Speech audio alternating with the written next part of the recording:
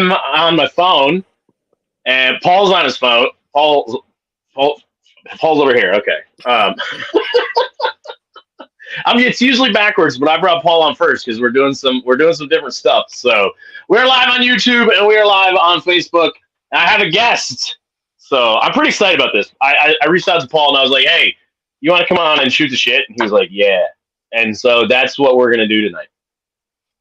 Yeah. So Paul says, "I don't have any notes," and I said, "Brother, I never have any notes. So just we're good." Yeah, I definitely didn't prepare for this at all. So it's all from the dome. Hey, that's how I work best, is just talking. So, as you've been on the show before, man. It's one of those of like, I love doing this where I just like having conversations. Like, that's the biggest thing. Like, one of these times I'm going to get a guest on that I really want to ask some hard questions of, and it's going to be a tricky kind of moment, but it'll probably be like, I don't know, who's your tire or something. It won't be another racer. So,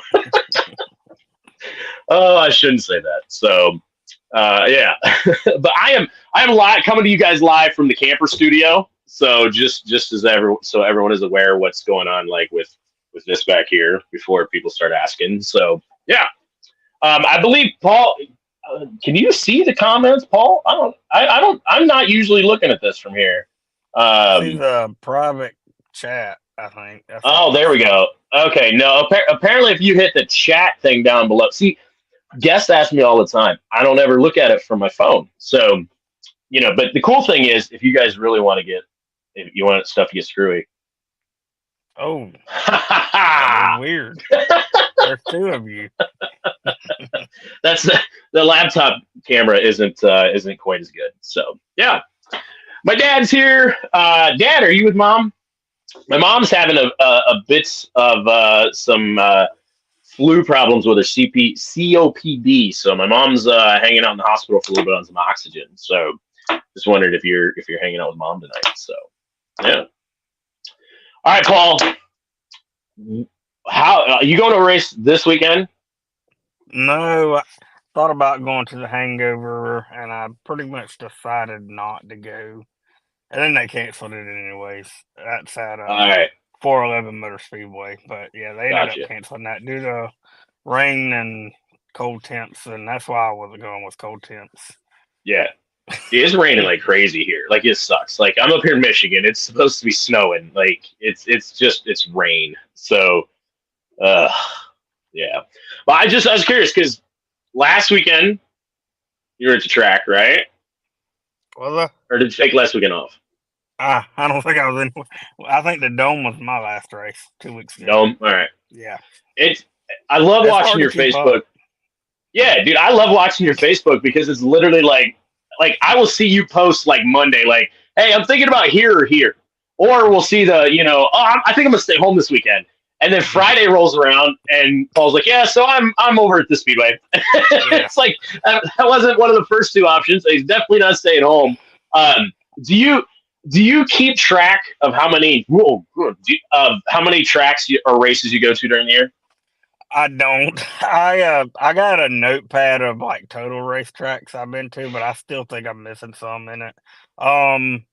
It's hard to keep track, and I wish that I would keep records of what I do, because like what I did this year was extremely a lot for somebody that really wasn't working in the industry like a whole lot. I mean, I got some gigs here and there, but mostly it was just like fan stuff, really. But no, I wish I would have kept track. I don't track how much money I spend when I go to these races, or how much we didn't ask that question. Fuel.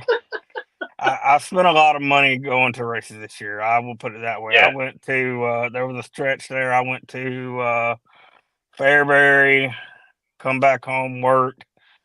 Then I went to Cedar Lake, Wisconsin, come back home, work, and then I went to Florence the third weekend in a row.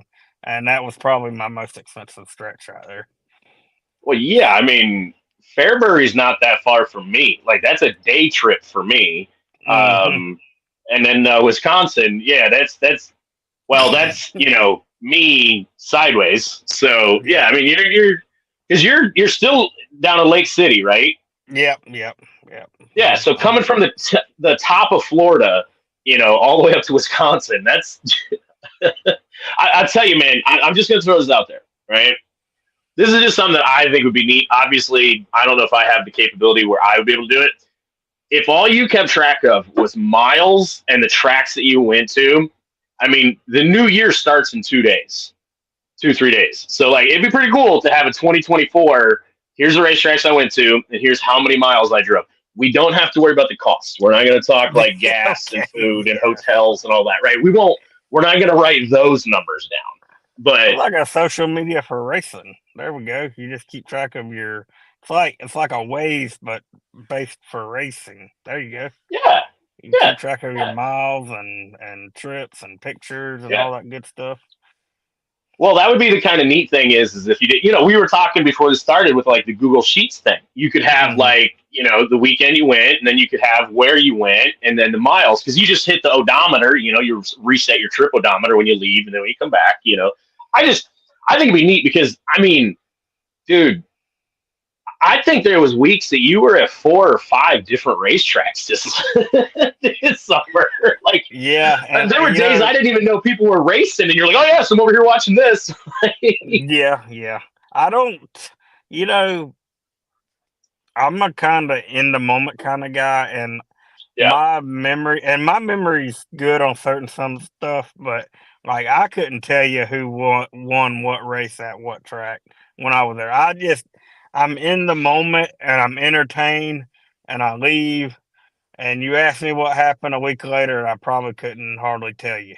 Like it's just how I am. I mean, maybe that's why I post so much, and then I look back at memories and I'm like, oh yeah, that's what happened.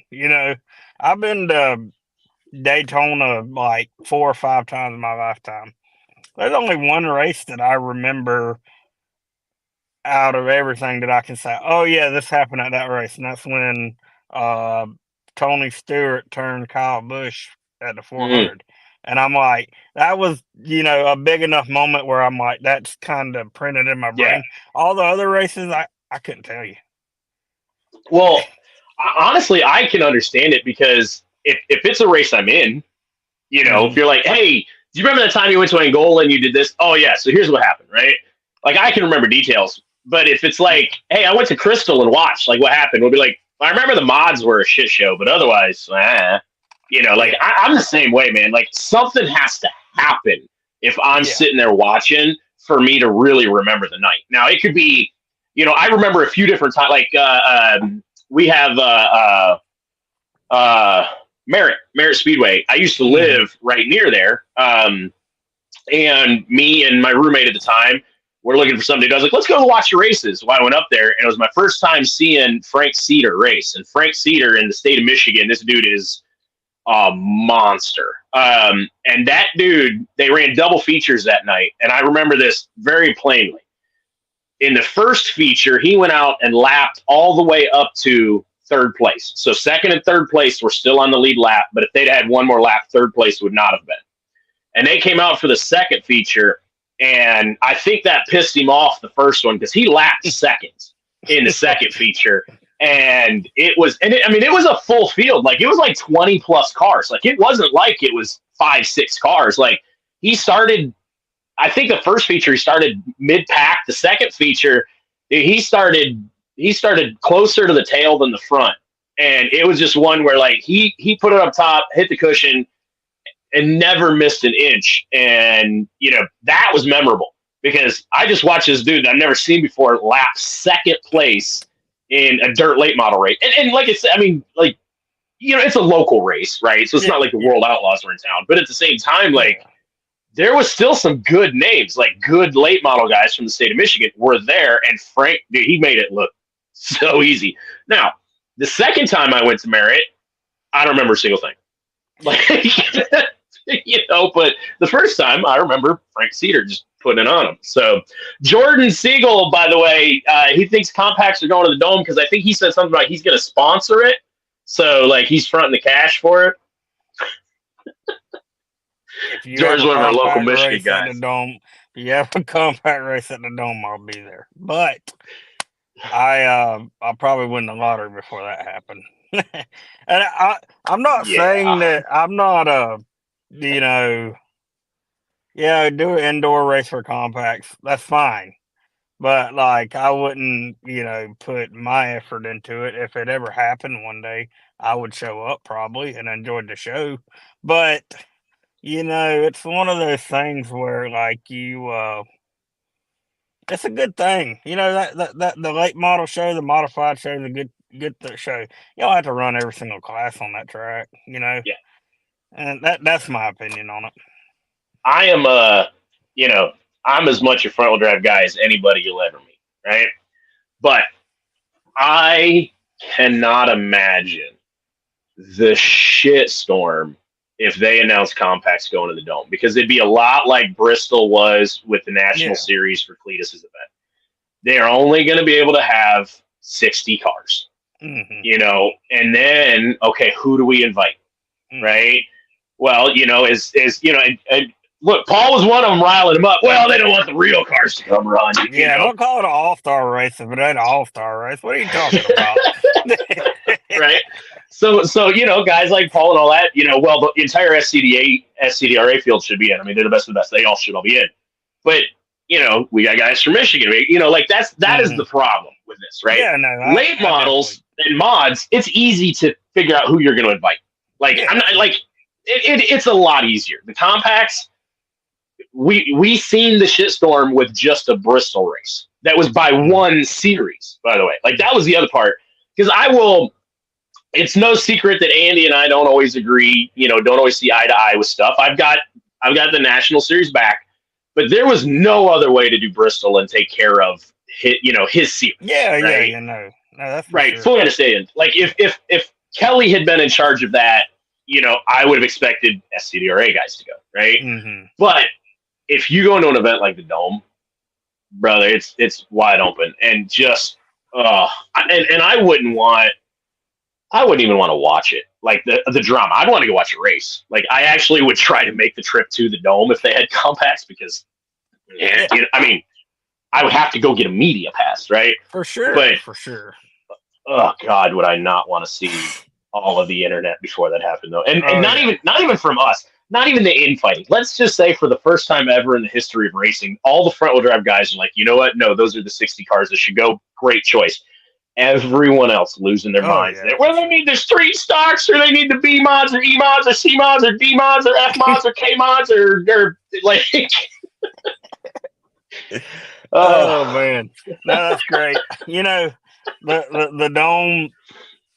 I mean, I wouldn't mind seeing 24 compacts on a little quarter-mile dirt track. That'd be an interesting show. But I think let's be realistic. Well, we got a good thing going, and on the dirt side of compacts, like it's really in a solid spot right now. I think it's one of those things where, like, you got a series like SCDRA, and it's a lot of good drivers, and it's real popular, and it's wanted by racetracks. And then, the problem is scheduling, so many races, especially with a compact. It's hard on them cars, engines, whatnot. You run so many races in a year, and then you start, losing a car count towards the middle of the end of the year if you have a grueling schedule. We kind of got a bigger schedule this year, and it'll be interesting to see how it plays out. It's not as bad as 2 years ago when we had like back-to-back shows and things like that.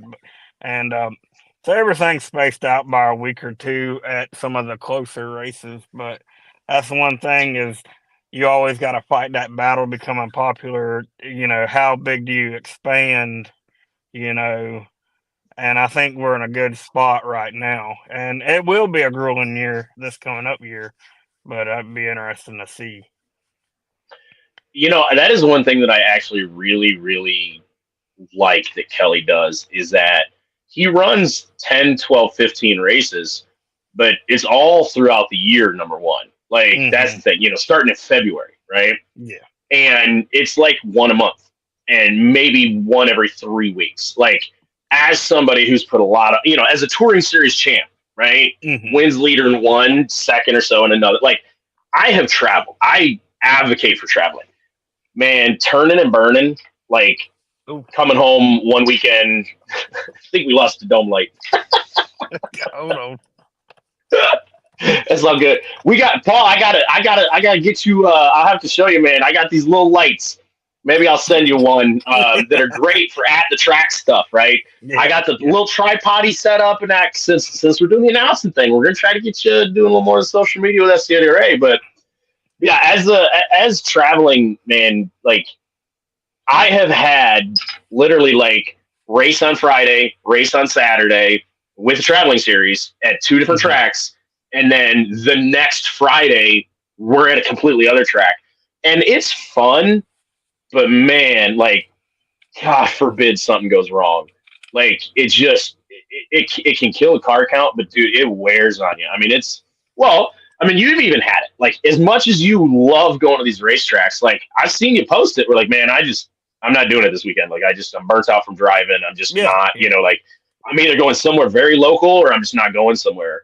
And that's the one thing that I give a lot of credit to Kelly for is, he's really not trying to burn out his guys by just filling every slot and racing everywhere he can. So, I mean, it'd be hard for him too, because now Kelly's got a busy schedule, right? Between SCDRA, Ultimate, Flow Racing Night in America, the Dome, the racing, where is it, Arizona Vado, the Duel in the Desert, plus his other things. He's got a gig with the Dirt Lake Motor Hall of Fame. He's on that board, things like that. That's a big schedule right there, and fill in your off time with SCDRA races, and he's got a good team behind him.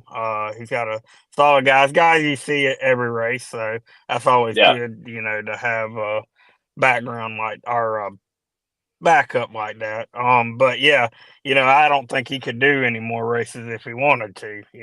He's probably calendar's probably pretty full.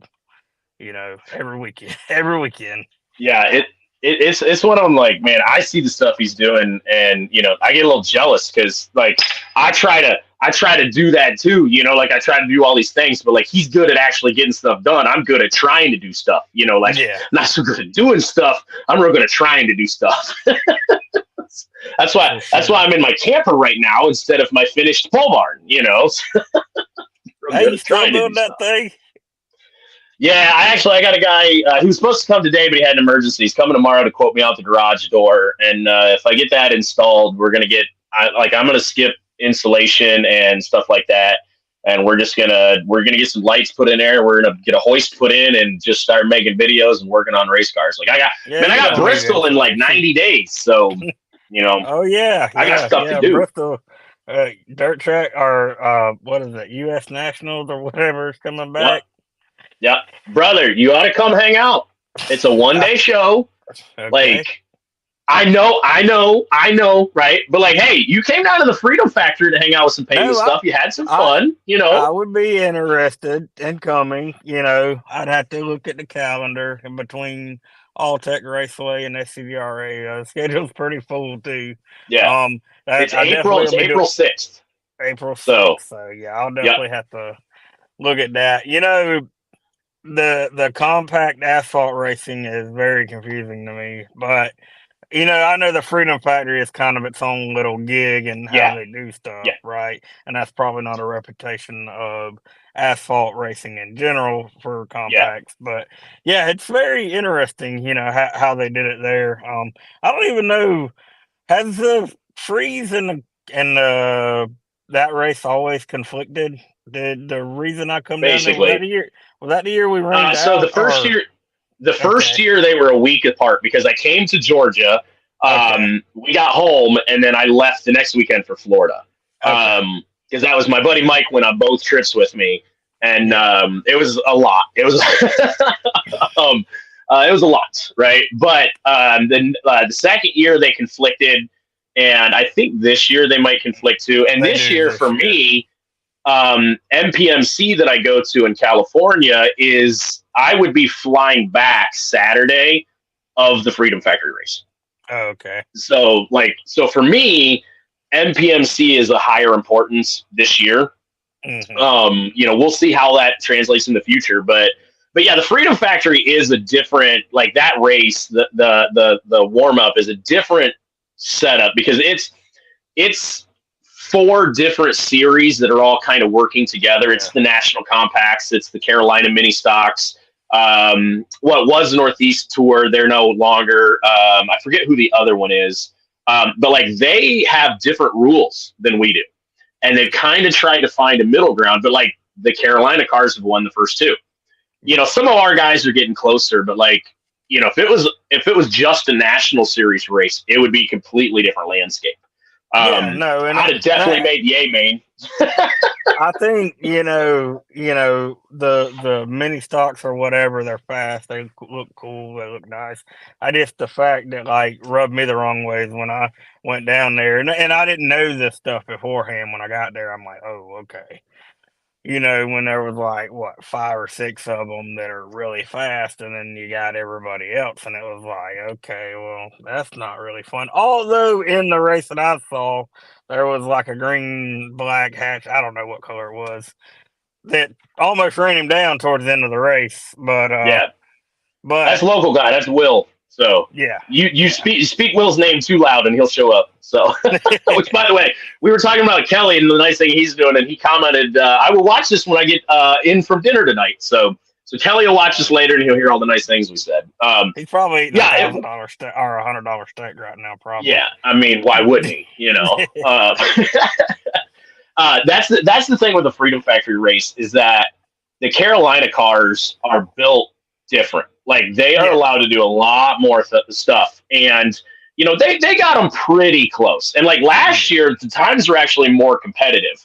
Everybody got faster, but like some of the pro guys got faster, right? Yeah. But it's still, and this year is going to be interesting because they're only allowing the 790, because that's the other thing that's happened the last couple of years is we have different tires, because we have spec tires, on pavement. It's a whole different game.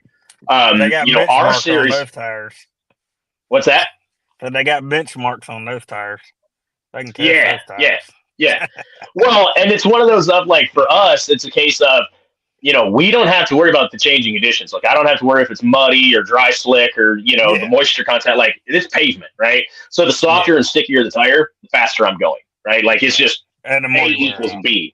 Yeah. So that's the whole thing is they were allowed the 800 and stuff like that, which is it's a different tire, better, worse, but this year they all have to run the 790. So it's going to be interesting to see how they react to that tire because they don't run it. And so like it'll be interesting. And I like the Freedom Factory. I like that whole race. Obviously, I went the first year. I couldn't afford to go last year. I started to build a car for it. I was trying to do things. But I'm excited to see if a front wheel drive guy wins it. We're going to interview it. I'm just saying, whoever it is, front wheel drive guy wins it. But like the fun thing for me though is being involved in the National Series and being involved in the VOR Series. And that's why I think it'd be interesting for you to come to Bristol because, I mean, you've seen VCTS a little bit at Eldora and how well organized VCTS is with, they got like 10 guys that are all helpers, like just lineup guys and tech guys. And, that was where I really learned that you guys on dirt do some stuff that I thought was normal, like that I didn't know was different, like the tap out rule. They're like, all right, so we use the tap out rule, and all you guys are like, what the hell is that? And we're like, yeah, if you spin a dude, you're like, my bad, and you're all like, nah, if I'm still running, you screw him. I'm like, what is like, huh? Like I thought that was like, I just thought that was a racing thing. Like I thought the tap out rule, like the gentleman's rule, was like it was just a racing thing, and like. Hearing like all the dirt guys, all the SCDRA guys, like, what in the hell is that? And I'm like, and then once you explain it, where it's like the tap out rule, where whether it's spin or spinny or track the sides or whatever, right? I am always in favor of the tap rule because if I drive in and I hit somebody, and I like them, so I'm willing to admit fault, where I want to be able to do that, where I can be like, hey, he didn't do anything wrong. I screwed up. He shouldn't be punished, Like, and that's why, like, I am always for the tap out rule. Now, spinner, spinny, you know, because that was the other one that you guys had no idea. Like, yeah, we use spinner, spinny, and you're like, huh? Yeah, like if you hit a guy, you both go to the tail. No, hey, he spun, not me. But like, yeah, but you spun him, you know? Like, that was the fun stuff for me, was seeing just like, right? Yeah, no. But I think with I know we keep ranting off from where we go, which is great. I love it. So yeah. No, I got my own opinions on officiating, and I do officiating now with Alltech Raceway, and they have a set of rules that are different than the racetrack 10 miles from here, and the way you officiate races are different from racetrack to racetrack. And a lot of times a racetrack will get a bad rep for sticking by their rule and calling it the way their rule book states. The problem is the people in the stands, the race car drivers, the crew, they don't know the rules. They don't know the scoring rules. They don't know it from track to track. Even the people racing in the track. Because scoring rules are... so much is said in the drivers' meeting, but they generally don't go over like the whole scoring rule book in the drivers' meeting. So hell, you might go to this racetrack with drivers' meeting, still don't know how they do the who goes to the tail and whatnot. I've always been a fan of everybody involving to the tail. That's kind of how I grew up at North Florida Speedway. That's kind of how they just did it. You know, and I always watched NASCAR where they didn't penalize nobody if you spun out. They kind of blend everybody in NASCAR pretty much. At Alltech Raceway, we try to find a driver at fault, and sometimes that it is a fair way, but sometimes you second guess yourself a lot. I find myself, I'm like, is that really what I saw? And I'm like, I said this, but is that really said? And then you always have the people that come back and want to show you instant replay, 4 hours later, and you're like, from my viewpoint with the GoPro, if you look at the GoPro from my viewpoint, you'll see that he was 2 inches away. Brother, I had to watch it at full speed from the tower, okay? yeah. And if you go back to the dome race, there was an incident where a driver went in and took out a bunch of people, kept spinning his tires. Well, the flagman called the caution on 2 cars that he was involved with, but it was the way it was, and I was right there. The rule states is if the caution isn't on you and you keep your wheel, it's a wheel stop rule. You keep your wheel spinning, you get your spot back. So this guy This guy took out like 3 or 4 people. Caution was technically not on him. The flagman called it on something else, and he kept his wheel spinning, even though he lost just about all his spots. He was able to retain the lead. Does that look good? Hell no. Nobody likes that, right? But was it the rule? It was the rule, and it was called how the rule was supposed to be. And even Kelly and Travis were up there. They're the ones that had to make that call. They both said, I don't like that rule. I don't know if that's private or not, but I'm just saying, things like that happen, right? It's one for me, like, because I've traveled, because I've ran so many tracks, and because I'm doing this, where I can be like, the spinner spinny rule or the tap out rule, and half the comment section's like, what the hell is that, right? Spinner spinny is a lot like all involved.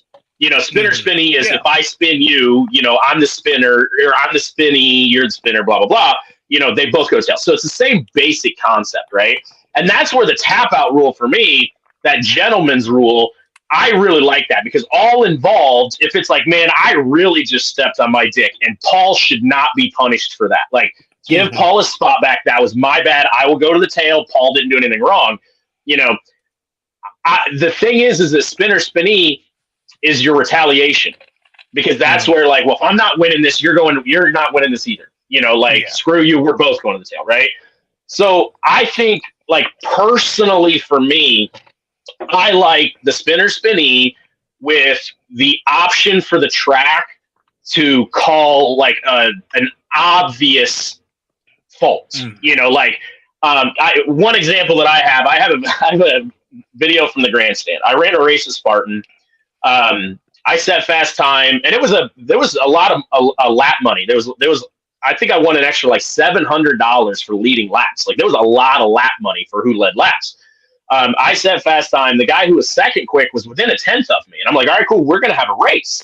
Well, during the actual race, like, man, I drove around him, and I cleared him coming out of turn 2, and I had 3 or 4 car lengths on him going down into turn 3, and he pointed it at the corner. Like, it wasn't a racing line. It looked like he was coming for me, and he got me. He got me sideways. I tucked in behind him, and I let him know that it was inappropriate what he did in as nice a way as possible. I let his helmet and his seat meet in turn 1, and then in turn 3, I basically said, well, I'll use your brakes, and kind of put him out of the way. But the whole thing with that one was, it was obvious. Like, if you look at the video, like, if I had actually spun, if you look at the video, it wasn't even close. Like, this wasn't somebody kind of goofed, right? But I have been the guy who has hit somebody that was like, oh man, like, dude, I didn't hit the brakes quite hard enough, And so it's one of those of like the track being able to say, like, hey, those two guys do not like each other. Neither of them will tap. It doesn't matter who's at fault. Yeah. But it was very obvious that Todd drove through Paul. Like, dude, we're gonna call that one, right? But the problem is that I know some tracks where, for lack of a better term, whoever's making the call doesn't have the spine to be in charge of making calls. Where, look, this is the rule. I'm sorry, you got screwed this week. I'm sorry. That's how I seen it. It was my call. I said it. Like, I've been at a track where I knew that one guy was in charge of the call. And when that guy was asked, like, why did you say that was, so-and-so's fault? They went, well, everybody kind of agreed over the radio, like all of the different people and blah, blah, blah. There was no radio communication. He wasn't asking the guys in turn 1 and 2 and 3 and 4 and the flagman. He literally just said, so-and-so to the tail. Like, if you don't have the spine to do that, just do a spinner spinney type of thing, So, like, any track that enforces what they actually say they're going to do, I'm behind them. Look, I've been fucked by that. Like, straight up, like, why did I have to go to the tail? Well, because here's the rule.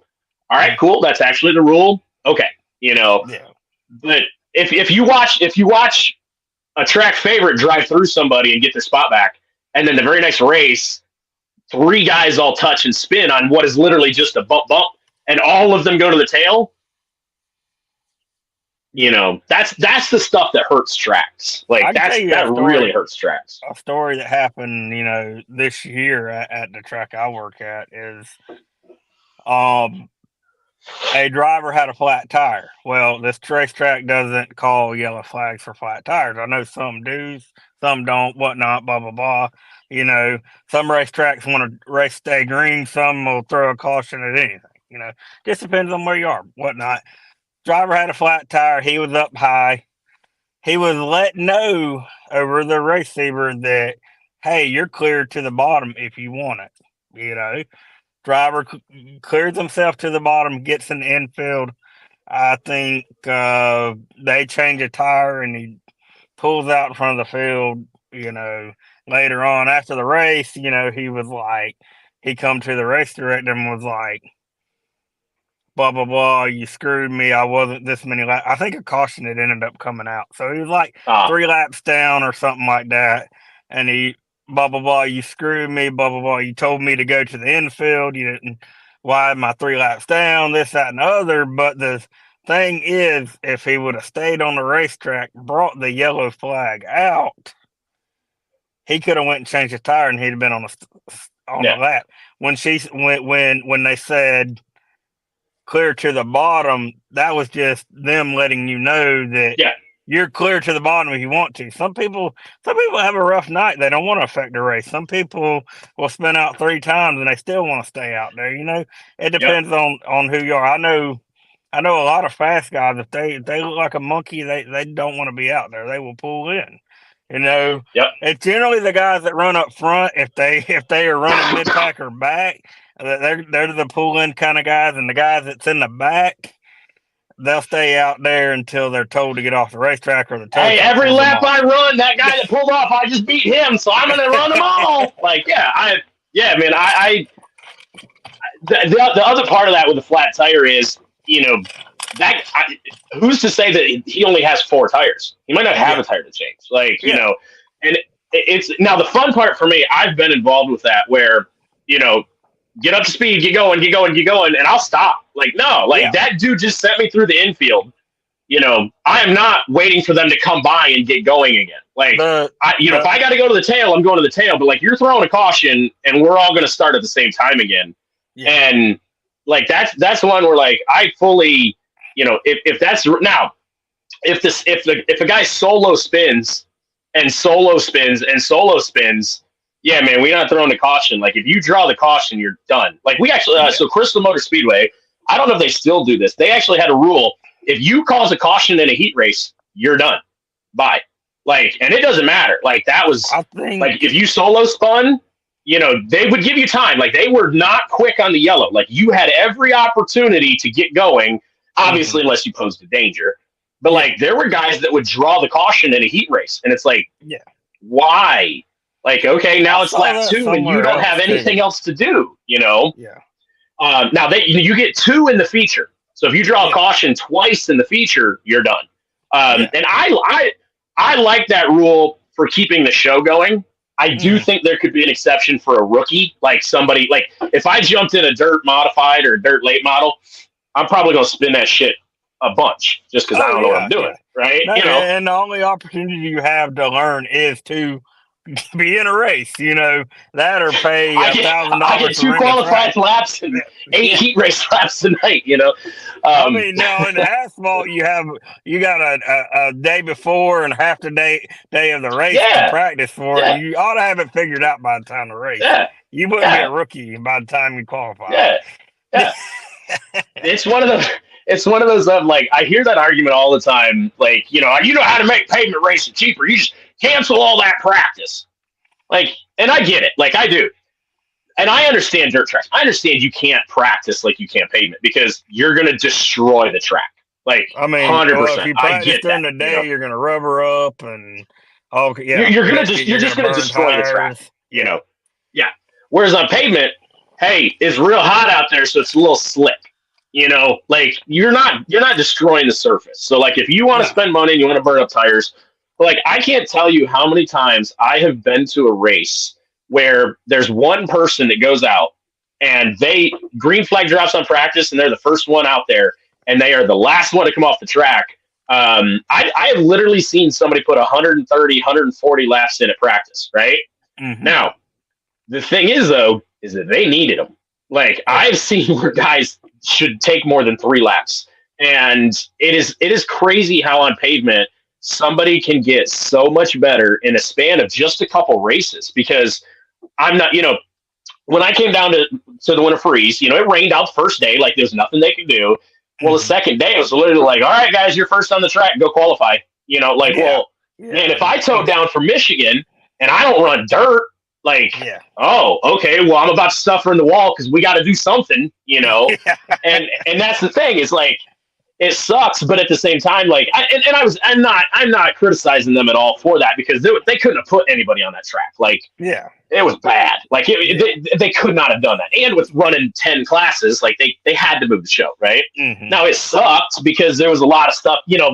Andrew Smith rolled it in qualifying, ends up rolling it in the heat race because it was just it was the track. There wasn't a thing you do. But that is one thing with pavement that I actually do because I can go out, I can have a nice, I can go out and practice and try a setup. If I show up to the Winter Freeze and I get one practice, oh man, the car's out to lunch. What do I do? My whole weekend can be shot because I don't have an opportunity to test it. Whereas if I try something on pavement, it don't work. I got another 75 laps to try, Yeah. So No, I get it. I just, I think what burnt, and I don't follow compact racing on asphalt. It's not it's all available. good. It's No not hate. available to me. Not locally. That is one thing that I do stick up for, like you guys and a lot of you Southern dirt guys. You guys don't have shit for pavement tracks. No. Like, no. there is The closest nothing. I mean, how racetrack many? to me is Bronson Speedway, and it's an hour and a half away, and it's not, ever since COVID, it hasn't ran. So Yeah.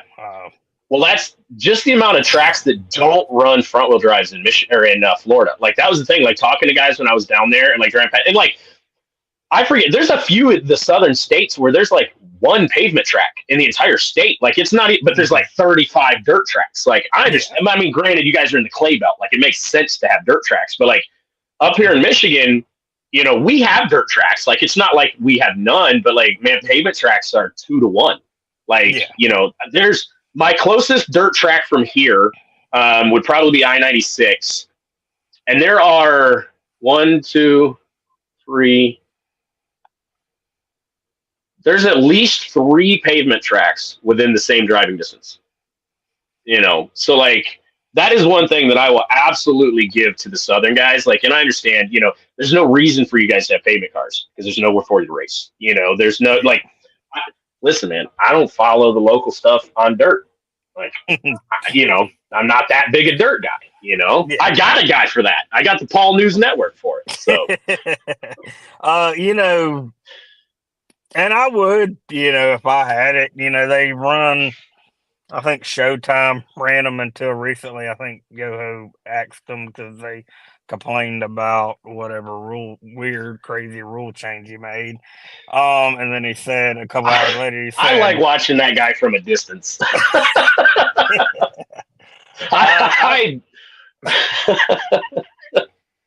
I don't remember what the rule was, but yeah, it's both. We got two tracks that in Florida, as far as pavement, that are just jokes in a way. You got Showtime with Yoho, and then Citrus County, I guess somebody took over, family took back control over, and they got trolling pages, acting like the Speedway and all kinds of stuff. I just don't know. I know we got a new announcer, kind of a co-announcer at Alltech that used to work at Citrus, and lately he's been, he's new to the dirt world, but he kind of in where he fits in as far as announcing, and I see a lot of him comparing dirt does this, why can't asphalt do this? Especially when it comes to like money, that's a big thing. It's crazy the amount of money that's in dirt racing compared to asphalt. They don't run for that much money, but they spend a god awful amount of money. When I go down to the super late model races, it's like ridiculous. The super late model pit for asphalt versus a super late model pit for dirt is night and day. Like, there's some still country folks over here, and over here they're wearing like Gucci glasses and everything. Like, does Gucci make glasses? I don't know. But I'm sure they do. Yeah. but I wear are these Zenny or are these America's Best? Yeah. But, and you obviously know one thing I noticed about asphalt super late model is there's a lot of rich old men walking around an asphalt super late model pit. There's some serious fun, and there's you got to be funded in a lot of racing, right? I'm not taking that away from. Yeah. I'm not saying asphalt is bad for it versus dirt because it's in dirt too, but no, it's wild the differences. You're doing the same kind of stuff. You're going the same direction. You're running the laps. Asphalt runs a lot more laps, generally speaking, but it's crazy differences in a sport so close to each other that are only differentiated by the surface is so different. It's wild. I've had a couple conversations pertaining to that, especially like the money, right? Mm-hmm. And I think, which the part that cracks me up is that, hey, it's good. It means it won't kill the battery, you know? Yeah, there we go. It's one of them where, you know, I hear that. I've heard that more than once where, like, you know, there's not that much money in dirt late model racing. And the guy that was telling me this, right, drives a dirt late model. And I'm like, hey, how much is a new Longhorn chassis? Like, you know, I know Longhorn makes chassis. They're one of the top, you know, Rocket, Longhorn, blah, blah, blah. Like, how much is that? He's like, oh, man, you know, they're pretty up there. I'm like, well, how much is it? You know, like, let's say you wanted to buy a roller. You're going to put your own motor and tranny and stuff in it. Like, say you want, like, a body roller, you know. Oh, man, you're going to spend $60,000, $75,000, you know? Okay. What do you think the pavement one is? You know, it's the same money. Where pavement costs more money is because the surface is so repeatable throughout the entire event, shocks are immensely important, right? Tires, you know, we're burning up more tires, right? Yeah. Just when you're running 750 practice sessions and you're, you know, like you go through a lot more tires and stuff, right? Whereas dirt, and this is why I think dirt is popular for a lot of reasons too. And this is not a negative. It's that dirt takes a driver who can react, because, you know, Berlin Raceway up here used to put dirt down on top, and they brought the World Outlaws in. The first 2 years, Daryl Lanigan, actually, I think first 3 years, Daryl Lanigan owned that fucking place, right? But the 1 year that we were actually racing there, the weather hit, and they didn't have time to actually get the track packed and prepped. So these holes and ruts started appearing. And in the feature for that, Daryl Lanigan, I mean, dude, he started like 10th and was in the lead in no time at all. But he's driving a different line in 1, 2, 3, 4, and the straightaways. He's not running like he's not ripping the lip. He's going in. He knows the traction's here. He's missing this pothole. He's missing this rut, and he's just reacting. Whereas Bloomer was like, fucking hammer down, and he hit the same hole every single freaking lap. And I mean every lap, dude. I'm watching his left rear. I'm watching the dirt hit the rim, and the whole car goes, rim. And he's only running 6th, right? And I'm like, stop hitting that fucking hole. Like, dude, you could put a horse in it. Like, you could put the body of a horse in this hole. Like, stop hitting it, you know? But because Lanigan can react to that, you know, you don't have to have that money. You don't have to have that perfect, ideal setup, right? You know, obviously you got to have a good setup. Like, you can't throw, you know, the 350 with an RV cam in it and go out and win. Like, you still got guys with $50,000 motors. You still got guys with $50,000 chassis. But lap after lap after lap, you know, things can change. Like, on pavement, there's a lot of guys that I think if you took the top 5 cars and you just randomly assign drivers, it might not be to their style of driving, but, like, they're all going to run the same times because the cars are just that good. You know, whereas dirt, you got guys that if it slicks off, they're garbage. But, you know, at the same time, they're driving the same stuff. But the other thing I think with the money is the history of dirt racing. Because you don't have, you know, look at how many super late tours there are for pavement. There's the Pass series, the ASA series, the Cars series, the CRA series, the JEG series. You know, I mean, and they all have the same body, the same chassis. This one's a crate, that one's not. You know, like, there's so many races, so many series in that. It doesn't have the history. Whereas on dirt, you basically have World Outlaws, and you have you have two. You have 2 touring series, you know, and the same events every year, the same places, you know. And I think that just has that built-in history of the crowd, and I think that really helps. But it is insane to me. Like, I have gone to some dirt tracks where I'm like, how does this place pay this much to win? Because this is a shithole. Now, that might be part of it. They're not putting any money into fixing the place. You know? Yeah, well, I think, you know, you also got to realize that, like, facilities, your local shithole, you know, wherever you want to call it is always going to be that. You know, they can only fit so many race cars in the pits. They can only fit so many people in the stands. You know, their parking lot is only so big. You know, why would they throw that much more money in when they're just going to get Yeah. the same people. You know, Yeah.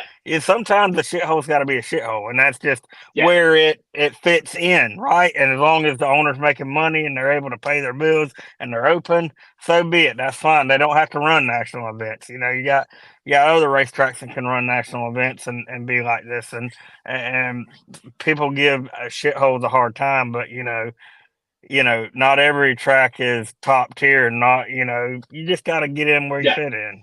Ty. Yeah. Well, for me, it's more a case of like some of those places, like they do run the national events, and you're like, man, I probably would have cut some grass at least, Yeah. but they still have the money. Like they're still able to pay that, and they're still able to get the fans. And and it goes in ebbs and flows. Like pavement racing will make a comeback, and like the snowball derby and stuff. I mean, it's great because like Eldora, man.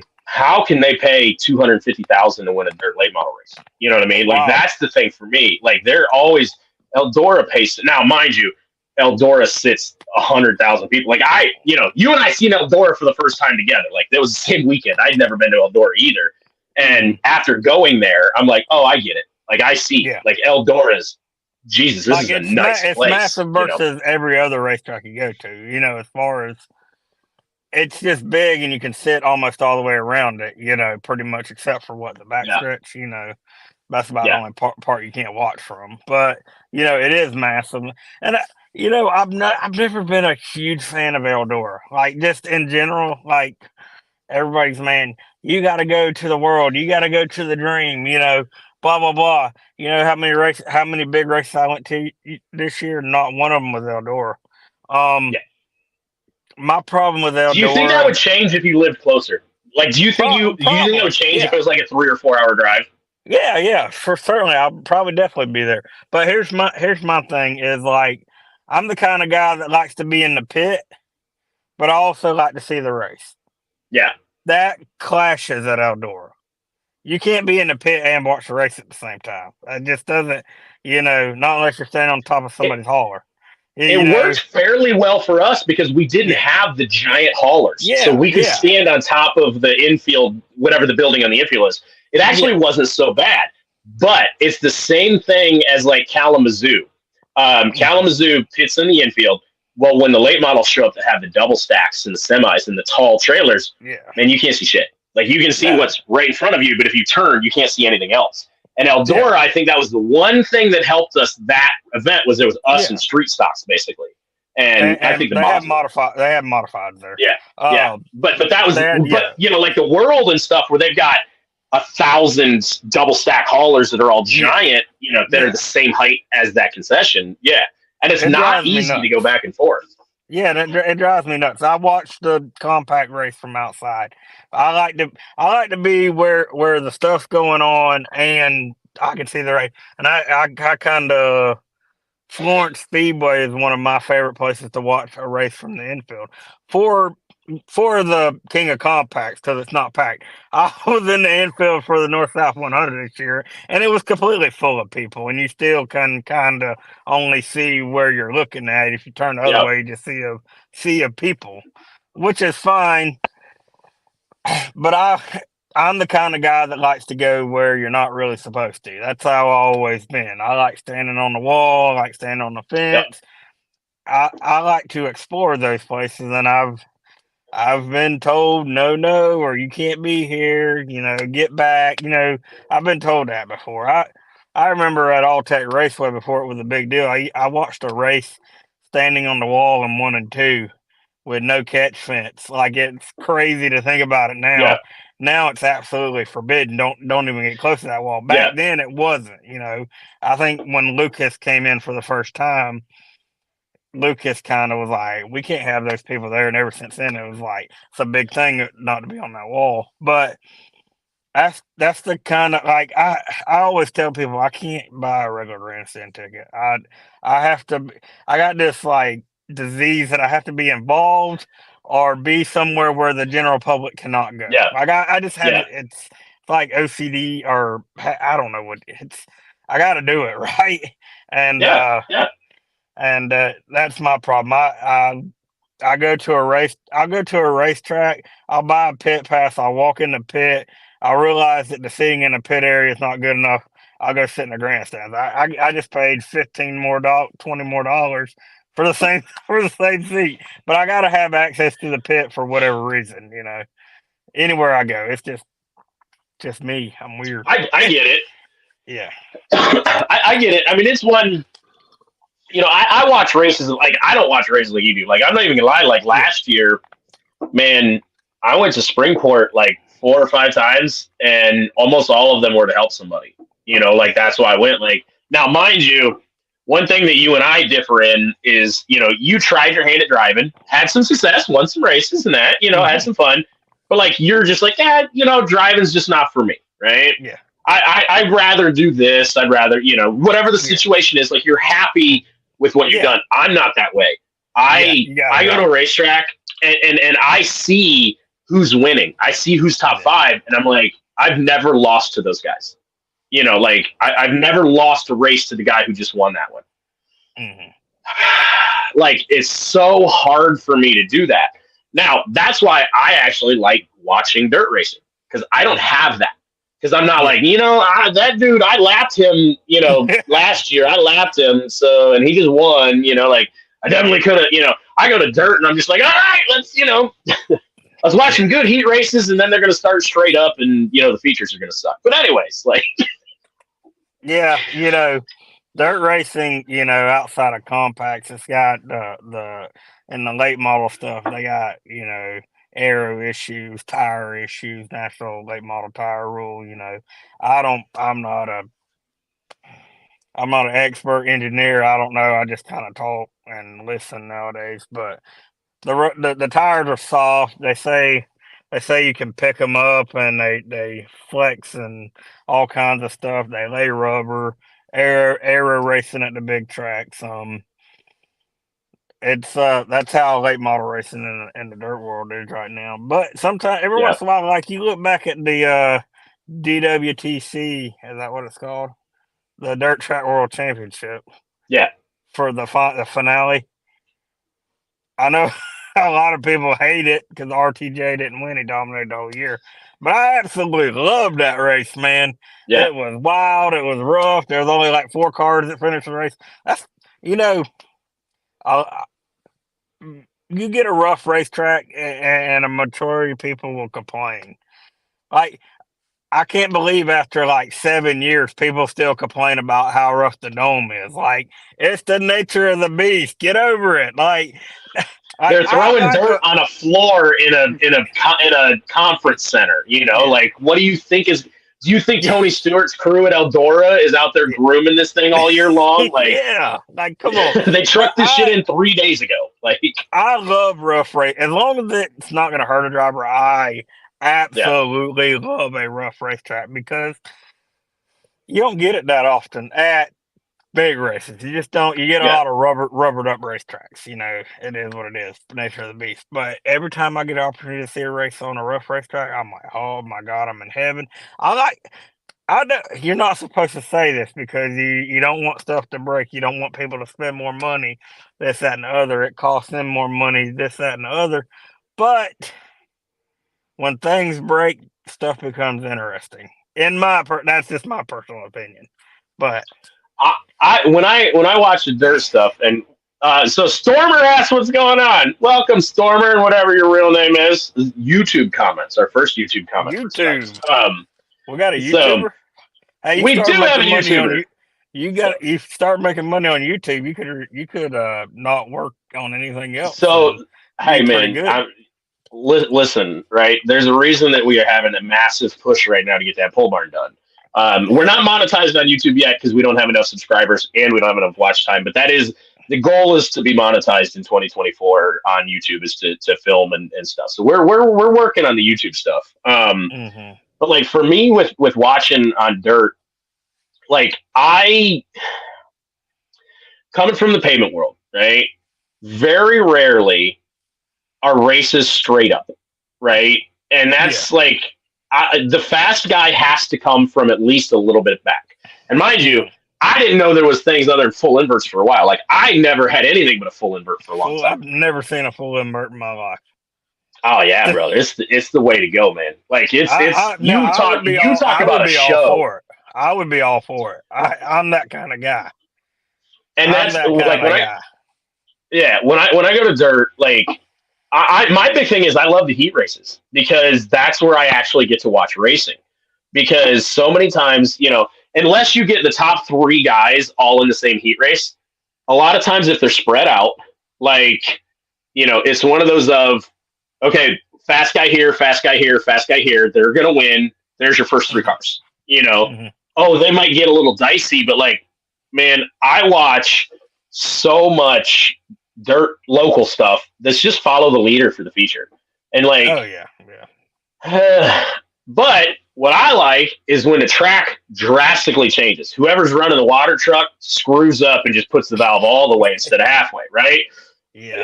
Or they go out, they tilt it up. They do something where the track is racy. So you got the guy who couldn't get any bite in the heat race. He's coming from 9th. Like, and he's going. He's got some bite, I don't mind a rough racetrack if everybody knows that going in. Like the Dome, at this point, and I don't watch. I didn't watch Flow. I didn't actually watch the racing. I watched the clips. I watched the highlights. Right. Mm-hmm. But since the first event, if I had a car that could go to the Dome, I'm gonna know I don't want to put a good body on it. Like I'm not going to spend a bunch of money on a body. You don't even want a good chassis there, honestly. Yeah. Yeah, you want you can put you can use it. Why do you think? I don't know if you keep up with. Why do you think Hunt the Front used Jesse's 602 car versus what they run on the speedways? Now, granted, this year was the first year that like the Dome kind of ran like a speedway. Like the way they were getting around it was, they're getting around that pretty good nowadays. That's evolution, right? But well, you got who was out testing on that go-kart track? Shepard. Yeah. Brandon Shepard. They're like, hey, it's the first time there's ever been a late model on this track, and it's just like, yeah, and that's a lot of people are attributing his success and for that race because he won the Dome, right, to that test, and they also, he's big in with Longhorn and Rumley and all that good stuff. Kyle Larson's car owner for the late model stuff.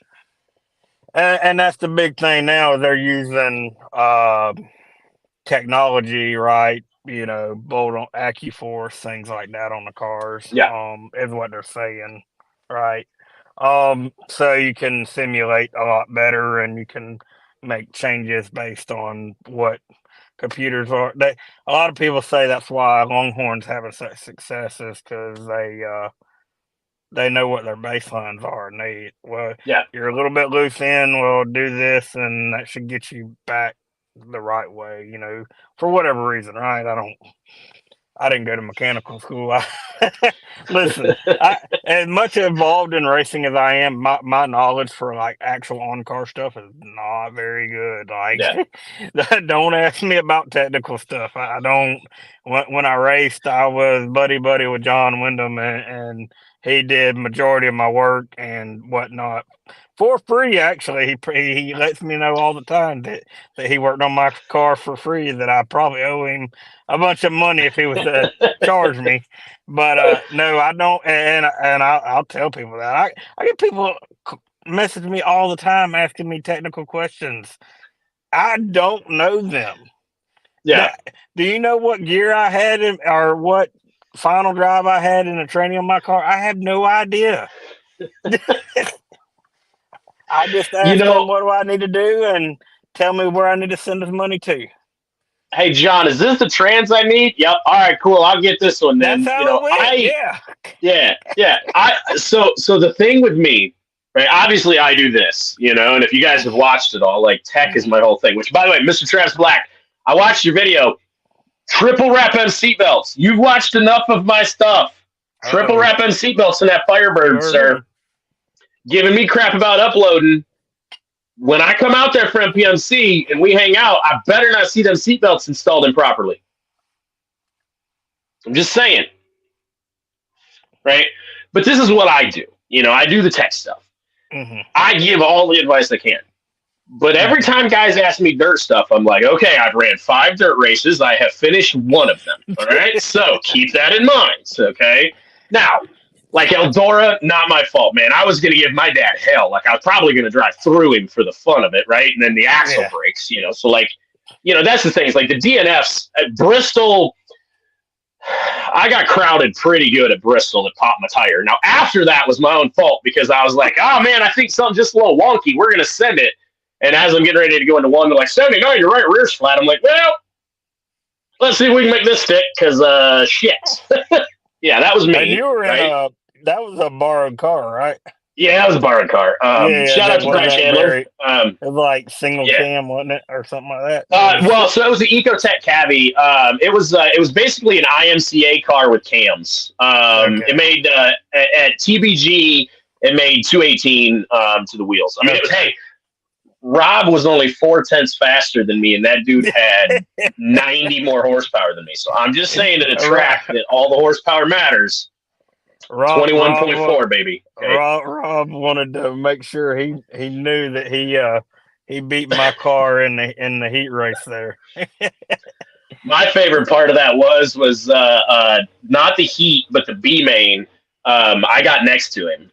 He was doing whatever, and I've sent it in underneath because I could just flat foot that car, like it just stay on it, and it was a little loose, and. Like I got underneath him and I literally watched his helmet turn and then like he was gone. Like it was funny because like but like he was motoring me. Like it was all like I'd dive in harder. Like I was going through the corner, but horsepower's hard to make up, which is funny for me too, because at Bristol, I'm like, oh man, the speeds. And like I'm going down the straightaways on the dirt, like, oh, I got time to make a sandwich. Like, holy crap, right? Which that's one thing that I think that you might enjoy at Bristol is just how much faster the pavement guys are. Like, like the tail of the A main is like 19 flat in the pavement, and that's through a 1-inch intake restrictor. Like it's crazy, right? But Travis says, I'm bringing the car to MPMC. You can, dude, Travis, I got you, man. I got you. Which, buddy, I'm going to text you tonight or tomorrow so that we can kind of plan out some details. So when I come out there, Travis and I are going to hang out and film some content. I think I'm going to go to some junkyards with him out there in California, and then I'm going to cry the entire time because, like, I look up the junkyards out there, like the U-Pull yards, and I'm like, that car would sell for $6,000 as a roller in Michigan because it's just, there's no rust. Everything underneath is beautiful. It's just like the transmission went out, and they're like, well, scrap it. It's a 2000, here in Michigan. It's like, well, it's a 08. It's rusted out. So, yeah. So is the rules for the compact, it's Vors doing it, right? Is that who did it in the past? Vors was like the promoter that brought everybody else in, right? Is that how that worked in the past? Yeah, so basically, Dan and Steve Vore with Vors, they talked to whoever, and the very first short track, so the U.S. Short Track Nationals has been presented by Vors Welding and Steel every year. It's no secret. Steve has been a primary sponsor. Like Steve and Dan actually started the ball rolling because they worked with CRA. They have a relationship with CRA. Vors actually was originally CRA compacts, and then CRA is like, we don't want to do this. So they kind of took the series from them and built it to what it is. But they were instrumental in getting, like, Bristol wanted, it was like my understanding is it was like 3 years that they were like, hey, can we put on an event? Like, can we put on an event? And Bristol at first was like, okay, right? But they were instrumental in it, and they sponsored it up through, and then obviously COVID happened, and then they put all that crap on top of it and stuff like that, which really killed, Hey, I got to get a little bit in, but it killed the Nationals. Like it did, like they put dirt down the month before the events were ran, and that was when the Short Track Nationals would run, is in that month, right? So it's just, obviously we can't have a pavement race if there's a bunch of dirt on it. because dirt's not coming back, they approached him again. And my understanding is the public knowledge. My understanding is that this is Steve. Like he's stepping up as the primary sponsor because he feels that we should all have one last goodbye. Because we all were kind of under the assumption that we were going to have another short track nationals, and then just circumstances didn't allow it. So this is the last hurrah. Now I've been told that if someone was to step up, if sponsorship was to continue, that isn't Steve, then this event can continue, right? Or a variation of it, right? Or a variation of it. Yeah. The track ain't going nowhere. Like anything can happen, right? Yeah. It's a venue. It's what if Bristol starts treating it like a venue, you can do a lot of stuff. On that race. The problem, the problem is what I think Cletus learned. It's awesome. The event is like the place is amazing. Like. I mean, dude, even on the dirt side, I don't know if you felt this way, but dude, when you go to the infield at Bristol and you look up and you just see all the NASCAR names, you're in the Coliseum, it is a vibe. I try to describe it, I can't. Just being in there, and then hey, I get to go out there with a Dodge Neon, too, right? Yeah.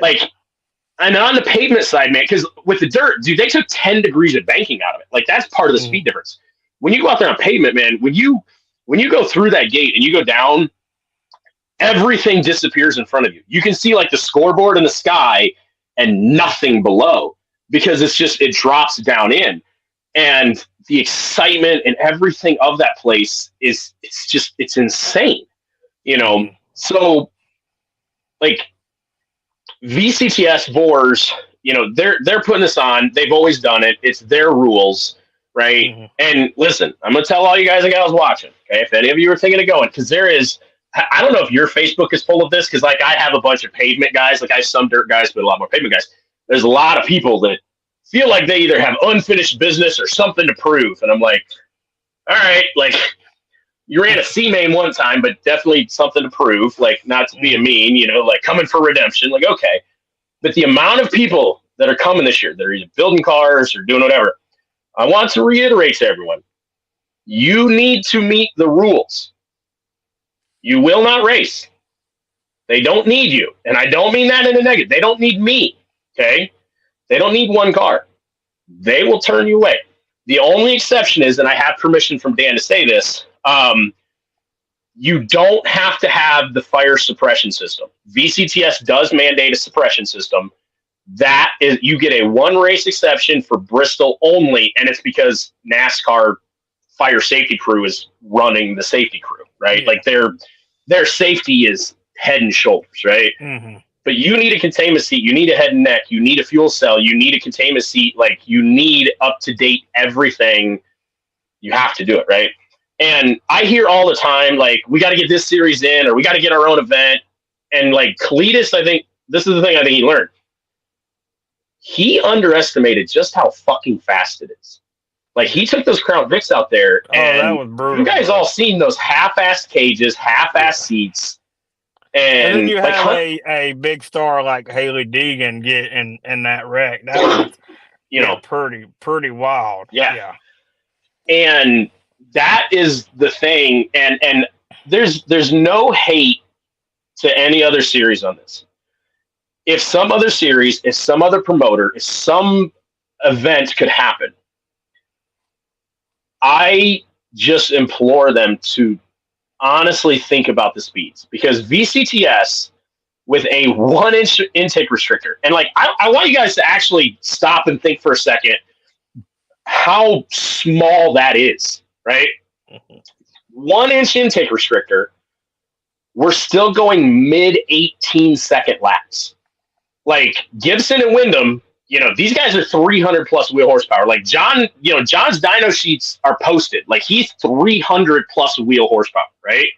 And win a 20.5, 20.4 on dirt. Unrestricted, right? No rules. 300 plus wheel horsepower. I was 138 wheel horsepower and went 18.8. Like, it's no joke. And I mean, we're on 795s, which they were made for Bristol. Like, the speeds that are there. So, like, that's why I don't know if Bristol will allow someone else to come in that isn't as serious about this as VCTS. Like, obviously, with the Cletus stuff, he rented the place. Like, they have the capital. They came in, they rented Bristol, our stuff, our event, here's what we're doing. And even those Crown Vics were running like 25-second laps. They were slow, you know, and they did all the safety stuff. So I don't know if this is the last time we'll ever go to Bristol. I hope not, because I fucking love that place, right? Yeah. But, like, it scares me if it's anybody but VCTS, just because VCTS has the safety and the restrictions to get the cars fairly safe there. Like, don't get me wrong, dude. There's something about going into the corner at Bristol, not lifting, and just feeling the car shudder as you're going through the corner, and you're like, man, I really hope the right front doesn't go. Like, like it's something else when you're 50 feet away from the wall and you're like, I will hit that so fucking hard my kids will feel it, you know. So there's something to say. Now, the thing that gets me on dirt is there are some tracks that you guys go to, some of these half miles, you're carrying the same kind of speeds, you know. Yeah. Like, you can hit, like, I don't know what kind of straight line speeds guys were seeing on dirt, you know, stuff like that. Like, I honestly don't know what mile an hour, because they were slowing way down. They were accelerating out. Whereas on pavement, we try to maintain the same speed, you know, because we can't accelerate. But, like, oh, Jesus, what's the other big half miles you guys are going to? I mean, there's some, you guys are doing 120 mile an hour. Well, and the northeast of that, West Virginia Motor Speedway this last year. Yeah. That's, although they're not able to carry the corner there, right? But it's all straightaway. And, you know, talking to somebody like Andrew Smith, he said it was so sketchy going down the straightaway because you would hit grip and then you would lose grip going down the straightaway. He said it was like, you know, it was the craziest thing he ever felt, you know. Yeah. And he's going really fast, too. And that's something that, like, I can talk about Bristol. Like, you and I can sit here and talk about Bristol for 5 hours, right? Oh, yeah. That's your baby. That is your baby. Yeah. I love that place, right? I finished one feature there, by the way. So, right, finished third, made it on MAV TV. But it's a case of I don't talk about it on dirt. Like, I do have respect for the guys that run these big tracks because, like, at my experience, Bristol, Winchester, and Lucas Oil Raceway Park, right? Lucas Oil is at 5/8, but it's flat. Like, you're fast. Winchester, you know, Winchester, Indiana, right? Not Winchester, wherever you guys are. Virginia, right? Yeah, Winchester has more banking than Bristol. It's a little bit longer straights, but Winchester is in the middle of a cornfield, and it is like a local racetrack. So it needs resurfaced. It's bumpy. It's right. And you still hold it flat out. Like, we're within a few mile an hour of Bristol at Winchester, right? So, like, I've ran that kind of stuff, but you don't accelerate. So, like, and we don't have those grip issues. Like, when I'm going on the straightaway, I'm not, you know, like, if something like that happens, I'm pulling off, you know. But that's actually what took me out one time at Bristol was I was going down the straightaway and the car went like that, and I went, that's not good, right? But those kind of speeds on pavement, when you go into the corner, you're like, all right, I just hope the tire holds. Yep. But on dirt, like, and this is something that I got a lot of respect for the guys that do it, because it's either skill or just absolute insanity, is, you know, doing the same thing and going, well, I hope it sticks, and just hooking it, you know, and doing that at 100, 115 mile an hour is still insane to me. Like, it took me a few laps at Bristol on dirt to work up to that, like, go in the corner. Now, mind you, like, hey, here's your heat race. Good luck, right? Like, that was the thing, though, is like, dude, I gotta go. Like, I can't wait. Like, all these guys had this experience, but these guys, they didn't think nothing of it. You know, why can't I think of your driver's name? John Walker. Wayne. Wayne. Oh, Riser. Wayne. Okay. Yeah. There was one where like they start to do, and I'm like, dude, you can just go. Like, go ahead. You got more motor, right? Like him going down there and hooking that thing in the corner with all the motor and accelerating. Like, I've got to get up to that. I didn't have the motor for it, right? Yeah. But like watching them do it on dirt, it's still one of those that like that's still impressive to me. The guys that do that have that ability. Now, part of that's the reaction skills, and that's the thing on dirt. And that's one thing I admire about dirt too is that man, you can just have a nutsack and be fast because it's like I fear no man nor God. Come on, let's go. Like there's a lot to be said for just being stupid when you turn in the corner. Where on pavement, like you can't do that. If you overdrive it, you lose speed. I know. Going like when I raced at Scrubbin, I could never work myself up to riding the wall in what is now 1 and 2, turns 1 and 2, which was the old 3 and 4. The way they enter the corner there, and I could never do it. Like I could never work myself up to do it. There was one time at Cochran Motor Speedway. It's a high bank track. It's got a edge on the track. There's no wall, right? So you miss the corner, you're going out of the park. And it was a heat race with John and Walker and a couple other guys, and we were the only cars there. There was like 7 of us maybe. And I went down in the corner, we started a race, come around the next lap. I thought I was going to miss the corner. I thought I was going straight. I closed my eyes. No, this is no lie. I closed my eyes because I was going straight. For some reason, it caught and pulled me around. It's the craziest thing I ever felt in my life. Now, these guys that are good at racing, and I will never claim to have been good. I was just in a good car, and sometimes I could keep it out of the wall. A really fast car will make somebody look good, and I will stand by that. But I will never be as good as these guys. But that is so crazy to me that it hooked like that, and these people that are good know that things like that hook certain spots on the track. It's crazy to me, and they do have big sacks. I don't have a big sack like that. Like them guys are fast and crazy, and people like you look at like Brandon Gibson Jr. He's a little while behind the wheel sometimes, but he's always the first one to get on up, like up there, man, and test it out. That's why sometimes, like, you look at the King of Compacts he won a couple of years ago, or look at Eldora. I'm pretty sure he came from the back of Eldora. He was the only one up there. He found that he was the only person that found that, grip, against the wall or something like that. And he'll go play. But it's like, that's the beauty of dirt racing is there's multiple lines and you can find, multiple lines and get around. And that's one thing.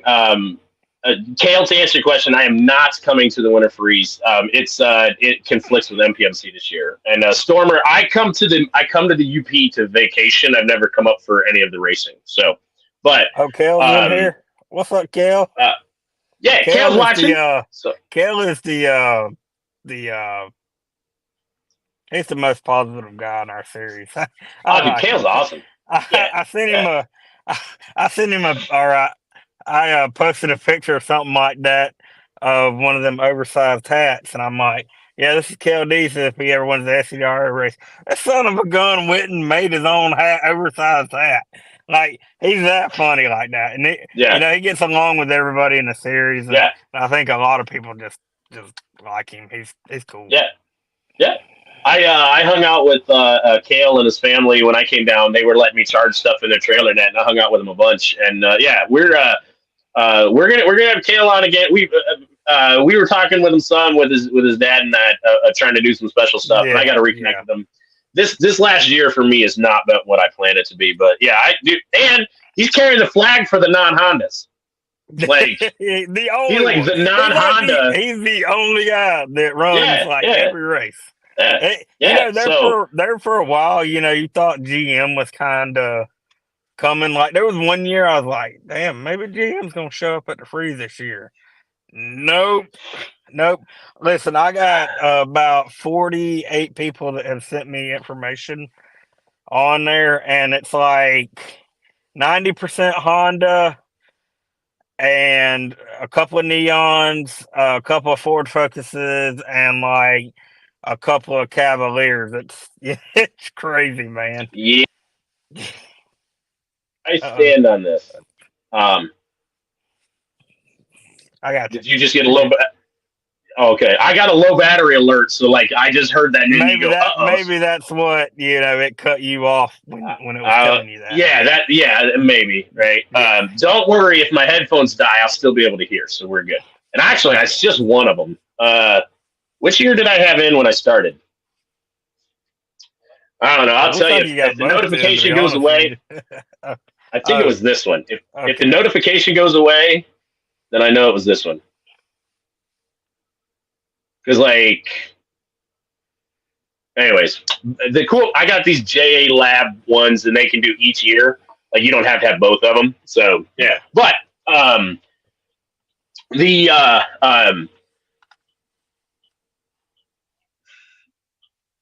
fuck was I just talking? We're talking about cars and the amount of Hondas and stuff like that. Oh, yeah.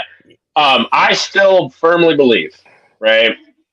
And I'm going to, people think I'm stupid for this.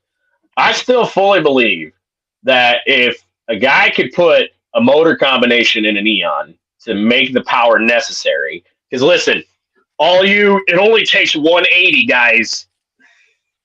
No. If it only takes 180, why are you building 290 and 310? Okay? Yeah. All right? I'm just tell me the last time somebody with 180 won an SCDRA event. Okay? And why are they not still 180? Okay? So I think if a guy could put a Neon engine combination together that could compete, okay? I personally do think that, I think a Neon can win. I personally believe that the suspension setup of a Neon is superior to a Civic, right? The problem is, you know how fucking hard it is to build K-Series power in a Neon? I'll give you a hint. I do. Because I was only 228, and I spent considerably more than guys are putting 245 out with JDM K-Series with a 2 and a header and maybe cams, right? Mm-hmm. That's the issue. And I don't believe that a Civic is the best chassis. I really don't. But it's the lightest, and it is ridiculously easy to buy parts for, and it is ridiculously easy to make horsepower. And so that's what happens, So and look, no, hey, you want to win races, you got to do what you got to do, Mm-hmm. But we're a couple years out. I got to get that YouTube monetization where I can build what I want, right? Go. And then we're gonna put something together. Like, I'm gonna have to practice on my way down there. I'm gonna have to hit up all the tracks so that when I come down there for my 2 laps of qualifying, I don't look like I normally do racing dirt, right? But I truly do think, yeah. It would be cool to see more parity, and I wouldn't be against that. I also like the kind of the open type rules. I'm a fan of that, but I'm kind of around that, right? That was where bias. Talking to some people that are not so into the speeds, how fast we are going. They want some sort of a tire rule to limit the size of tires people are putting on cars too. Maybe they slow them down that way, but I don't think on dirt you can't. I don't think it'll work on dirt. Now mind you, 5 dirt races I've finished 1, right? Yeah. But knowing what I know about physics, right? On pavement, if I have a wide, soft, sticky tire, I can put horsepower down, right? Mm-hmm. It doesn't matter where I go. If I switch to a tall, hard, just stiff tire, I cannot corner as fast, and it will not hold traction. So if I limit the width and I limit the, if I run a 195 width and a 300 tread wear, it'll slow me down, right? That's what Kalamazoo's banking on. They're kind of screwing some of us for that, right? But the thing is, on dirt, it's going to depend on the track. Yeah. Because the difference, and this is my opinion, some of you guys might have experienced this, and you can tell me I'm wrong. The difference between a 245 and a 195 might be the difference between enough pounds per square inch on that tire to actually find traction. Like, you might find that guys are going faster on a smaller tire because they're putting more weight on that tire, which helps on dirt. You know, I hate to say it, but my professional opinion, the only way that they would, so if they wanted to slow down SCDRA guys, right? There's only two ways you're going to be able to do that: weight rules or horsepower rules. Yeah, that's it. Because if you go to a smaller tire, you know, a hard tire, honestly, on dirt, I don't think matters as much as tread pattern and, you know, tire size as far as gearing. Like, don't get me wrong, a softer tire, especially when it rubbers up, you know, will help. But like, I don't think compound. I mean, what's the tread wear rating on a BF Goodrich radial TA? Like, it's not like they're a 50 seat, you know. Paul's like, that sounds like a technical question. Let me text John real quick. I just spent $200 on the tire and get whatever we need. Yeah, that was a little more metaphorical as much as it was like an actual question, right? There's some guys in the chat that might be able to help us out, right? But that's my thing, though, is that a radial TA, a BF Goodrich radial TA, a Walmart Douglas tire is like a 300, 350 treadwear tire anyway. So, like, unless they put you guys on a spec, rock hard, you know, just no tread tire, I don't think it'll. And listen, I don't want on some bullshit tire. Like, I don't want on that on some of the tracks you guys go to. Like, I don't want to be. I wouldn't want to be on a half mile and be like, well, I hope this $50 tire holds. You know, but you know, if they went the VCTS route where they're like, hey guys, here's a 1-inch intake restrictor. Yeah. It would murder the speeds. Like, the big, you know, guys like Wyndham are still going to have more horsepower than somebody with a stock Neon, right? Yeah. It is physics. However, instead of the gap being this, it would be this, right? Now, would that be good or bad for racing? I don't know. I watched some of the, like, when I was down there at the Winter Freeze, they all tore some shit the fuck up, right? Yeah. So if you just take that group and you make them closer in times, I don't know if that's going to make the racing better.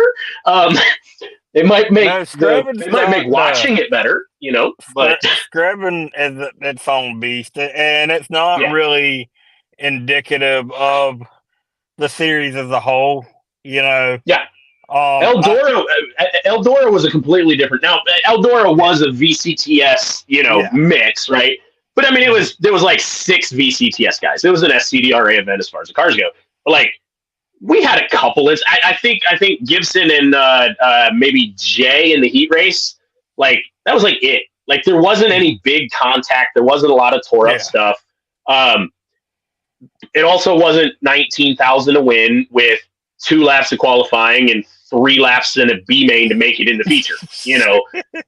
So there was a little bit more to help with that, right? And I understand the format, you know, at least the format's changed around, and it's wild to think that we did that format. When you look back on it, it's wild. It's like, holy cow, you know, I showed up there and I only ran 10 laps, you know. Yeah. I traveled 8 hours and I didn't break nothing. I just ran 10 laps and I just didn't make the show, and that was it. You know, I'm watching the rest of the night. You know, and that was the thing. Yeah. That was the thing with me going down there, man. Like that first event. Like, if I had towed a car down there and I had no practice time and I had no, you know, day of practice time, and I go out and my first laps on that track's qualifying. Like, I guarantee you, like, I don't care if I was a dirt racer from up here. If that was my first time of scrubbing, like, I'm going to suck. Like, I'm not going to qualify well. I mean, unless I'm Stark and then I'm just, you know, a god among men anyway. So I'll run up front. But, like, I'm going to suck. Well, now I'm in that B main. And I'm probably not in the first 2 rows. Okay. Well, I also know that we only have 15 minutes and everybody behind me thinks that they can win. So I can't screw off. I've only got 10 laps or 15 minutes. So, like, it really does, that just bred that environment. Now, 19 grand to win. Like, if you like watching stuff get tore up a little bit, it was a lot of fun to watch, you know? Yeah. No, and I don't know how many winter freezes I attempted. One or two, you know. Obviously my last one ended up, you know, almost out of the ballpark. But is that the one where you tried to put her on the ambulance or the wrecker there? Yeah, on the wrecker. Yeah. But you know, it does. I mean, I started third, you know, third in a B main, you know, and that's pretty, you know, up there, you know, as far as times, you know, that's more than half the field in qualifying or close to it, I would think. I don't know how the math works out from that. But what I'm saying is yeah, you know, you got that's your mindset in the B main is you got to go. Yeah. Somebody's gonna tear you up. If you don't go, you're gonna get tore up. And then they might only go one green flag lap. Yeah. You might only get one or two. I think the year I went, the first one got 2 green flag laps, and the second one got like 3 or 4. You know, so you have to go. You know, so I know that there was some people that were pissed off about it, but I applaud Kelly for trying something. Like, you know, now this is one of those pavement things where, like, you know, as long as the track's dry, we could still get some practice in. Like, I'm just saying, you know, like, you know. So, you know, the fast guys, they like our regular format, right? Man, I can go up down there and I can bust that fast lap off. And guess what? I'm watching until it's time to go racing. You know, the fast, they love that format because it's less time, opportunity to tear up their car. They don't have to work on their car as much. They go bust a couple fast laps off, and they're waiting. I like the format, you know, this year, and I guess it's the same as last year. I think they're locking in top 6 cars. They're going to run heat races, and then B mains and non-qualifier, feature race, all that good stuff, right? Which is great. More lap times, you know, more lap for people to race, you know. But yeah, I don't know where I was going with that. But hey, don't worry, just told y'all the format, right? There we go. Yeah, I get it. You know, trust me, man. I had to circle back to that Cletus thing. Like, I remembered what I was talking about. Like, I get it, right? Yeah. And the thing is like with Andrew winning 4 in a row and always running up front, like, he has so much experience with that track. You know, as Screven, like, and the guys that have been running the series for a while now, they've gone to Screven. They go when it's not the winter freeze. You know, like, if you go run that track 4 or 5 times a year, you have that built-in advantage. You know that, you know, hey, I know that at this time of day, I need to be up top, or I need to be in the bottom, or I need to enter here. Like, you have hundreds of laps. You know, I mean, shit, Andrew's got at least 400 laps on the years that he won. You know, those 4 years, he got 400 laps. You know, there's a lot of dirt tracks that are predictable. Screven's not one of them. Screven changes all the time. It's different. It's on top. It's on the bottom. If I knew I could go down to Alltech Raceway, I know 95% of the time it's going to slick off by the end of the night. You know, that's just they're going to be slipping and sliding around, right? That's just that. Every once in a while they may catch a little rubber. You know, that's fine. Generally speaking, they don't rubber.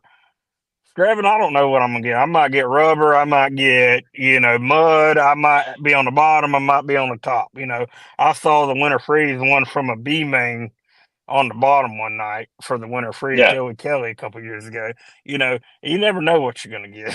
It's wild. The thing with that is that just having the experience of knowing, you know, you do know, like, you're not gonna get the same thing. Like, this year and that last year, next year are gonna be different. But if I have enough laps on that track, I know, hey, give the bottom a try. Okay, it's not there. The top will work, you know, because the bottom's not there. The top will. Or, you know, hey, based on the color of this, I know there's moisture in it. You know, like, there are things that you're going to know, even if it's not, I need to hit this point or this point or this point. Like, there is so much experience in being able to run that. And that's why, you know, you see the same top 20 guys can go down in the winter freeze, and the same top 20 guys. Now, I'm not saying that that's not because they're good. You know, like I'm not taking anything away from that, but like you get guys, Berdonic coming from Canada, like, yeah, he's ran at that event a few times, but like he doesn't have that experience. Like it's going to be really hard for him as an outsider. Stark, you know, he runs the Winter Freeze, but it's still really hard for him to commit. And that's why, like, I was really impressed with that run he had until he blew up, you know, between him and Carter, they blew up everything that year. Like, almighty. He was rolling. Like, Adkins, I love Adkins, man. He is a subscriber. Like, dude, he's my dude. You know, props to him. I take nothing away from him winning that race. He came through the field. He worked for it.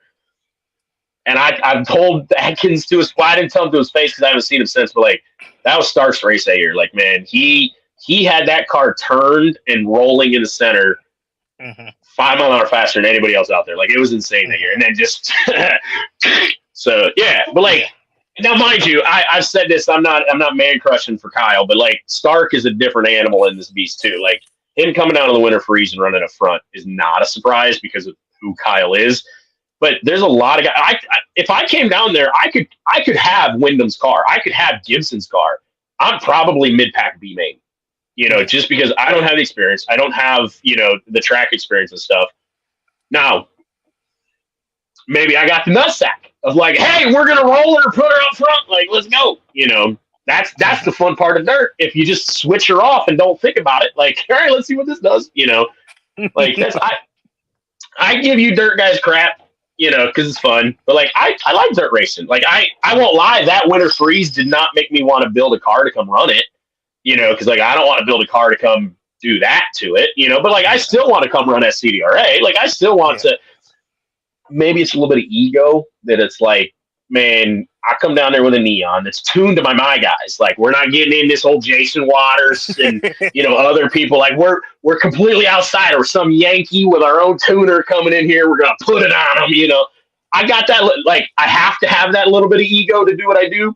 Like, I still think we can do that. Like, I want to do that one time. I won't come down there, put it on them, but I'm gonna need some help. You know, like it's tough coming down here to do it. You don't see, and I know Kyle's a good driver, and some of these guys that just show up at the freeze are good drivers, and they go home and they're good, and if they were in this area, they'd probably run the series a lot more, right? Yeah. But yeah, SCD right lately, it's hard to, you don't see anybody showing up, you know, at these shows and just like surprising you. Like you know, these guys are fast, man. They're real fast. It's hard to break into that, you know.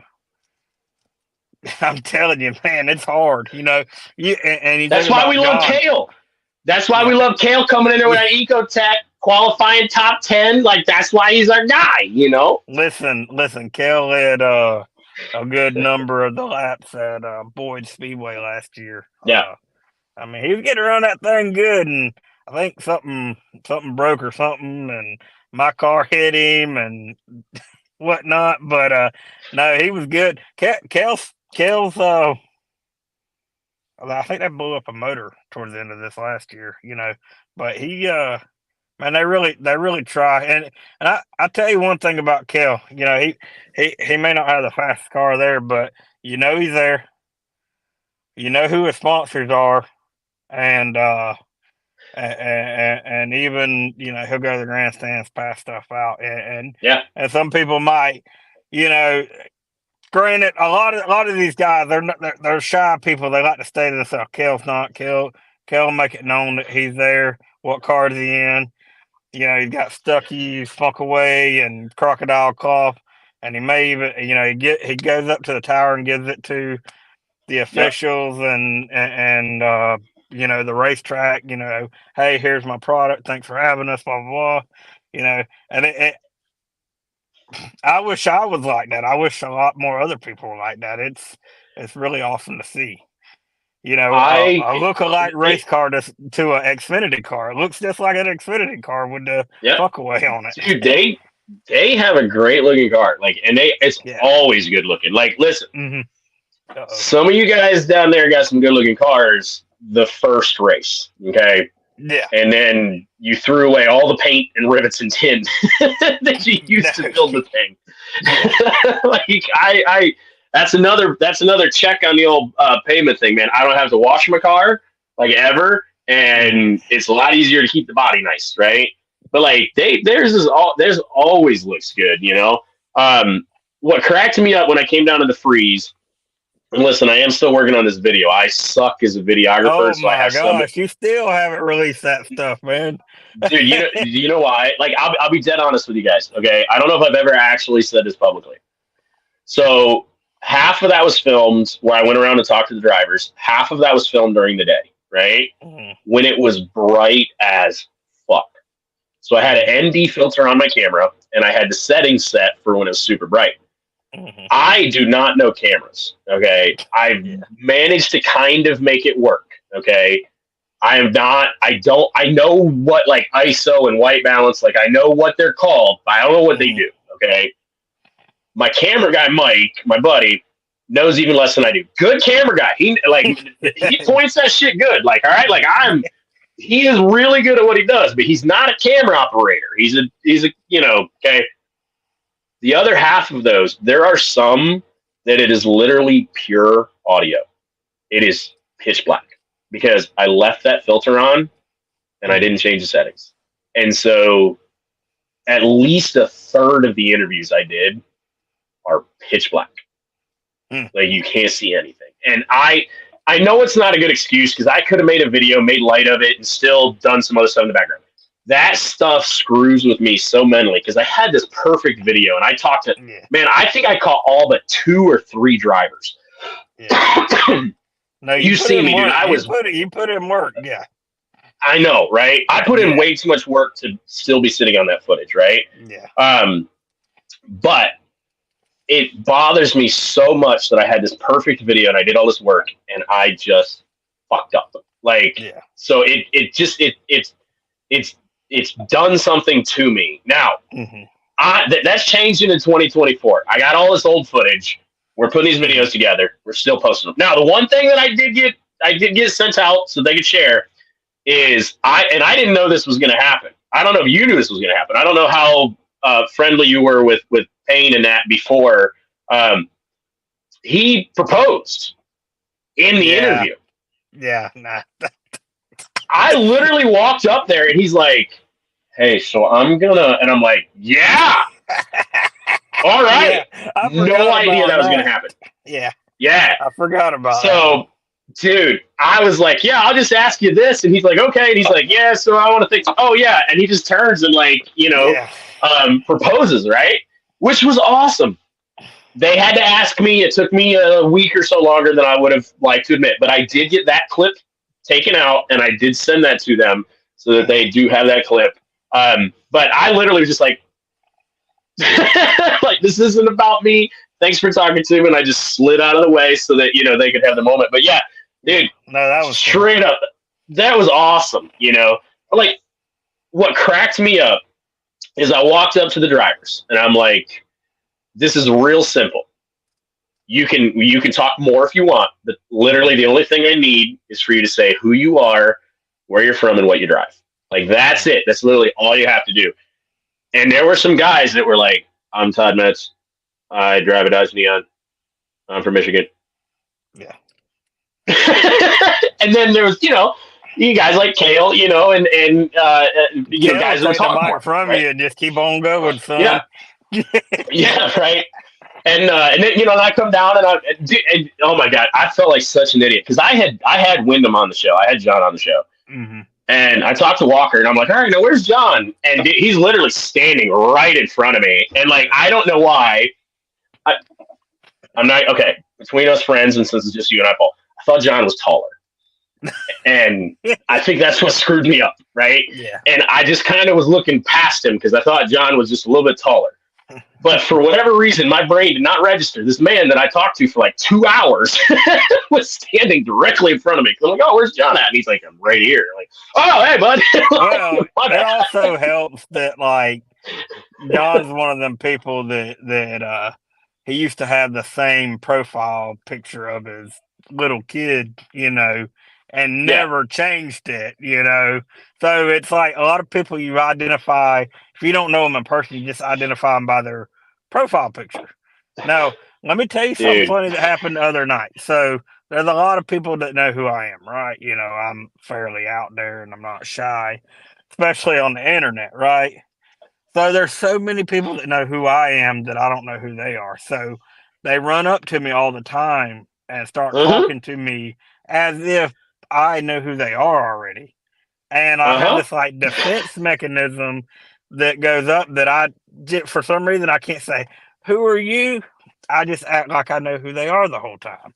And then I walk away and I'm like, I don't know who the hell that was. Let me elaborate on that more the other night. I was at a hockey game in Jacksonville the other night. A guy comes up to me, said, Paul Clayton, how you doing? And I'm like, man, this guy looks really familiar. I didn't expect to see anybody I know at a hockey game. And I kept on going, like we talked and whatnot, but I feel bad after I figured out who it was.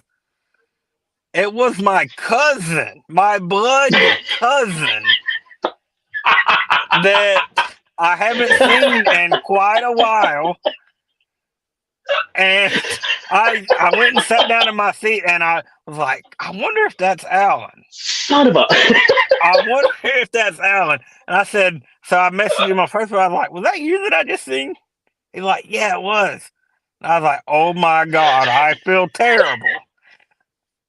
I have this defense mechanism that goes up because I don't want to embarrass myself. And it was just a place I didn't expect to see him. I did not expect to see him. I can help you out here, okay? But it would not have been good in that situation, right? Because you should have known that one, right? Yeah, I should have. Yeah. This is a shared experience because it's a video, so everybody knows what I look like. Everybody, when I go to Spreven, right? Like people that know Frontwheel Discussion, that know my name, they generally know what I look like, right? Yeah. I don't go into anything.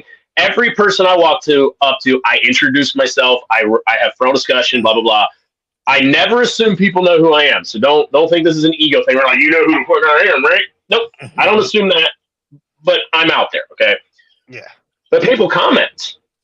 So, like, if you look over here right now, we got Underdog says hello. What's up, Underdog?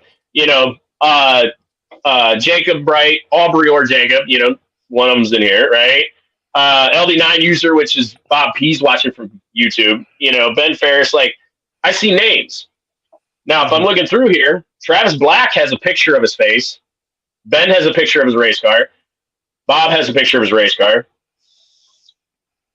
I believe that that's Jacob or Aubrey's kids, okay? And then Underdog is race cars. So Aubrey is Jacob. That same guy. Yeah. Okay. Yeah. I'm pretty sure that's like his first name, or I don't know. Okay. Yeah. Jacob, I apologize. It's not a shared Facebook. I apologize. Okay. I'll put it right out there. Aubrey came across as a female name. I apologize for that. 100% on me. You can call me an asshole. You can hate me from this point forward if you didn't already. Okay. So if you're still watching, Jacob, if you would clarify just so that myself and others can properly do this, I do apologize. I kind of feel like an asshole now. But back to the point, right? Obviously I know what Ben looks like because he come and hung out at my house. I know what Bob looks like because he come and hung out at my house. Charles is a local guy. I kind of know what he looks like, right? Mm-hmm. But if I didn't actually know these people, I walk around Spreven and they're like, oh yeah, man, blah, blah, blah. Or I'll be walking around and be like, hey, Todd. I'm like, hey, right? Here's my go-to because it is the truth. Hey, man, I am really bad with names. Who are you again? Right? That's my go-to because it is the truth. Now, I got a little funny story to go with that too. We go to Bristol Dirt, right? It was the first time I ever sold any of my 3D printed stuff, which, you can get right here at the Furl Drive Shop, right? I had a bunch of stuff, okay? Receiver mounts, some helmet hooks, like I had a bunch of stuff. Mm-hmm. When we're pulling in, mind you, do the show so everybody knows what car I'm driving and all this stuff, right? There are people who literally, when we're driving in, look and see the car, go, oh, and turn and walk. And they start following the car to our pit stall. So I opened the door and I immediately start talking to people, which impressed my buddy Mike. Like, he's like, damn, dude, I didn't realize you were actually that popular. I'm like, I didn't realize I was that popular, right? So at some point, and I'm talking to people just all day, man. I'm selling stuff. Like, it was a bunch of, it was amazing. I loved it. Like, aside from the on-track fucking that we got, man, that event was amazing. I loved everything about it except not actually racing, right? But I'm talking to people. And of course, everybody tells me their name, blah, blah, blah. And I literally am standing there talking to a guy. And I'm like, I'm sorry, man. Like, I apologize. Not great with names. Like, I've talked to a lot of people. What was your name again? And he's like, I was just here. I talked to one person in between that dude talking to me for like 10 minutes, going and getting cash and coming back. Completely forgot I just talked to the guy.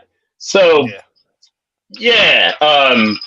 If I ever talk to you and I don't remember your name, I promise you, it is not on purpose. No, it's the same thing, and I think that's it's my. I'm afraid that I've talked to them before and like I knew who they were at one time and that I just straight up, and I don't want people to feel like, oh, this guy's just too good, man. He's just this popular guy that's don't care about me. I've already had conversations with people, and that's one thing when you get into the announcing stuff, you got to. People get butthurt easily if their name don't get said or whatnot. Their name doesn't get said, or their nickname doesn't get said, or this obscure thing doesn't get said, or the sponsors are in the wrong order, or the wrong sponsor got said. Brother, I listed off the ones on the sheet that you wrote down. Okay. Yeah. No, it's I get it. It's definitely, and it's a conversation I had with Dustin Jarrett just a couple weeks ago at the Dome. Me and him were talking. I think they were running modified stuff, and they had a different announcer for modified. So me and DJ were talking, and it's like, he's talking about all the, research and stuff he had to do for the Dome, and I was like, yeah, it's got to be pretty crazy because, the late models were not an invite only thing, Yeah. So you got this 602 driver from South Carolina that could join that Dustin Jarrett and Ben Shelton's never ever heard of, right? And they got to be able to talk about people that they don't know on national TV and act like they know who they are.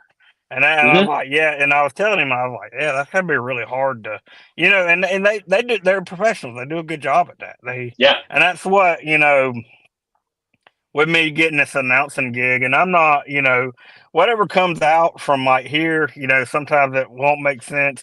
Sometimes you won't understand me, but hopefully I get to where I know I can talk about the people I don't like. The people up front for SCDRA, I can talk about them all day long. Like, I can tell you what car, I can tell you about them, blah, blah, blah. I bet you could do that with like 80% of the SCDRA field. Because it seems like SCDRA, like 80% of the guys all come to the same event. So I would just imagine that the car number, the name, you probably know a tidbit about probably like 80% of the field would be my guess. Yeah. And I talked to a lot of them, and then there's some that I've never talked to at all, right? And there's a guy that he knows that I can't say his name correctly, and I'm not going to say it now because I still don't know how to pronounce his name. But when he submitted his information to me, he submitted the pronunciation. I haven't studied that yet, but I will. And I know the winter freeze is definitely so. Every announcing gig that I've done since becoming the announcer for SCDRA, which is not official until the winter freeze, right? I've all just winged it, right? I didn't study. I didn't have no paperwork. I have my phone. Hell yeah, I'll get on the mic. Let's go. Yeah. Now it's starting to turn into, okay. Yep. Now you're in an official position. Yeah, right. And it's going to have to be done a little different.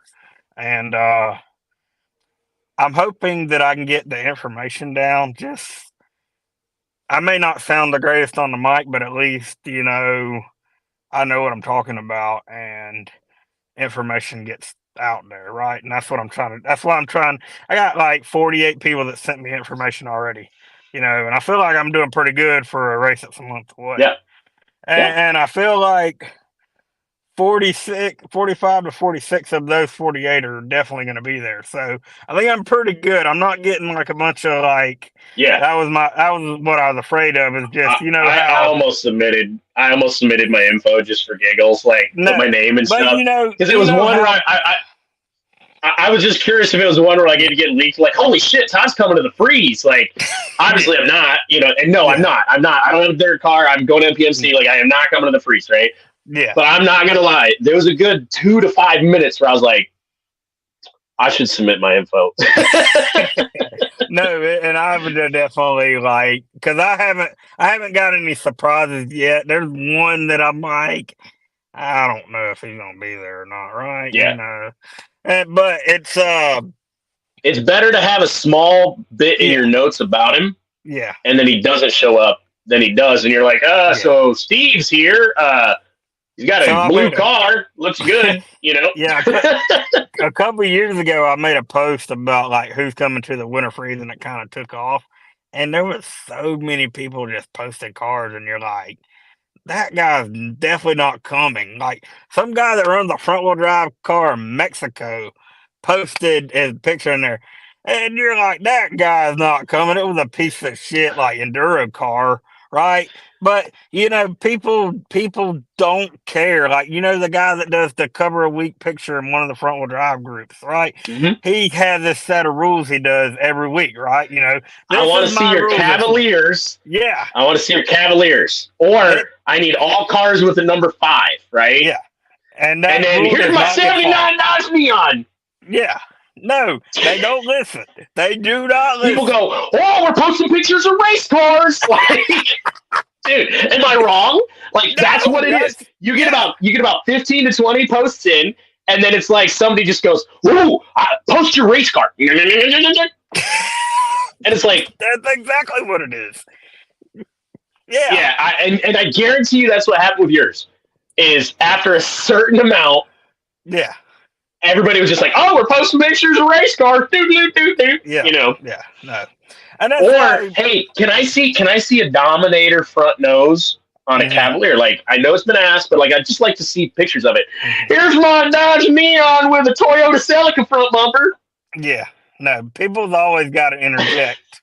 And I'm like that too. Like, if somebody tells me, now this is kind of, getting off topic. If somebody tells me something, the whole night has been. Yeah.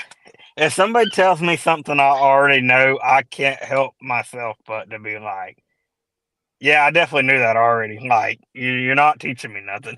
Like, I'm so weird like that. Like, it just eats at me.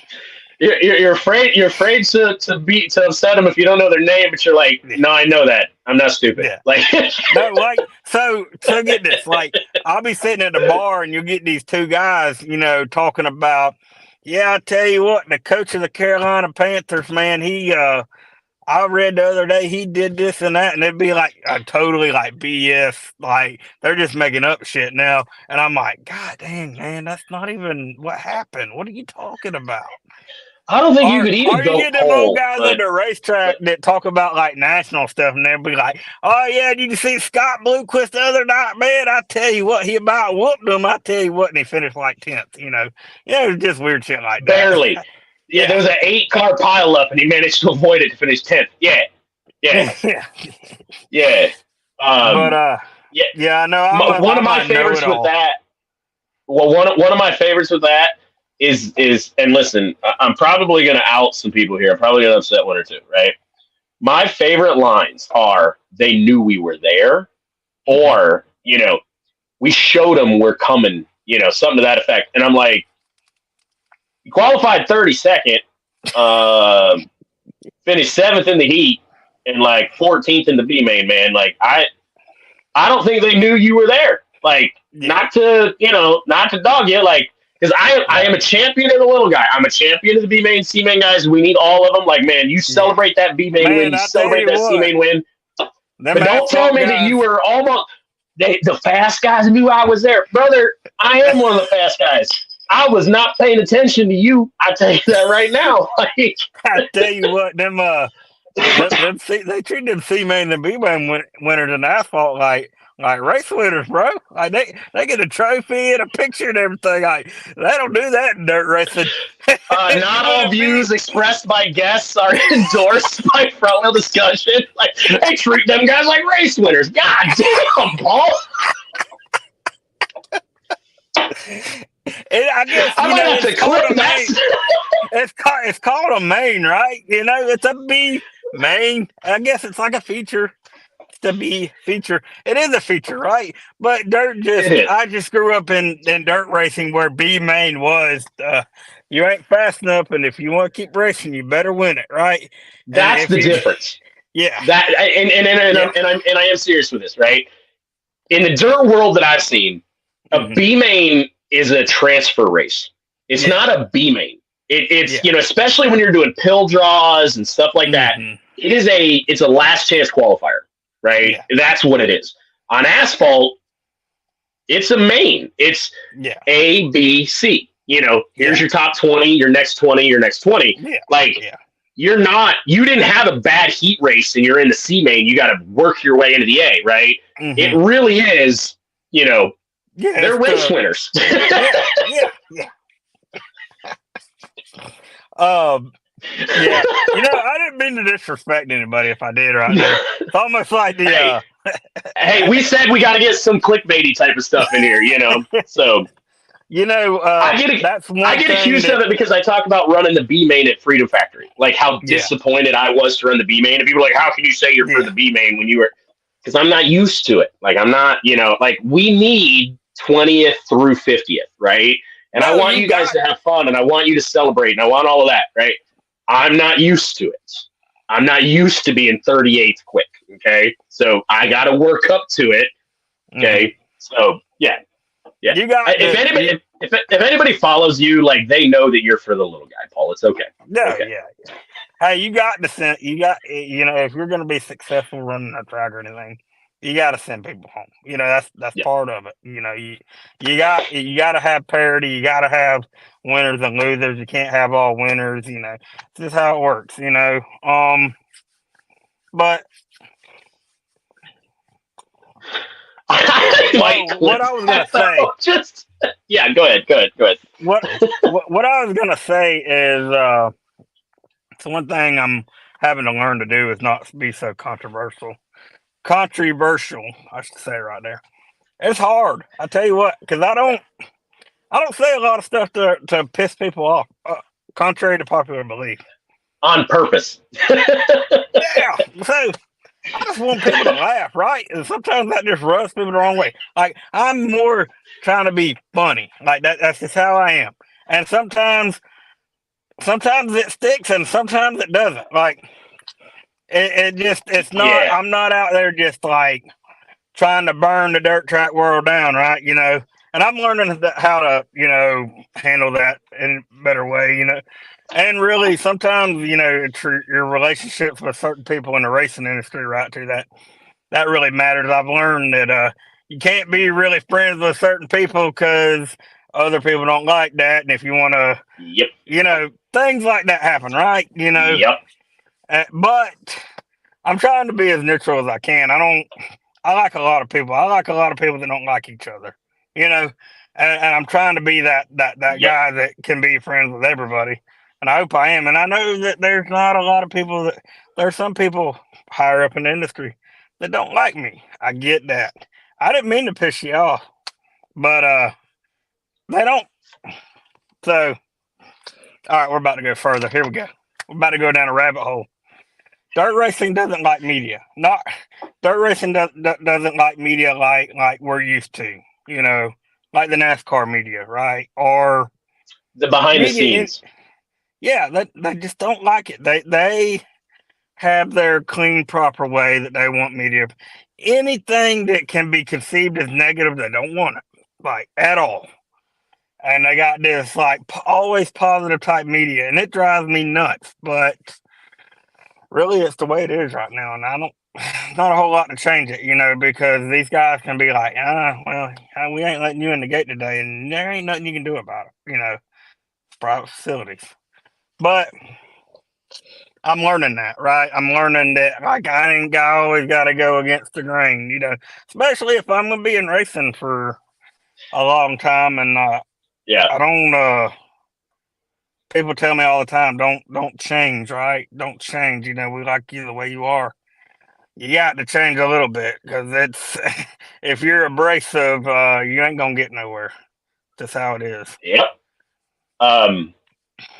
Publicly positive, Paul. You got to be publicly positive. Yeah. You talk shit kind of behind the scenes. my. As long as nobody's recording you, you can talk shit. If you're recording you, then you might get canceled. Something that I have learned from this show, from doing this for the 5 years I have, I have started out. I want to shed a positive light, right? Mm-hmm. Like I when I talk about drivers, I don't really name names, Yeah. I don't want to shame people, right? Yeah.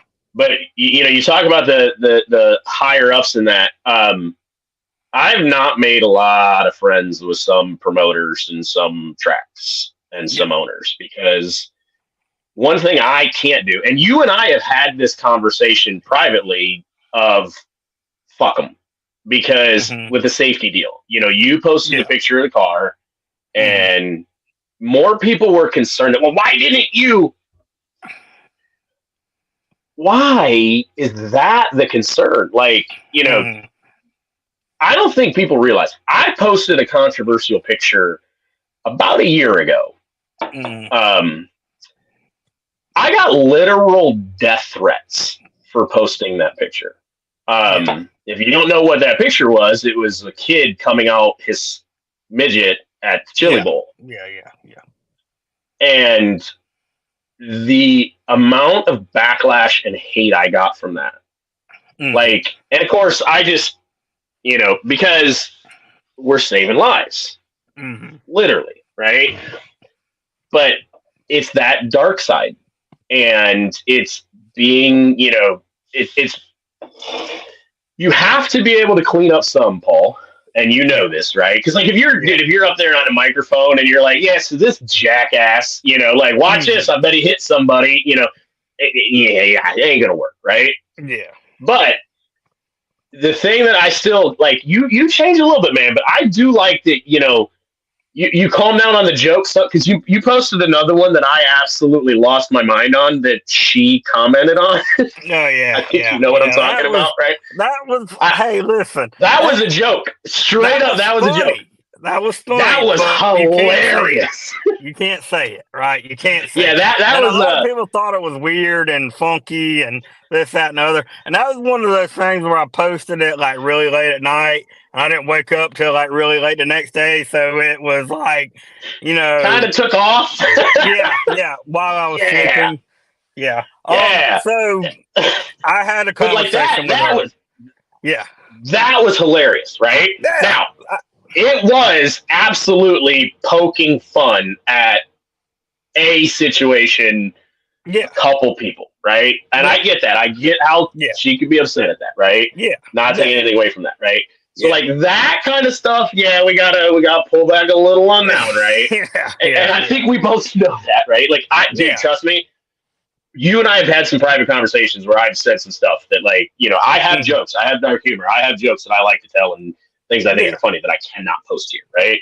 I am proud of the fact I have never had an infraction from Facebook. I've never gotten a 5-day ban, a 7-day ban, a 3-day ban. I've never had that happen. Like, I don't post the kind of stuff that's going to get me that, right? Yeah. But off the internet, I will say some of that stuff, no. But, and I'm in a group chat with people like if like I'd get canceled in it. Not anything that bad, like, right? But it's like, you got to be able to know where you can talk freely at and not. And sometimes something that sounds funny to a group of 3 people isn't so funny to a group of 10,000 people, right? A group of 6 men that, have dark senses of humor, blue collar guys. Yeah, not the same once you get that out across the spectrum of the population. Yeah. Yeah. One thing I want to encourage you with, though, Paul, is having been where I am, and listen, if you're watching this, I have like 8,500 followers on Facebook. I am not. I don't think I am more important than I am. Okay. No, if you actually talk to me long, I do not have an ego in this. Yeah. I've been doing this enough, and I've got this public enough. One thing that I have figured out, and I figured this out with YouTubers and Facebook and all this, like the influencers. One thing is that I am genuine with what I talk about. Safety is a major concern for me, right? Yeah. Like I try to be this positive all the time. I have my days, and I have things I do not like. We still talk the positive things. I have things that I like. But if you remain that genuine and you keep that, you find that edge of, not necessarily edgy, but like the safety stuff, keep posting it, Yeah. It might be some work to be like, hey, guys, here's a lesson we can take from this. We tried to talk to him. He didn't want to. I'm not going to name names. I came down to the winter freeze, right? And I said, and I have said all along, and I have close friends that told me this is not my job, not my responsibility, knock it the fuck off, stop doing it, okay? If I walk up to your race car and I see double wrap belts, or I see something glaringly obvious, I'm going to be like, hey, not to be a dick, like, let me explain this to you to be safer. I did that to someone at Screven, and they lost their shit. Yeah. They started to tell me how many races they've won, how long they've been doing this, and they've never had this, and they never had that, and they apparently don't have Facebook. They had no idea who I was. Yeah. And I'm like, it's cool, man. Like, I can have this conversation. Here's why this is wrong. Here's why this is negative. Like, now I didn't approach it as like, listen, you dumb son of a, Yeah. I don't know if that dude likes me at all. I haven't talked to him since, right? But I had that genuineness. Like, I was like, and I even said, like, yeah, man, like I talked about on the show, like, if I see this, a lot of guys had their belts covered where I couldn't see if they were double or triple, and I wasn't poking heads in cars, but like, it was one where like I had the genuineness, man. Like, if I see it, I'm going to tell people. And the picture posting is, I don't know, I think the last picture I posted from Tri-County, it did what it needed to do. The boy, he got parked for the night. How that really worked out is I didn't post it till later on, but I told a fire guy, I was like, hey man, that guy's head is above the roll cage.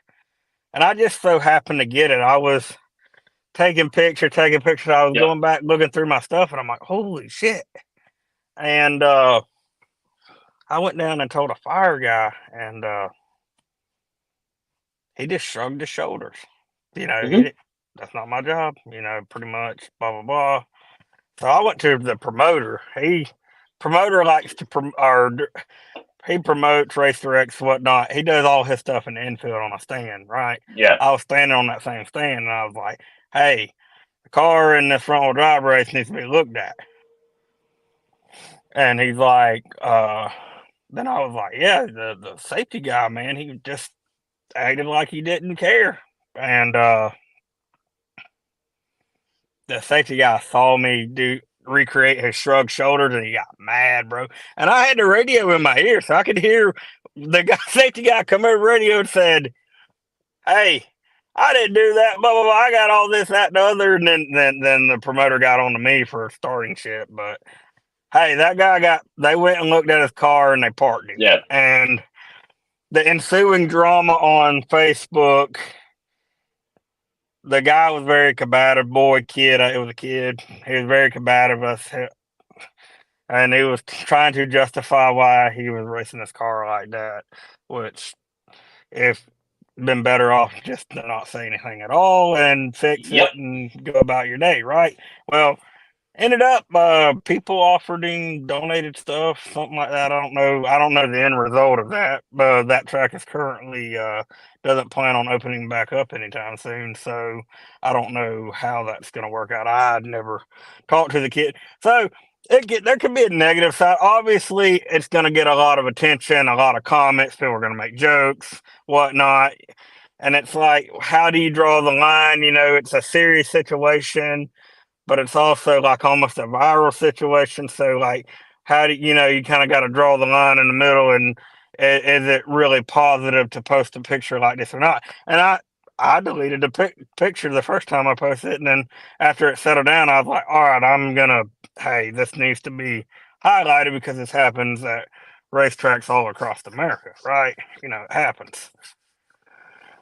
So I've had multiple scenarios where I've talked about a driver, or I've posted a video, or I've posted a picture of things that are so wrong, it's not funny, right? And anybody that watches me, anybody that's watched this, I've been doing this 5 years, right? And I try to have that publicly positive. It's like, I'm not trying to shame this person. This is why this is important.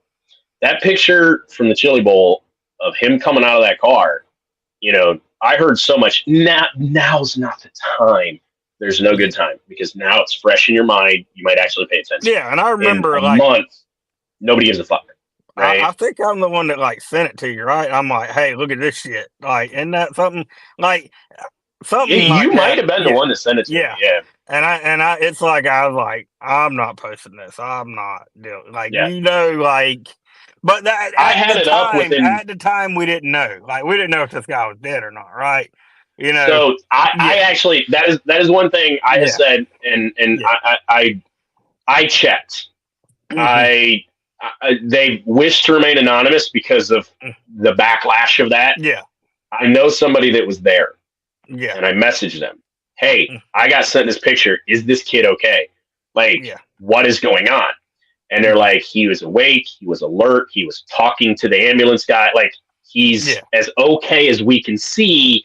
Obviously, he's not fine, but he's alive. He's, he's not going to die anytime soon. Yeah. Right? Yeah. I would not have posted it without, if that kid, if he wasn't awake, if he was dead, I would not have posted it. Right. Yeah. When I feel so terrible, I don't remember when the guy died at, I think it was Winchester, that hit the backstretch wall. I have video and pictures that will never see the light of day. Yeah. Because it is of that man dying, right? I will never post them. But I talked about it a lot. And that actual show that I did after he died is the one I got a message a couple weeks later. A guy watched the show, because I put my money where my mouth is. I do, after I post something that big, I do a show on here's why your seat is the way it is. Here's why your belts are. Here's why angles matter. Here's why all this matters, right? Not just check your shit, right? And I'm not saying that you did it, because your post was educational, right? But I had someone message me, and again, wish to remain anonymous, that they looked at their seat, they looked at their belts, and they realized that it was very unsafe. Their belts, the seat was not mounted properly. They got a containment seat, they got new belts, they got a head and neck, a new helmet, and they went out. They took a week off racing to put all this stuff in. They went out the next week and totaled the hell out of the car. They got hooked, they got right reared, and went head on into the wall. And they literally messaged, first time I'd ever talked to this person, and the message was, thank you. You literally saved my life. Because they knew how bad their stuff was. If that exact same thing had happened before they did all the upgrades, their belts would have came loose, something they didn't have a head and neck. They're like, I would have died, so it's worth pissing off 10,000 people to save one life, or how many ever people, right? It's worth the shit show for that, right? If you're gonna piss people off, to save one life, it's worth it. I've rolled a car with a full containment. You rolled the hell out of that car. Yeah. I rode a Cobalt without a full containment, no Hans device. And I rode a car with a full containment and a Hans device. Obviously, the Hans device isn't doing a whole lot during a roll, right? It's more the full containment. And let me tell you, the day after, between just a regular old aluminum seat and a day after versus a full containment, night and day. How you feel, everything. It was crazy. How much better I felt after rolling the with the full containment, for sure. So I'm gonna grab the picture here. My dad, I talk about this a lot. My dad had an open face helmet and a neck roll, and he smoked a cigar while he was racing, and all he ever wore, he hated. He had a closed face helmet. He hated it. Mm-hmm. Never wanted to wear it. Blah blah blah. Went to Shady Bull, and after the checkered flag, got hooked at the start finish line and turned into the wall. And I mean, literally across the start finish line, got hooked. It was the first race he'd owned a head and neck and full face helmet for a year and a half, almost 2 years. It was the first race he wore them both together. That car was easily 3.5 feet shorter from his seat forward, right? Wow. And I mean, I'm scrolling looking for the picture so I can actually show it here, right? But he had, and I mind you, bruised all the hell, right, from the head and neck. But Shady Bull, the speeds we were running, and he was still in the throttle when he hit the wall. Like, he didn't have time to react and lift. He was still in the throttle. Like, we both know, my mom knows, he knows, that would have been the last race my dad ever ran. Yeah. Whether he lived or not, we don't know. Now this was before I was doing the show and stuff like that. This was like 2017, I want to say. Here it is. But this picture of it does not look as bad as it actually was. Like, it looks bad, right? But it doesn't look as bad as it could. And it's insane. Actually, here, I think I can do it this way. Tab. All right. But this is the stuff. This is why I do this, that I'm not afraid to piss people off, because this was my dad's car. Like, and what you can't necessarily see, like, if you're on your phone, let me actually see if I can. So here's as big as I can make it, right? The center line of the axle for the right front is where the A pillar should be. And he hit square. He didn't hit the right front. Like, that car is that short on both sides. Like, it went straight back. It didn't angle. You can see the roof buckled, and the center line of the axle is where the A pillar should be. Okay. Everything is shoved that far back. Did his legs okay from that? Like, he didn't. Yeah, like that is the thing. Like, his legs were okay. Like, the beauty of it, how it folded and everything, like, it wrinkled the floor, but he walked away with a bad headache, a really sore chest, like, he was sore all over, right? But he walked away from this. And I finished 5th that night. Dad finished 6th, by the way. He was right behind me. We crossed the start-finish line to end the race, and I hear red, red, red, red, red, red, Dan Redmond's yelling over the receiver, and I come back around, and I look left, and I see that against the wall. Oh, yeah. Sideways. Yeah, dude, it was, mind you, by the time I made it back around, I could see him moving in it, so I knew he was alive, right? But Dad wearing a head and neck and wearing a helmet, a closed-face helmet, is the reason he is still walking. I have no doubt he'd have broke his fucking neck. Whether it would have killed him, whether it would have paralyzed him, whether he just never would have gotten a race car, right? But his life is so much better because of this wreck and wearing a head and neck. So if it means when I post a picture of a kid being ejected out of the highest level of motorsport, like the Chili Bowl with with the midgets, that is arguably one of the biggest short track races, dirt, pavement, anything in the world. Yeah, all your so for this NASCAR dude, stars are there.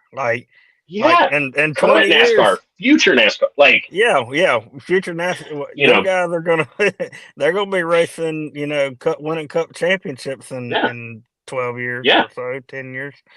Yeah. And the thing is this kid that was ejected races for Rowdy Energy. He's in with Kyle. Like, this wasn't the dude a couple years ago that was like, I want to run, and he goes and buys a $4,000 midget and just goes there, and whatever happens. Oh, I remember that dude. I just dude, that was wild. That dude tore up a lot of stuff. Yeah. Right? But it's not that story. It's not me and you, Paul, going, I want to run the Chili Bowl. I got me a midget, right?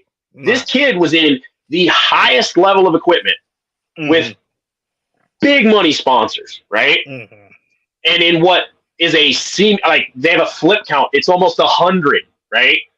Not this year, he is ejected. But you know what I mean, though. Like, the flip count's big. This is a very common occurrence. They have a counter for it. It happens so often. They flip all the time. Like, you shouldn't. Every race, right? Yeah. And for this kid to literally be ankles touching the halo, I'll take the heat. Yeah. I got literal death threats. Like, I got called now. After I posted it, the second comment was how terrible I am. Right? You shouldn't post this. How disrespectful, how tasteless, how classless, how blah, blah, blah, right? Second comment. And it was about 50-50. Okay. I never replied to a single comment. I read every single one of them. And I read every comment on every share. That picture got shared almost 700 times. And I went through every one I could see. Typically if you're watching Flow on your phone or a lot of devices, you can't play back, right? Yeah. I just so happened to be on Roku, which would play back a little bit. So it happened, and it happened in such a way that, like, obviously they knew, like, you could tell by their reaction. They're like, they didn't talk about it, but they're like, some shit just fucking happened, and they're like, when they don't show a replay, when they don't zoom in on the wrecked car, and they start talking about somebody else in the field. Or about how I get it. That's what they need to do. That's what they need to do. No, I get it. Yeah. So I'm like, all right, something happened here. What did I miss? Yeah. And as soon as I played it again, I'm like, holy shit. Yeah. Yeah. Oh, because you could see it on their actual broadcast, and it was so quick. It just happened so quick. Yeah. And I remember recording it, and I was sending it around, but it's one of those things, man. People's always going to be upset, if you can't also, it's hard to keep people happy in dirt racing. Hold on. It's hard to keep people happy in racing.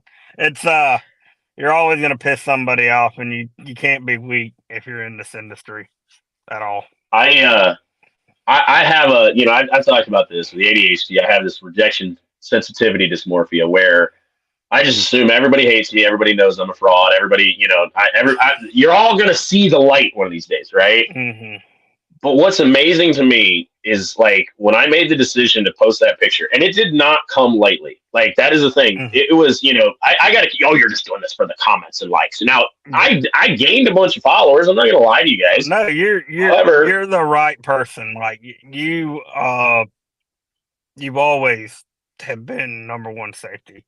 And of course the outsiders that don't know you are going to be like, okay, yeah, this guy's just, attention, blah, blah, blah, shouldn't be posting that. But if they know you, that falls right in line with the stuff you do. So, it's not out of line for you. It's about the thing is, a medical doctor taking, Trevor Lawrence, broke his or hurt himself a couple of weeks ago. And, an hour later on YouTube, you got a medical doctor that knows nothing about the actual injury, but he's speculating in Los Angeles or something like that. That's the same thing. And an expert talking about something in their field, and I would say that you're an expert on front wheel drive safety. I try. Don't say that you're not, because you are. You really are. And I try. Without an engineering degree, you are. You're not Simpson, but you're like Mike's weather page. There you go. Well, it's honestly like this is what scatters my brain, right? I don't have some secret information. Yeah. It's not like I have these secret behind closed doors meeting with Simpson and Hooker Harness and all this. No, it is all publicly available information. Yeah. It is the instruction sheet that comes with your fucking belts, right? Yeah. And the hows and the whys are out there. And the amount of guys and gals, because one of the people who messaged me and tried to play it off like they were messaging me for something nice, and it turned sideways. And I'm like, yeah, here's what's going on, right? It was a female. Which, by the way, they ended up getting hurt in that car. So I talked about them. I got tagged in their stuff, and I talked about it, and they messaged me, and we're talking. Well, my boyfriend knows. He's been racing forever. Okay, cool. Like, I would love to give you the information if you'd like it. I'll do that, right? About 7 weeks later, they got hurt as fuck in that exact same car. So, but it blows my mind the amount of people that, like, dude, look at all the for sale cars. Where they either don't post cage pics or they do, and it's like, is that the amount of times I have seen seatbelts self-tappered to the fucking floor is mind-boggling. Like, at PRI, we were walking around, and of course, at PRI, I look at all the race cars, because that's what I do, right? There was a road racing Corvette, and I showed it on one of the live streams. And I'm like, I really like this car. It only had double-wrapped belts. PRI, this thing had been road racing. It was inspected by, like, NASA, not the space agency, the race series, right? Is there really a series called NASA? Yeah. National. I forget. It's basically like muscle cars, like Mustangs and Camaros and stuff. Yeah. Dead ass serious. NASA is a racing series for road racing. Okay. But I had to clarify that, because I'm sure somebody's like, "What the fuck are they trying to send you to space with it?" I get it, right? I thought it was just an analogy. It was inspected by NASA. This thing is like legit, son. It's like, this is a rocket, boy. No, like the actual, but it had passed inspection. And it only had double wrap belts. Like, I cannot understand. And the amount of people that argue and fight with me about this, like, if there was a better way to mount belts, a belt manufacturer would scream it from the top of their lungs about how amazing theirs are and how everybody else is stupid for doing it the way they are. But every single belt manufacturer agrees. These are the angles. This is the mounting point. Here's how you need to do these things.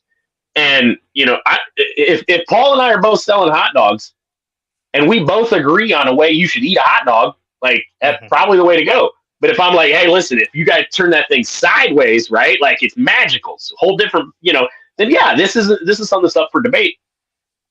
But this safety stuff is not rocket science.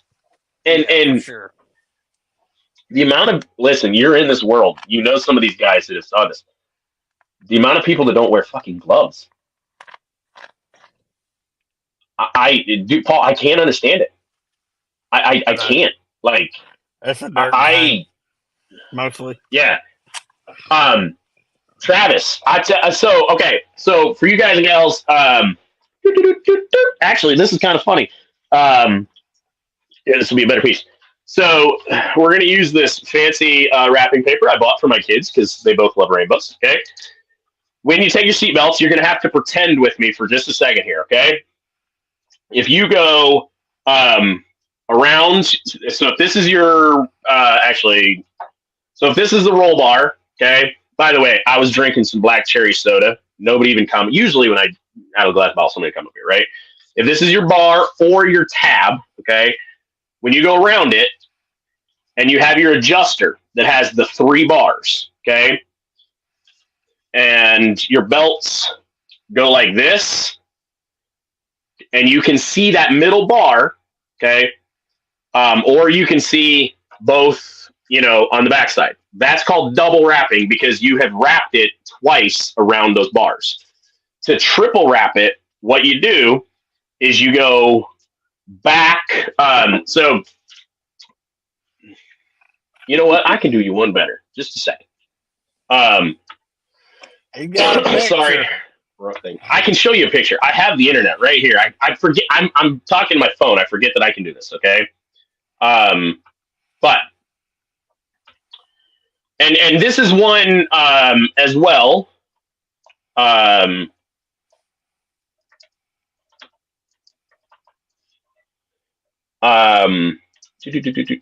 Images. Your instructions should show exactly what we're talking about as well. Bam, here's the picture. Okay. Go to the Simpson website, how to install your belts properly. I need to scroll down to find the actual picture. Okay, so here is, can actually open image in new tab. Okay. This is a double wrapped and a triple wrapped belt.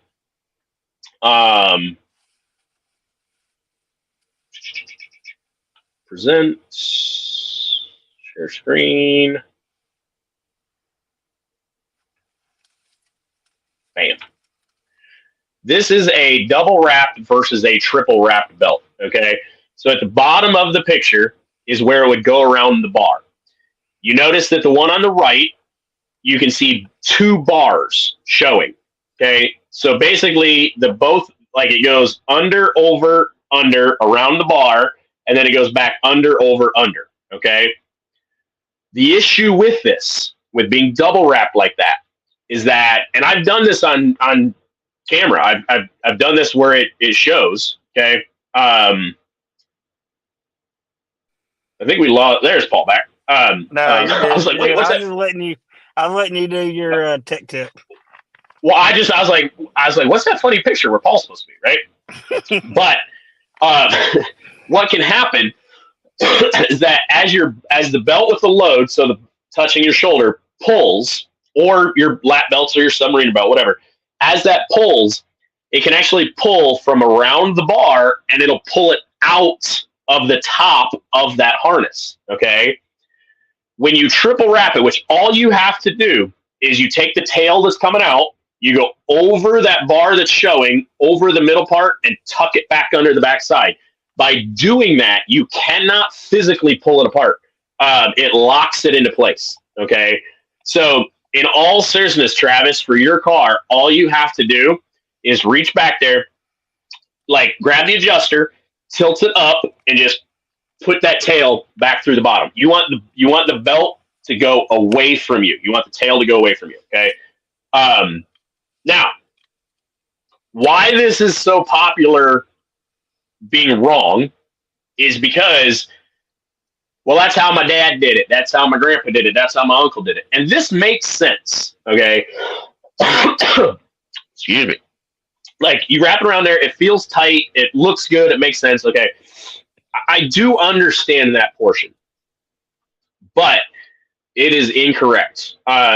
It can pull the belt out so easily and quickly. I've literally done this by hand in the shop when I've shown, like, I've had the belt and I went, this is why it'll happen. Okay. That's what happens, right? In your case, Travis is a drag racer. Just got done with Drag Week West or whatever, right? But 99% of the time, drag racing, Especially, Travis is quick. It's an 11-second car, right? So it's not a slouch, but it's not a pro mod, right? As long as nothing catastrophic happens, you're not going to wreck it. You can drive. I know guys with drag cars that are 25, 30 years old because they've never hit anything because they just go straight, right? I get it. I used to drag race. It's cool. But if you hit something, especially if you drag and drive, like if you hit something on the highway or someone hits you, that will pull the belt out and you will be unrestrained. So it could be your lap belts, it could be your shoulders. It's like you're not wearing a seatbelt at all, right? Yeah. When that happens. So Power Tour West. Okay.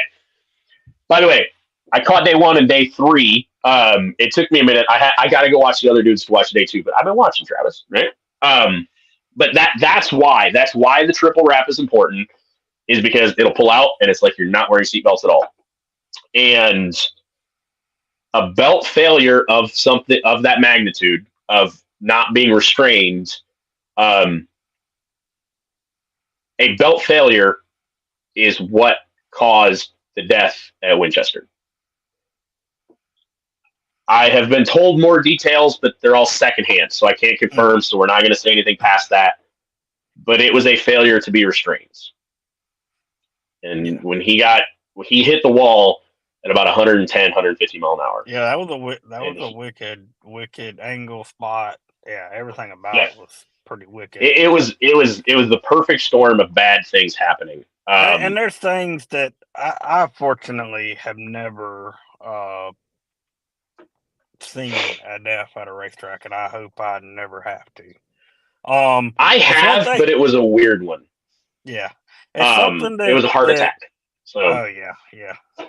It's something that it just so happened to claim him between the start finish line and the center of turn 2, and so when he was in turn 1, he put the throttle down on a super late and went straight into the wall. So yeah, it didn't look like that bad a wreck, but that's happened a lot too.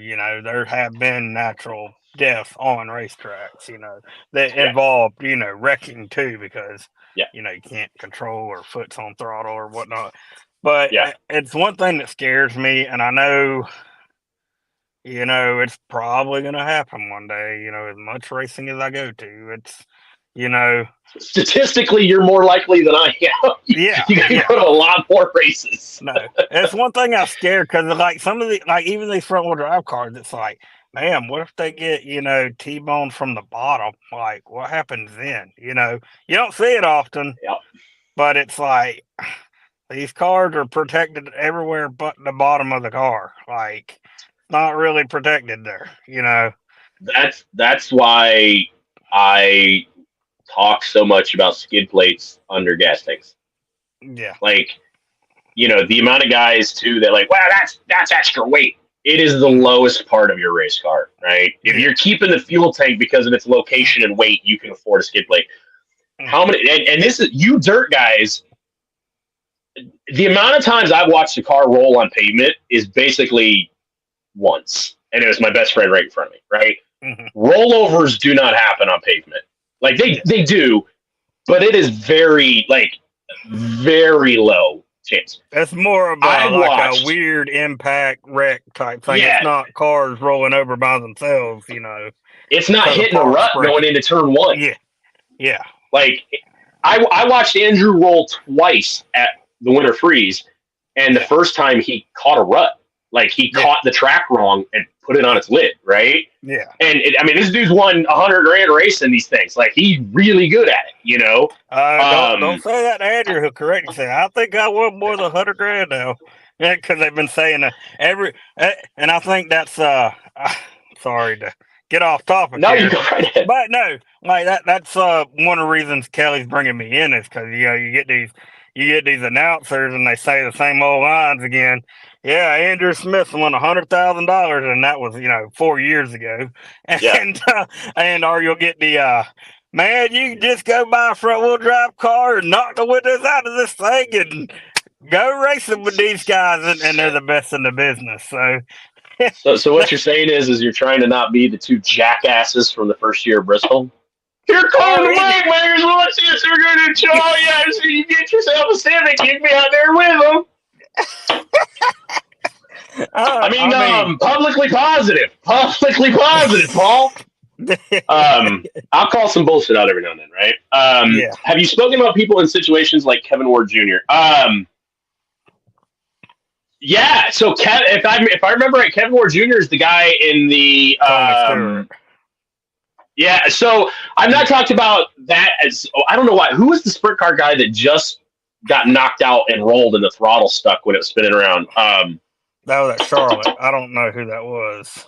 You know the wreck I'm talking about, though. Like that guy's okay. You know the wreck I'm talking about. But no, so like I haven't. Go ahead. The guy that passed away was the last year that hit the post at some racetrack. A sprint car guy. They had one pass away. Not too. It wasn't this year. I think it was last year or something like that. They basically rolled up and it smacked the fence for really hard, and they were going about as fast as they go. Dude, I don't. Yeah.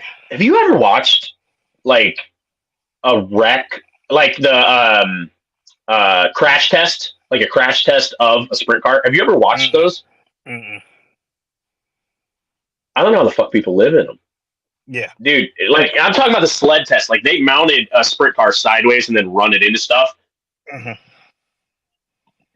I don't know how more people don't get hurt in sprint cars, right? Well, what's the car a couple years ago that they were racing that was deemed illegal, and it was built out of tube that wasn't big enough? It was you remember that?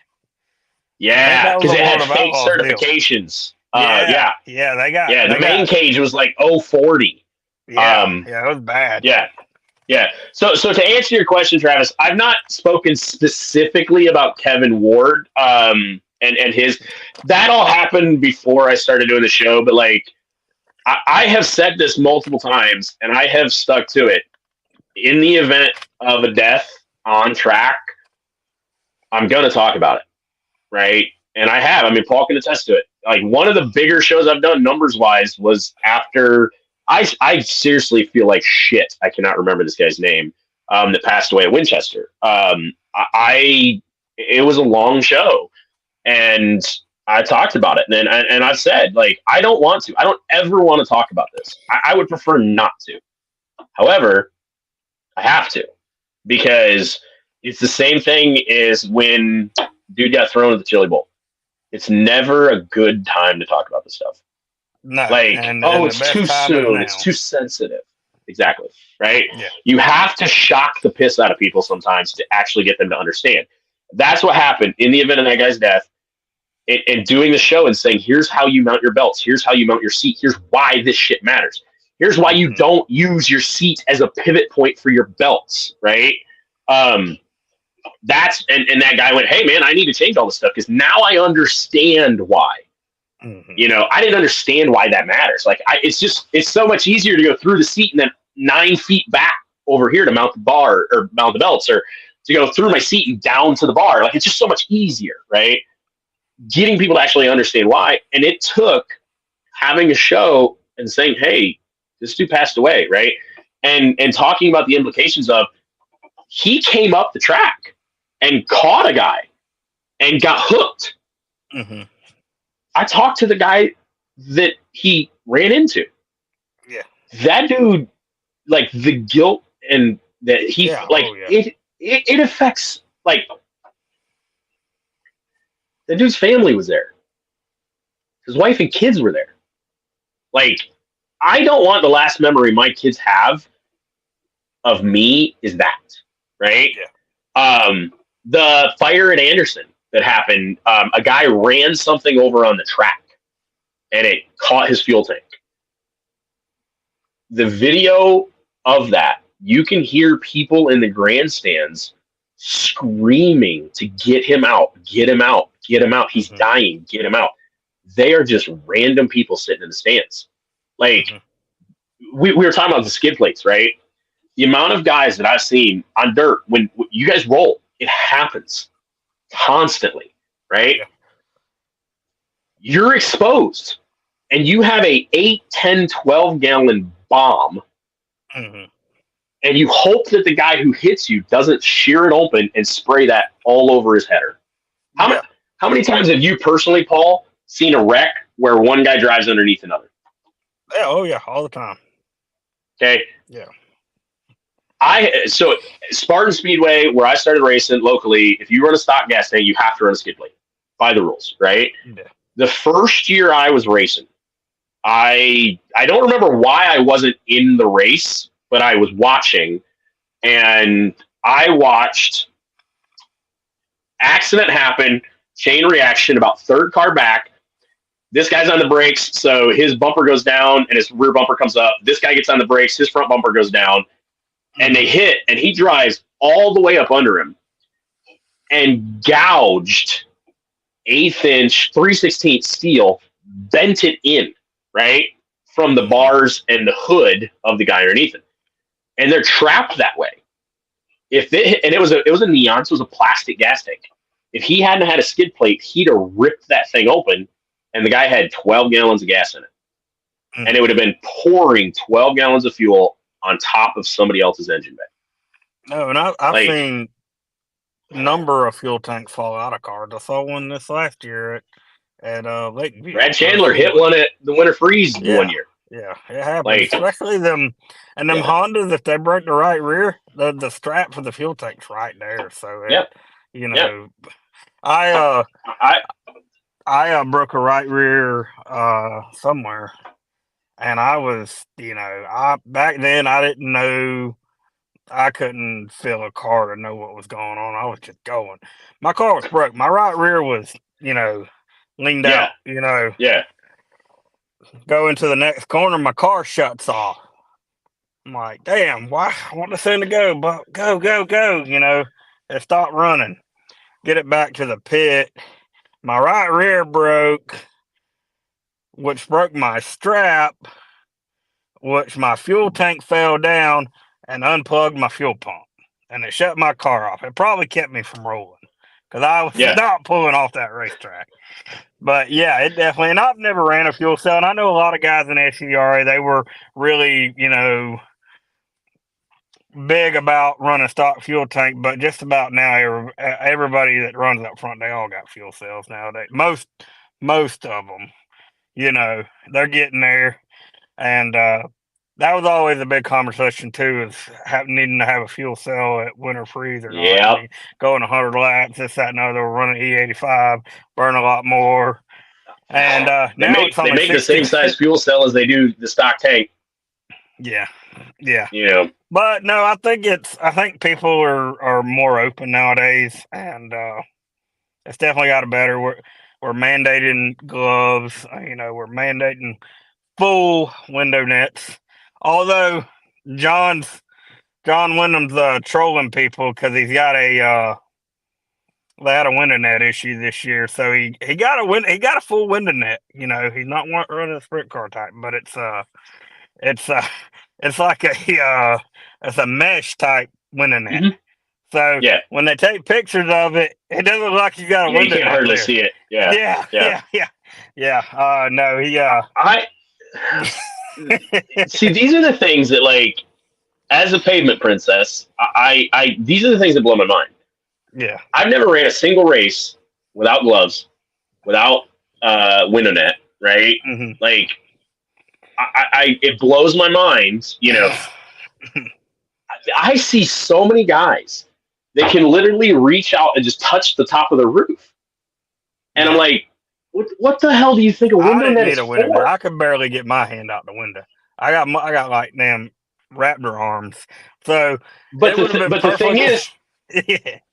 thing is, if you had 5 to 10 times the force of your weight pushing you towards that window and slinging your arm out, do you think if I had grabbed your wrist and you told me if you'd give me $1,000 if I could make it touch the roof, do you think I could do it? Yeah, probably. I'm gonna yank the fuck out of you. Right? Yeah. That's what I don't know. That's what I don't know if people understand about like rollovers and stuff, man. Mm-hmm. You're talking 5, 10, 20 G's worth of force.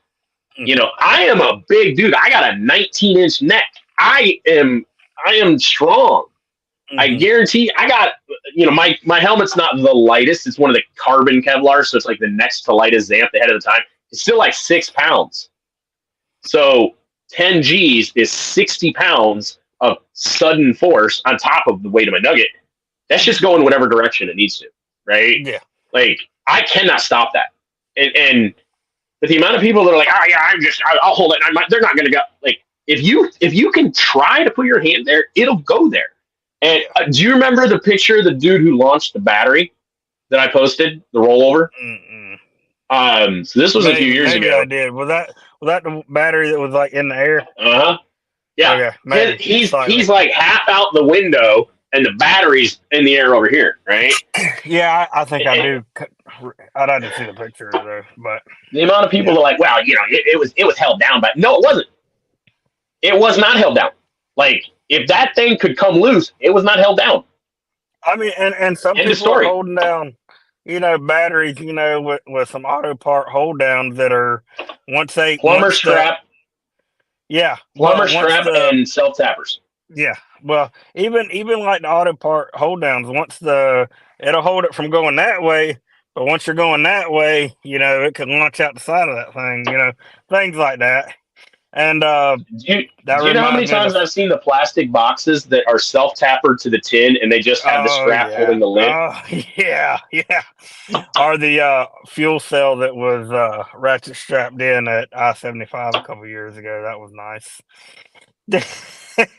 They did not let that car race, but I got a picture of it before they loaded it back on the trailer. I remember that I was there for a Southern Nationals race, I think. I watched the car one time. This was first few years of racing.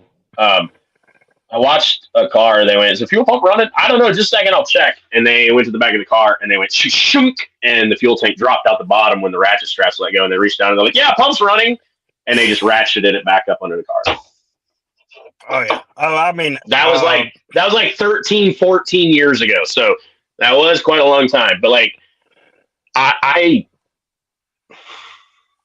and this is why I do this, guys and gals. Like, it blows my mind that in 2023 that Paul and I can talk about how we went to this track and we seen this bullshit, and we see it every time we go to the racetrack. Yeah, and look, we're not, and it's a lot of racetracks that come around. Heck, just a couple years ago, Northern Georgia and Alabama racetrack, you had to have a stock dash in the car. That's not the case no more. But in just a couple of years, that's changed. But you got these backwood holes that that just their people go to. So and you go to it ain't even just the backwood holes. Dude. Yeah, a few years ago, Spartan Speedway, we had like outlaw rules basically, like it was like our touring series rules, right? Yeah. And they decided that the car count was really low because they fucked with the rules. Car count was low, and then it was growing. So they decided at the end of the year, hey, I know what we're gonna do. So they made a claimer division. Yeah. And all you had to have was a X-sized plate on the driver's door and no glass. Windshield, but no glass. You could run stock seat belts, long sleeves, mandatory racing. Yeah.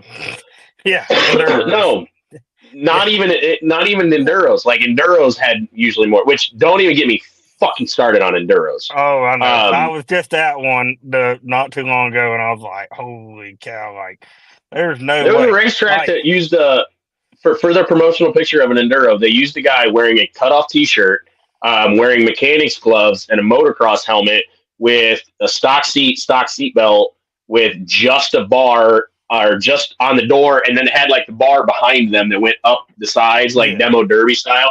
That was their promotional picture, and the guy was wearing jean shorts and tennis shoes. And well, it's just an enduro. They're not going. You guys are picking Acura RSXs, Type S's. Yeah. Like That's the thing. Enduros are more likely to get in a wreck than, albeit they're not as fast, but still, like, Like it's just like what is not as fast though? Like yeah, you got guys literally taking K series cars out there. You got TSXs 200 horsepower and stuff out there. Yeah. Like we do 10 mile an hour less than the race cars. Cool. So you're doing 65 instead of 75. Like what's his name down? Golly, I can't remember his name. The guy that wins all the big enduros down here in Florida. This guy, like they are big time into that enduro. Like these cars get brand new parts put on them.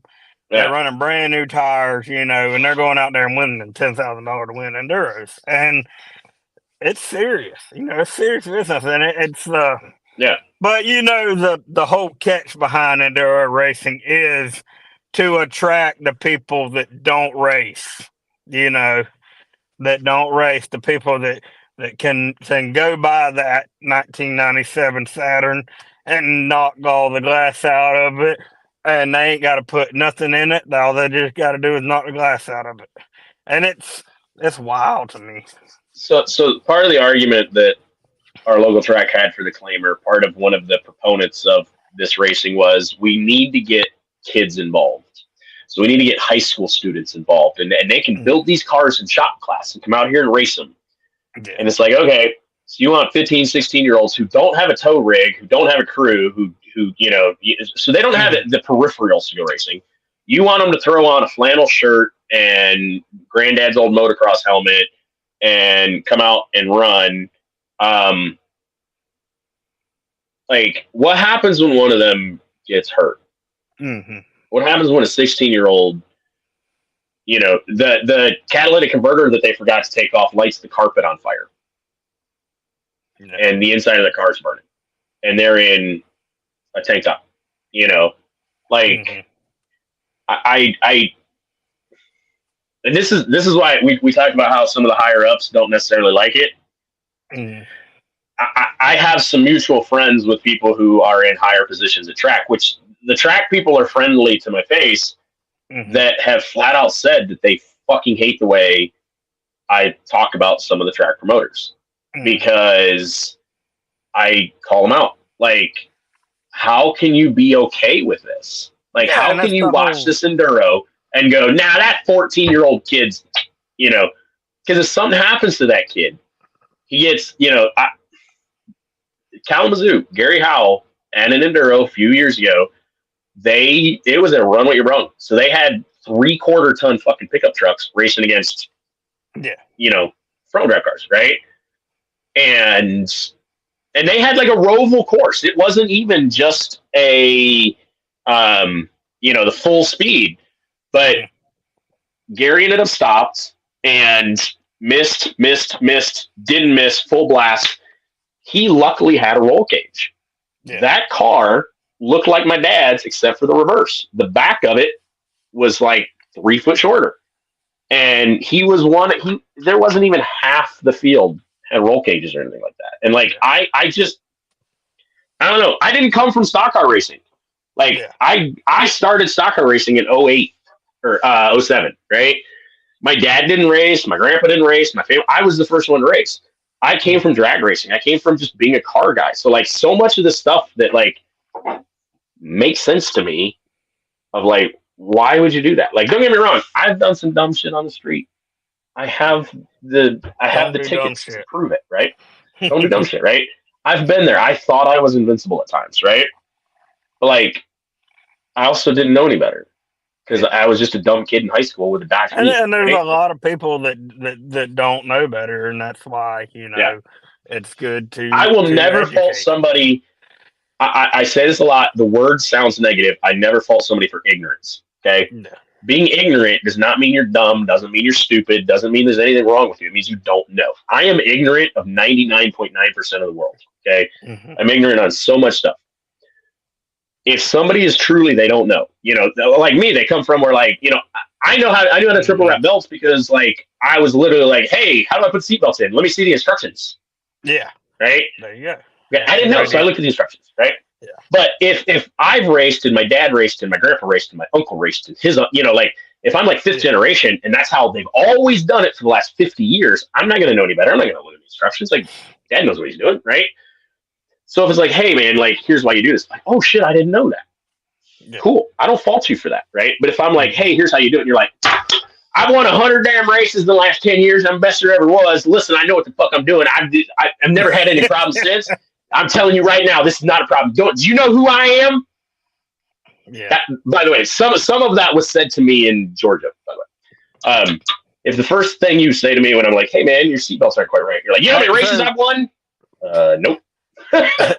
Not to get too personal, but did you know who that person was that told you that, or just some random person? No. Okay.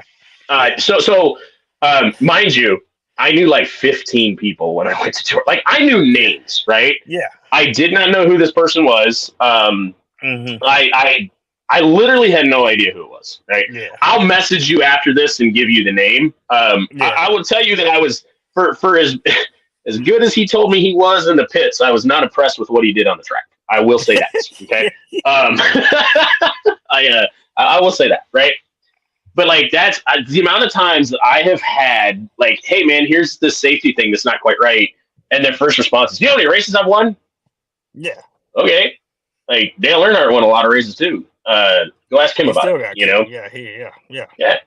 Which, by the way, people.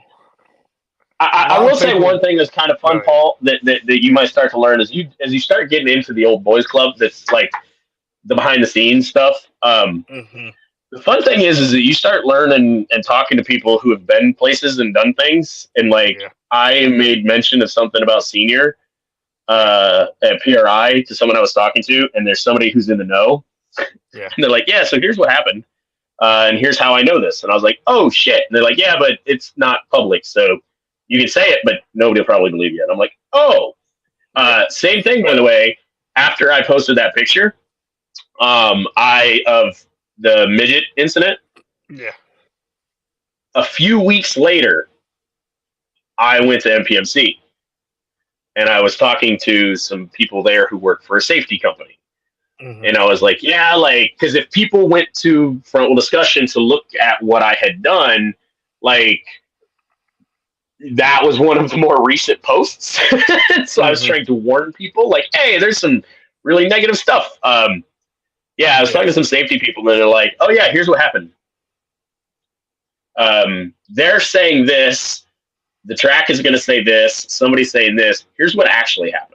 I will say that there are a lot of people commenting what actually happened. I'm not going to say it of what happened in that incident, but the belts, the people who make the safety equipment were quite upset that they were getting blames. But that's kind of the neat thing is you start doing that, you start running into people that know stuff. And you do. Yeah, I'm not gonna say it about safety stuff, but yeah, you definitely start like, and it's crazy when you go up that level how like open people are on that level that like talk about it like, oh, it ain't nothing. And then the general public just doesn't know anything about it, you know, or the details or anything. And it's wild. I know. I don't know. Like, I'm just kind of getting off topic, but hey, we'll keep we need to shift directions again anyway. We got real serious about safety for a minute. We got to shift directions anyway.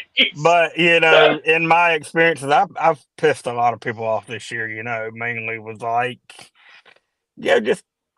Hey, you know, at Talladega, being able to listen into the radio. Yeah, man. Yeah, which is, I don't blame anybody for being mad at that. Like, I do. I absolutely do. Listen, I was Team Paul, okay? Yeah. If you don't want something to be known, don't be on a public channel. But right, and I can always go sit, you know, in the parking lot and not be allowed into the racetrack too. You know, it's their total right. That is their right. To kick me out of that racetrack, right? You know, and I have not been kicked out of a racetrack. I lied, but anyways,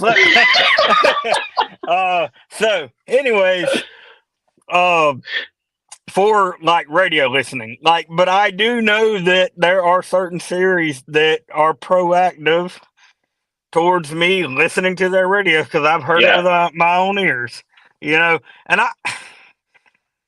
I know it's not. It's good content, right? It's great content, right? I know it's not 100% like the thing I should be doing, especially since I work for a racetrack and a series. I was kind of like my deal with the racetrack last year. I wasn't getting paid for most of the year. Like they started paying me towards the end of the year. I was like, all right, now I guess I kind of represent the speedway in a way, right? And like I don't want to be. And thankfully, my leash is pretty long. Like I don't get in trouble a whole lot, for whatever I say. Yeah. But I'm learning that the relationships with certain people, and we talked about this earlier, with certain people in the industry can strain your relationships with other people, or you can be on that wrong It can side. be good or bad. Yeah, and people know who that might be, right? That I might have a relationship with, and I've learned that it's out there. But and I'll do my best to represent, SCDRA and All Tech Raceway the best I can, and I'll try my best not to embarrass them. I'll try my best not to be unguided missile in a way, but sometimes I just fire away, and sometimes it sticks, and sometimes it don't. But I'm learning. See here's my issue with some of this, right? Is like the radio thing. Okay. Yeah. I won't lie to you. I don't remember what it was you posted that you weren't supposed to hear, right? But you don't have to say it. It's okay. We can leave that where it was. Right? We'll talk about it. But my thing is, and I try really hard to adhere to this. Mm-hmm. If I am a racetrack, like I've done shows, like if I ran the racetrack, right? I need to do another one of those soon. People like this, right? Mm-hmm. But if I run a racetrack, this goes back to the accountability. Okay. Yeah. If I am in charge, if I'm the race director, and I'm going to make a call, and I'm going to come over the radio, and I'm going to say 27 to the tail for wrecking the 32, right? Yeah. Whatever I say over that radio, whatever I'm putting out there, because unless I have an encrypted device talking to an encrypted device, people can buy scanners. Baofeng radios are like $12. Okay. Yeah. Receivers get all the same frequencies at the track. Yeah. Yeah. Like you can buy radios that literally scan frequencies, so it will find the frequency you're talking on. Okay. That's what it's not cheap. They're not expensive. It's not some secret. It's not right. So anything that I key that mic and I say, I should have the understanding that it could be heard by somebody, right? So if I am going to say something on the radio that is detrimental to me or my track, I better have a reason to do it, and I need to stand behind it, okay? Yeah.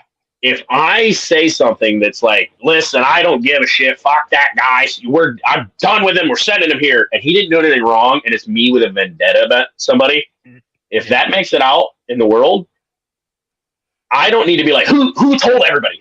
Who leaked that? No. That's on me. Yeah, you did. I did that. Exactly.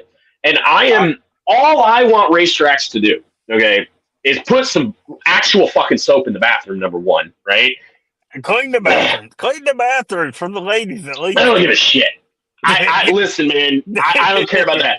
I want because I don't ever remember to bring hand soap. I don't want to go to the bathroom and be like, oh, thank you for the antibacterial foam. Fucking soap in there so I can rinse grease and oil off my hands. Okay. The biggest thing I want is whatever rules you have, follow them. And consistent repeatability and accountability. Okay. If you consistently make bad calls and you go, hey man, I fucked up again, my bad, I'm going to try to do better, but or like we talk about spinner spinny, be like, everybody involved. Like, look, man, I know there was 5 cars. I had to send them all to the tail. They were all involved. Like, that's on me. This is our rule. If you just own it. Okay. Yeah. Hey, I had to DQ him because, he had 5 tires and he's only allowed 4. Like, I don't care if it was, they were a third the size and it was actually smaller. I don't care if it was a disadvantage. It was against our rules. So I had to DQ him. That is what I want. If I Kalamazoo Speedway Super Shoe, I win 2010 their mini shoe. Okay, their front wheel drive only event inaugural, and I win the thing. Set fast time, win it, handed ass. Right. The next year, I had an issue, and I qualified like ass. Okay, I go up to the tower. They changed their policy. You could not break out. You could not reset your time. Okay, I walked up and I talked to Gary Howe. And I'm like, look, man, I wasn't sandbagging. Like, I want fast time. I set fast time. I'm the defending winner. He's like, I know. He's like, I know. He's like, I could hear it. Because I qualified in fourth gear instead of third, right? Because it was mass censorship. He's like, look, he's like, I'm sorry. He's like, last year we had 100. It was like 100 people that they had to reset times for. He's like, it was absolute chaos, total mess. He's like, it really screws things up. He's like, so somebody's getting screwed. He's like, there's 10 to 15 guys who legitimately are not playing with the times. They're not trying to sandbag. They just had an issue and they're getting screwed. And I am sorry. But there's 75 guys who are trying to play a game, and we're not going to let that happen. He's like, this year, you're one of the guys getting screwed. And I'm like, you know what? I can respect the hell out of that. Yeah. Because he's just flat out admit, like, here's our system. It's not perfect. Some guys are getting screwed. You're one of them. I apologize for that. There's nothing I can do. Yeah. Awesome. Thank you, sir. And that's not a negative interaction at all. I respect the hell out of Gary for that. I to this day, I tell that story in a positive manner. And it's been 12 years. That was in 2011, right? Had I went up there and he's like, now, Kalamazoo at the same token, Super Shoe this year, they divided the front wheel drives into two classes for Super Shoe. The only difference between the two classes was the fucking tires. Okay? Your Outlaw class was 790s or Falcons or whatever. The DOT class was 300 tread wear or higher. Like 5 of the top 6 cars were wearing Falcon Azenius. The guy that won was wearing Falcon Azenius, a 200 tread wear tire. And he posted on Facebook. It's no secret. He posted himself, I was running Falcon Azenius because I seen other guys were running them, and I asked, and they said, well, they're legal at this track, so we're going to let them run. And so we went home and got ours, and we won. Mm-hmm. They had one rule. One. And they went, what? Yeah. What else? And it fucked a bunch of guys. Yeah. Back to the radio is, there's a lot of racetracks that I've learned, and being involved in officiating too, I work at a racetrack and there's not a whole lot of radio traffic, like at all. Like, race director talks, or if somebody needs something, they ask something, but they're not chit-chatting over the radio. I go to some of these racetracks, and that's all it is just way too many people that have a radio that don't need a radio. And that's where you run into some issues. I was at a racetrack, I don't think it was this year. I think it was towards the end of last year, up in the Carolinas. They were making fun of Chinese people in the grandstands on the radio. On the radio, yes. And I'm not, I'm not going out here and saying that, but racetracks do need to be aware that people can listen. It is a thing. And that's why it pisses people off, because things do get said on the radio that shouldn't get said on the radio. See, instead of being pissed off that a guy's got a radio that has a scanner, maybe be pissed off at the guy making a bunch of racist remarks. That's hey, look, Jim Bob said some shit that is not endorsed by the racetrack. We welcome everybody. Which, listen, I tell you right now, I'll stand on this hill. I got no time for racism, right? Mm-hmm. I will listen to and maybe even tell a racist joke from time to time if it's actually funny, if it's just pure racism. No, I got no time for that, right? Mm-hmm. I got no time for that kind of hate, especially at no racetrack, stuff like that. We need everybody, okay? Yeah. So if you're doing some shit like that over the radio, you deserve to be called on it. Yeah. And if they're going to get pissed at the person that calls them on it, instead of being like, hey, I didn't make the comments. I don't know who did. I'm going to get to the bottom of it. It's unacceptable. Stuff like that. Like, that's what I'm talking about. That's the kind of stuff that has promoters mad at me when I'm like, all I want is accountability. No, all I want is repeatability and accountability. And that's one of those things where if I would have come out with that, I would have absolutely got burned to the stake, right? Yeah.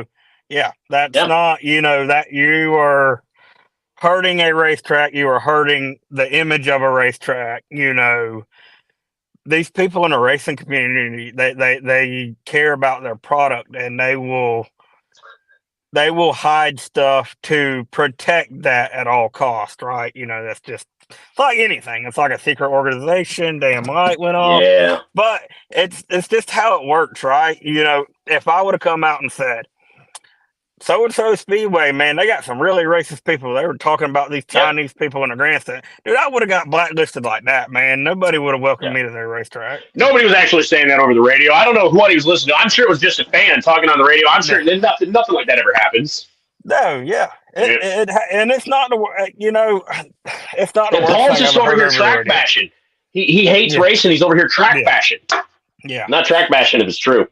It's not the worst thing I've heard over radio. But I will tell you, being in that official stand, there's a lot of stuff that happens that you get blamed for, that you didn't do nothing wrong for being in a tower, for the calls you made with the information that you had, know, and being accused on Facebook during the middle of an event. Like, we look, we're scrolling the book while we're working in between time. We can see what's being said. And as an announcer, if you are doing that and you can add to an event, be like, hey, you know what? Paul's down here in the audience. Hey, Paul, stand up, give the guys a wave, right? Y'all should tune into Paul's News Network, right? Like, that's awesome. I love that kind of stuff. Like the live streams where people post Facebook comments and stuff. I love that kind of stuff. So I'm all for it. No hate. No. But what I was getting at is like, they think that, I can't speak for every racetrack, right? But I can tell you what, just about majority of the racetracks out there probably operate the same way as the one I work at. And they are not out there to screw anybody. They're not out there to screw individual drivers or anything. It may appear that way. That guy may be the track owner's son sometimes, and the call may have benefited him, but it was the correct call. Like, honestly, like, it's really sad sometimes, and it's kind of demoralizing to, I'm not going to say me, I haven't ran across that yet. I'm sure I will.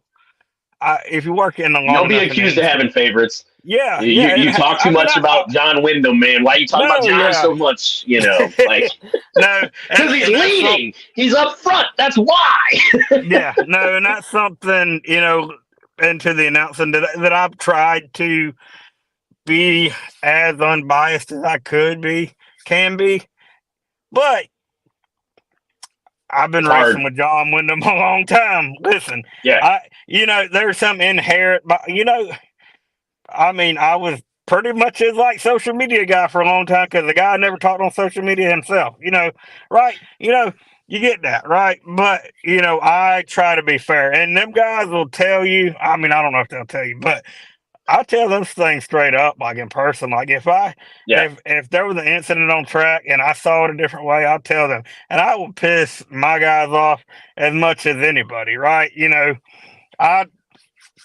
I've always been a glass half full kind, or what is it? Which one is it? The glass half. Anyways, I've always been a glass half full is positive, glass half empty is negative. Yeah, there you go. Yeah. I try to be that guy. I like to look everything from a distance, and I think more being somebody that drove a race car that's not a good race car driver. I don't know that I can.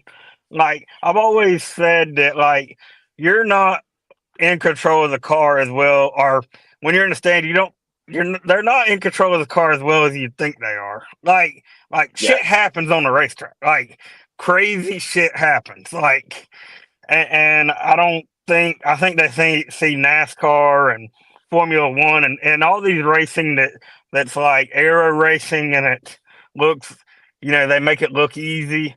I don't know. These front wheel drive cars, man, are freaking wild on a dirt track. You know, they can hit a bump and bounce all the way up the track, and all kinds of crazy stuff happens, man. You know, and people just don't understand that. They think that I'm all over the place right now, but they think that people have like ill intent on a lot of stuff, a lot of incidents and stuff like that, when it's really not that way. I try really hard to give the benefit of the doubt. Yeah. For tracks and stuff like that, right? Now, I have been on tracks. I've held the radio. I've talked to people, and I want to give the benefit of the doubt. However, I know a couple promoters who have one or two guys that can literally do no wrong, right? That, you know, and I've seen, so far, I haven't actually seen like a promoter son or something like that, because most of the time, like, I don't think I've raced for a promoter whose family races. Like, to be dead honest, like, I'm not. Oh, it happens at these southern racetracks. Oh, yeah, no, it happens all over the place. Happens all over the place, right? I'm not saying that it doesn't. I'm saying that me personally, I don't think I've had to deal with that exact situation, right? But I have seen situations where it is like, holy shit, like, that dude wiped him out. Like, under caution, he took him out. Yeah. Why is he getting his spot back? Like, you know, so 95% of the time, 99% of the time, I 100% agree, right? But it's one of those of like, I was standing there, I was at a racetrack. I don't want to try to point the situation to the proper person. I was at a racetrack, and I was standing next to an employee who had a radio, and an incident happened on track. And it was blatantly obvious A drove through B. And I mean, like, got to him, drove through him, spun him, kept going, right? About 5 or 6 people all chime up on the radio. Hey, man, A drove right through B. Like, dude, that was blatant. Yeah. And one person who had the power to make the call came over the radio and said, that's not what I saw, and sent the guy who got drove through to the tail. Yeah. And I mean, it was like they got the significant others videos taken off Facebook because it was very plain to see. It was not what, you know, like, you know. However, I have also been, I was an official. I was a tech inspector for a year at Spartan, and I would go up when the front wheel drives were racing. I didn't give a shit about the rest. When the front wheel drives were racing, I would go up to the track. I had a headset. I would watch. I would spot her. I knew I was track champ the year before. I knew all the guys, you know, and I would do that where it's like, man, this is what I saw, right? This is what I saw in the moment. Here's what I saw leading up to it. This is why because there were 2 or 3 times where I piped right up like, hey, Todd here. This is what I saw. This is what I think happened. And they made the call based on my recommendation. But they would come up later and I'd be like, I need to talk to you. I'm like, no, you need to talk to me. I made that call. Here's what I saw. Here's why. I know this and this and this. And here's what I saw, right? But that's that accountability of it. You know, if a track looks shady constantly, and, you know, oh, man, I heard this over the radio. No, you didn't. Why you listen to that? You can't, you know. And it looks like everything's being shoved under the rug, right? That's when people start to question. Now, I'm the same way as you where, you know, you ask my dad. I've had times where dad's like, he ran. I was like, no, he didn't. You drove straight through him, you know. I got guys I don't like. I really do. I got guys I race against I can't fucking stand, right? Yeah. You wouldn't know that, especially I have maybe had 1 or 2 as a guest, okay? I buried the hatchet with one of them, right? I have guys I don't like. But I can watch a race and go, that dude drives like ass 80% of the time. This is one of the 20% of times he was innocent, right? And it might pain me to say that. But you get the guys that go out there and an incident happens. This is what I could not stand when I first started driving. As I go out there, I do whatever, I pull back in, and they told me how good I did, right? And I'm like, No, I was not good. There's no way I was good. It's the same way with like Were incidents on you the watching racetrack. me out there? Yeah, Like yeah, I was in yeah. the You know, the 79, positive right? people. Yeah, the positive people, right? You know, are the people are same, especially at these southern racetracks, these Carolina tracks, especially. Incident happens on the track, pull in, and all your pit crew says, "You did it," or he did this, blah blah blah. That's blah blah blah, and He's that's so not what nerdy, I happened. That can't is stand. not what happened. And Yeah, they basically tell the driver that this happened when it didn't happen. And yeah, don't ever listen to your crew yeah. when you get out of your race car, because they are not telling you the truth. I have my best friend Mike, my brother-in-law John. Right, I go to war with these guys. Okay, Mm-hmm. but we are the kind of friends that they don't take delight in me screwing up. Like they don't wish for me to screw up.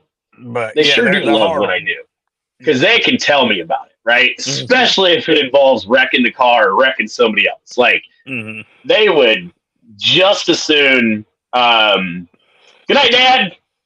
Yeah, definitely let me know about Mom. But like they would just as soon tell me, damn, dude, like congrats on winning, but you drove through that guy, right? Like Yeah. they love to do that, and Yeah. they've never come at me that it wasn't warranted, right? Yeah. Like if when I come out like, oh man, I get a mic is gonna rip into me, right? Yeah. If you do not have someone on your crew who cannot wait to tear you apart for messing up, Yeah. find somebody, because that's the guy who's going to make you a better racer, right? Yeah. Yeah. The amount of times that I've sent that exact situation where you're in of, there's 15 people that are trying to fight somebody. Mm-hmm. And it's like, were you all watching? Like, yeah. Did we see the same thing? Like, yeah. Huh? I can't. Listen, you guys ever want to know my honest opinion? If I'm at a racetrack, if I seen it, I will tell you. Whether it is good or bad for you, I'll tell you, right? I actually have an example of this. Madera Speedway.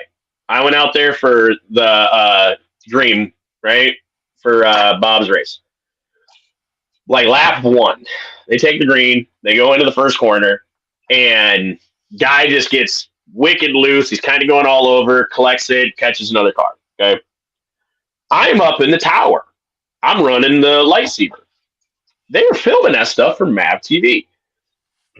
I'm watching the screen of the guy sitting next to me who has the cameras of the video that's going to MAV TV. And now, mind you, they're live streaming this over YouTube. Okay. Mm-hmm. They show a replay.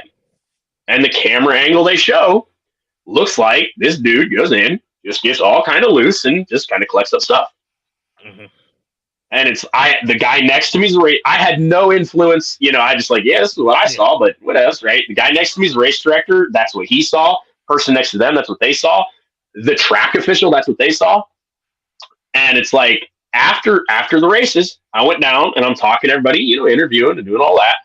And these people are pissed at this other driver, this non-driving. And I'm like, because why didn't they punish him? Why didn't they send him the tail? Why didn't they do this? And I was like, I was in the tower. I'm going to tell you my opinion. I do not speak for anyone else. Mm-hmm. I did not see that happen. I did not see that person get into them at all. Right. Like I'm telling you, man, I seen it. I seen the MAV TV replays. I did not see that. The camera angle and the angle from the tower, from where it was and behind, you couldn't see it, right? And I literally watched the replay. It's not just me going off memory, like, oh, whatever, right?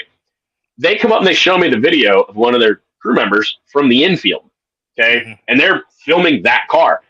Mm-hmm. And the dude behind him came in there like he owed him money. Like, bam! Drilled it. I mean, he made up 3 car lengths in amount of time. Like it was like he wasn't on the brakes at all, right? Yeah. I don't remember what happened. Like it was an accident. It wasn't on purpose, but like, boom, dude, he drills it. Oh shit, I stand corrected. Like that dude got you. Yeah. But the angle I was at, the tower, and the replays, like the video replays, you couldn't see that. No, I've seen alternate views that have changed my mind about things too. Yeah, it's crazy. It's almost like the what Fager Carson Hocevar deal. Like there's like one on one side and one on the other. Out of this what's your opinion, Paul? I will tell you my opinion. I will tell you my opinion. You got to go first. Yeah. I hate the Delaware double file restart. I wish we'd just double file all the time. That's my opinion. Okay. I don't know, man. I don't know. I was not emotionally invested in that incident. It was just a regular wreck to me. I could care less. So, Carson Hocevar, for those of you who don't know, is a product of Michigan. He's from Berlin over here, right? Carson, by the way, is I have nothing negative or positive towards Carson, right? He's done some shit in the trucks I don't approve of, but like he's got some talent. Okay? But he is kind of funny to me because all these people that are like, "Daddy's money gets you into NASCAR," and like if it wasn't for all these young rich kids, and like Carson's dad has a lot of money. He owns a gold pawn shop chain. He's got a lot of money. Carson was in brand new late models at like 13, 14. I'm talking like the $50,000 roller cars, right? His dad is a primary sponsor on his truck. Okay. So and I'm not saying that Carson doesn't have the talent and all of that. Like I'm not taking that away, but daddy's money got him there. Okay. Yeah. No, for sure. So that's the hypocrisy of it. Like you either hate people with daddy's money to get there or you like it because your buddy's there. Right. However, that incident, I'm going to lay it out there how I saw it. And I've watched this thing a dozen times, okay? Fager fucked himself. And I know what he was doing. He was trying to play games at the start. And I hate when people do this. I hate people that play games on starts. He was all the way out in right field. He was in the second groove all the way out there. And what he was trying to do. I don't know what the rule is there, but I think when you get higher up in late models, you kind of you can go anywhere. But like the rule at the track I run at, like I said, whoever is the leader, which we do double file restarts, right? So you're not out there by front. But the rule is if the leader chooses the outside and he goes up on the wall, the car on the inside, he's got to follow him up the wall before they fire. And they don't want you to fan out, right? But in national late models, they fan out everywhere, and I don't ever see them get called back. Yeah. Well, the whole thing with this was, it wasn't that he was fanning out. Fager went to the outside groove, and what he was doing was he was going to chop the fucking nose off Carson because he was going to hit the gas, crank that car sideways, and drive it right down to the wall. Yeah. And what he was expecting was that Carson would go, "Oh," and let him have it. But the problem is that Carson had a guy behind him going, "Let's go," number one. Yeah. But number two, these dirt late models have so much damn movement in them. You stand on the gas and they have to go, and then they go, right? Yeah. Fager did that. He gets in the gas and the car goes, and Carson goes, "All right, let's go." And he gets in the gas. Yeah. But the problem is that because Fager was way out here and trying to turn, he took an extra second to get where he wanted to go. Carson was there. Like, if Fager wanted the bottom and he would have been on the bottom, Carson never could have got to his door. You know what's crazy? But he was in the outside and he wanted to go across. Now, and I understand the people are like, well, the double file, the leader gets to pick, the leader gets to go. If I'm racing a dirt late model and I watch your left rear hike up under your car, you're on the gas, I'm on the gas. Let's see what the fuck happens. Okay? If I've got that jump on you, like that, what is there a better way? You're a dirt guy. Is there a better way to tell that a dirt late model or a dirt mod is on the gas than to watch the left rear go way forward in the wheel well and to watch that corner separate? That's how you know that, because they got to move 10.5 feet before anything happens. So if they go from laying static to going, they're in the gas. If you're in the gas, I can be in the gas. Let's go.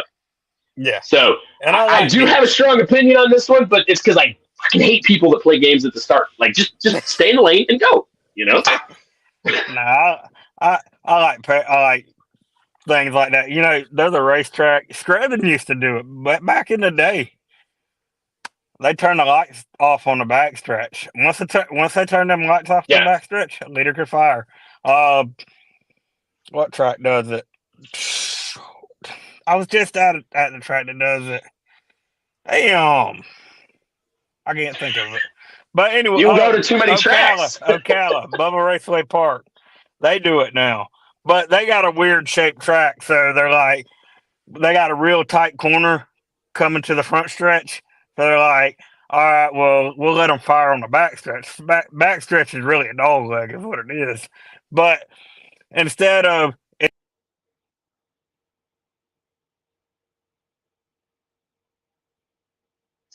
just a minute, I think he's back.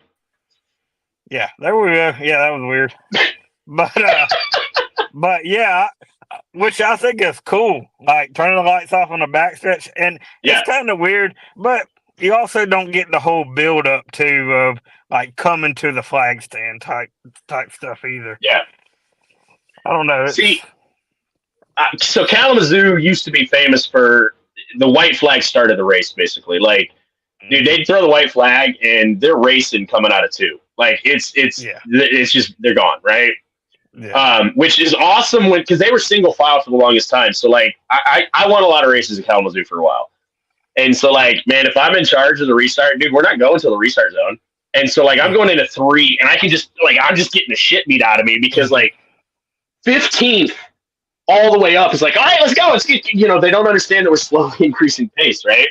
Mm-hmm. But like I don't mind if a track has something goofy.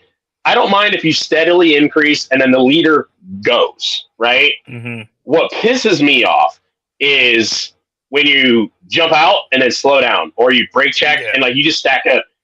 Yeah. What is going on, brother? We're getting close to the 4-hour mark, believe it or not. So maybe that's the problem. I think maybe that's the thing. We got like 15 minutes max, and then we'll call it. But like, if you screw the whole field for what you think is advantage, I don't like you, and I don't care. Right? I've had this conversation with my dad. Okay, increases now. I know if I'm next to a K Series car, I'm racing in second, they're racing in third. I want to try to get that point where they are too low, that they're not where they need to be, and I am, right? Because our gear ratios do not match up. So I'm trying to find that spot where they can't drop the gear, but they're not where they want to be. That's where I'm going to go. I'm going to steadily increase to that pace, and that's where I'm going to go. I'm giving myself that advantage, right? If I know the guy behind me is, the guy behind me has an automatic. Like, he's not going to take a jump like I am. Mm-hmm. I'm going to wait till the last second because I can gap him. We're good, right? Yeah. I'll do some stuff like that. I'll put myself an advantage. But if I'm in charge of the start, when we take the white flag, I will go no slower than I am at that point because I want people to be able to catch up and we have a good, clean start. I want my advantage to be that I'm better than you when I get to turn 1, not that I managed to wipe out half the field because I'm like, As Travis says, we're out here doing a Joe Rogan length episode. That also branches me out to qualifying, man. Doing a group qualifying, man. I don't know why they do it. It's people that are in. Hold on. Yeah. All right. People that are in the slower cars, right? They come out behind, one of the top series. Granted, it's their choice to do it, right? Track is open; they can do whatever they want to, right? But it's the slow cars that like I'm talking like the slowest cars, right? That come out right behind the fast guy. Green flag comes out. The fast guy's, holding back. He's trying to make a gap, right? And this guy's like, green's out, I got to go, son. And he hops right in front of that fast guy as that fast guy's getting ready to get on the fuel, man. He got his gap how he wanted, and as soon as he gets on the fuel, that slow car's right there in front of him. It happens all the time, man. I just don't. I just don't understand it. You know, you're hurting yourself. I thought you were getting personal for a minute. Huh? I thought you were getting personal for a minute with Eldora. No. Do you remember you watched John qualify at Eldora, right? I don't remember it, to be honest with you. I was on his bumper taking the green at practice or at qualifying. Like I went out directly after him, and I was like, "Well, he's gonna fuck and off when this thing turns green, so I can touch him. Like it don't matter, right? I don't need any gap with my single cam neon and Wyndham, right? So I literally was like 3 feet off from him. I'm in second gear. I stand on the gas, and now mind you, I mean it's no secret. John Wyndham racing engines. Dude builds some smoke, right? That thing's pulling out. And it's like 18.5 to 1 compression, just ding, ding, ding, ding, ding, ding, in front of me. And dude, he hits the gas, and I'm in the gas. I'm in second gear. I'm in the gas. I go to grab third. Like I grab third, and he just dude, we were like this far apart coming out of turn 2, and he had about 8 car lengths on me going into fucking 3. And so I was curious where you're headed with that, because I was like, the slow guys are right on the fast guys, and I was like, yeah, I was, but now your point with this, I fully agree. I have been absolutely screwed at Bristol twice by the same guy, which, by the way, if he does it this year, I'm putting him in the fence. I'm not going to say who it is. I'm just telling you, I'm going to catch him and I'm hooking him, and it'll be, I might never race with Boars again, but if he does it to me for a third year, I'm hooking him. Okay. Same dude twice. We pull out, and I have group qualified my entire racing career. Okay. Yeah. Spartan used to do it the best way. Whatever your qualifying times was from the week before was the qualifying order for group qualifying. Fast time went out first, 10th quick went out 10th, right? They'd send out groups of 6 to 8 typically, okay? That's not a bad deal right there. It is a great idea, okay? Oh, yeah. Because the top 10 guys or so, they might shuffle. Those are usually the guys that know what they're doing. But they know when they all come out the line, leave a little bit of a gap, but it's okay to be kind of close because you're fairly equal in time, right? Yeah. And by the time you get to the last 10 guys, they're 3 wide taking the green, and none of them can figure out why they break out in the feature when they run a full lap, right? But those guys aren't in front of the top 10 guys, right? So I have group qualified the entire time, okay? So if I'm pulling out and we're in a group and the guy in front of me, I'm leaving a little bit of a gap and he's leaving a little bit of a gap, and it's equal and it's fair. If somebody jumps in front of me with that, God, I want to wreck them, right? Yeah. But if you are going to try to be fast time and you're trying to leave half a lap and there's 10 cars out there, I will drive around you. You can fuck off. Yeah. So I'll tell you. It is a razor's edge of I'm trying to leave a gap and the slow guy screwed me. And I'm screwing everybody else to give myself a massive gap so I don't have to drive traffic when everyone else does. There is a fine line there. So I am on both sides of this fence. Talk about Walker Wyndham. That sucker leaves the biggest gap out. I am not because I have not seen it. Walker, I'm not calling you out specifically. I'm calling him out. That guy leaves a half a track. There'd be 8 cars on the track. It'd be a half a track gap. I'll drive around him. If I'm the guy behind him. He'll have Kelly screaming on the radio, "You get the fuel, you're about to get ran over." I'll drive around you. Yeah. Listen, if you're watching this and you race against me and we're group qualifying and you pull some shit like that, I will drive around you. And if I know you're faster than me, I will block and be in your way so you get a shit lap the entire time.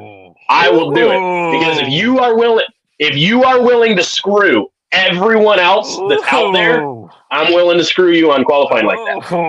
So now, if you are leaving a reasonable gap and the guy in front of you is leaving a reasonable gap, I will leave a reasonable gap. I will not interfere with you at all, right? But if you are purposely screwing everybody else so that you have that advantage, I no longer care. I will do the best I can to take your advantage away.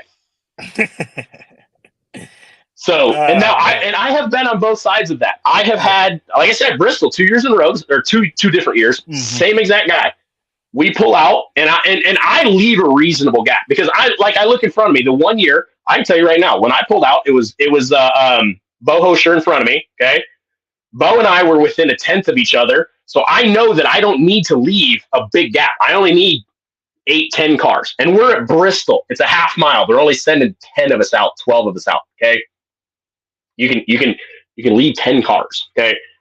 Like this isn't some quarter mile bull ring. But we pull out and I'm not even off the apron. And they go, and they start slowing down in front of me. Oh man. So and mind you, I was significantly faster than them both years. Yeah. We were not close in times. Like I was top 5 in times. They were like 35th in time. Yeah. Right. So, and now I will say this too. Okay, I will say this. I have been working with Dan Redmond. I've been working on Dan Redmond to do the whole go off practice times for qualifying. Yeah. Like we run 2, 3, 4 practice sessions. Okay. VCTS at Bristol has 10 guys helping. Put all the lap times together. Just line us up. Okay. Yeah. Here's your qualifying lineup order, right? Yeah. Top 10 guys, next 10 guys, next 10 guys, next 10 guys. Okay. Or would you want it to slow? Hey, no, I think you should do slowest first. Then you get movement. You get movement the whole time. So this is just a personal thing with me for qualifying. And this is every now and then I say some stuff that sounds egotistical. Okay. And sometimes I believe my own hype. If we're single car qualifying, I want to be one of the first few or one of the last few. Because I either want you to be pissed off because you see the mark that I made, or I want you pissed off because I beat you. I want to go out there in the first couple and be like, bam, there it is, get it, right? Or I want to be like, oh, man, dude, he was the third one out. I know he thinks he's got this. Watch this, right? And then, bam, top of the board. I love doing that. Like, I either want to go towards the front or towards the back qualifying. So I like your idea, Paul. I like your idea. Full invert. For qualifying, full invert. You know, I like it. Man. I have not mentioned that to Dan. I'm gonna run with that. I might message Dan tomorrow and be like, hey, I might message Kelly and be like, hey, hot laps, man. Let's go. If you run a transponders, okay, which most of you guys are. I mean, SCDRA is qualifying, right? You're going for times. If you are running practice, okay, and you have transponders, it is not hard to look at a list of times that you're already printing off and being like, okay, guys, I need you to just line up in this order. That's all I need. I need you to line up in this order. And then go. So, yeah. The fun thing is I just imagine Travis out there in California is like, what the fuck is qualifying? What are we inverting? What? Because he's a drag race guy. Like he's new to this stock car stuff. Well, so I met Travis at MPMC, and I'm just super appreciative that he's here. But I just imagine that he's like, I don't know what the hell these guys are talking about at all. Very, very briefly, what is that? MFPC? Is that what you're saying? MPMC. So MPMC is Motorsports Parts Manufacturing Council. It is a council in SEMA. And basically what it is, I say MPMC, but it's actually the MPMC trade conference. So what it is, Carl Fredrickson with Speedway Illustrated, which, this is that whole behind the scenes, you start making networking. I went out to California, got to hang out with Carl Fredrickson. Carl's like, hey, you should do this. And I'm we're networking, right? But basically what it is that members of media can meet directly with companies. And we go out to the Embassy Suites in Anaheim, which is within walking distance of Disneyland, which is pretty cool, right? I could see Disneyland from my room, the hotel last year. It's pretty cool. But basically, the companies each have a suite, and you have a 30-minute meeting with them, and you just go from suite to suite to suite to suite, and you can meet privately with them. And it might just be like, for me, last year at MPMC, the whole thing was like, hey, we exist. Front-wheel drive stock car racing is a thing, right? Yeah. And you would be surprised at the amount of companies that went, what? Yeah. You do what? So, right? No hate, by the way. These are, you got to realize, I literally sat down with a head of marketing for multi-billion-dollar corporations. Yeah, okay? And it's like, so no hate. my friend John got with me because he's like, because he's By the way, into his Dirt own. Dauber, Dirt Dauber. Yeah.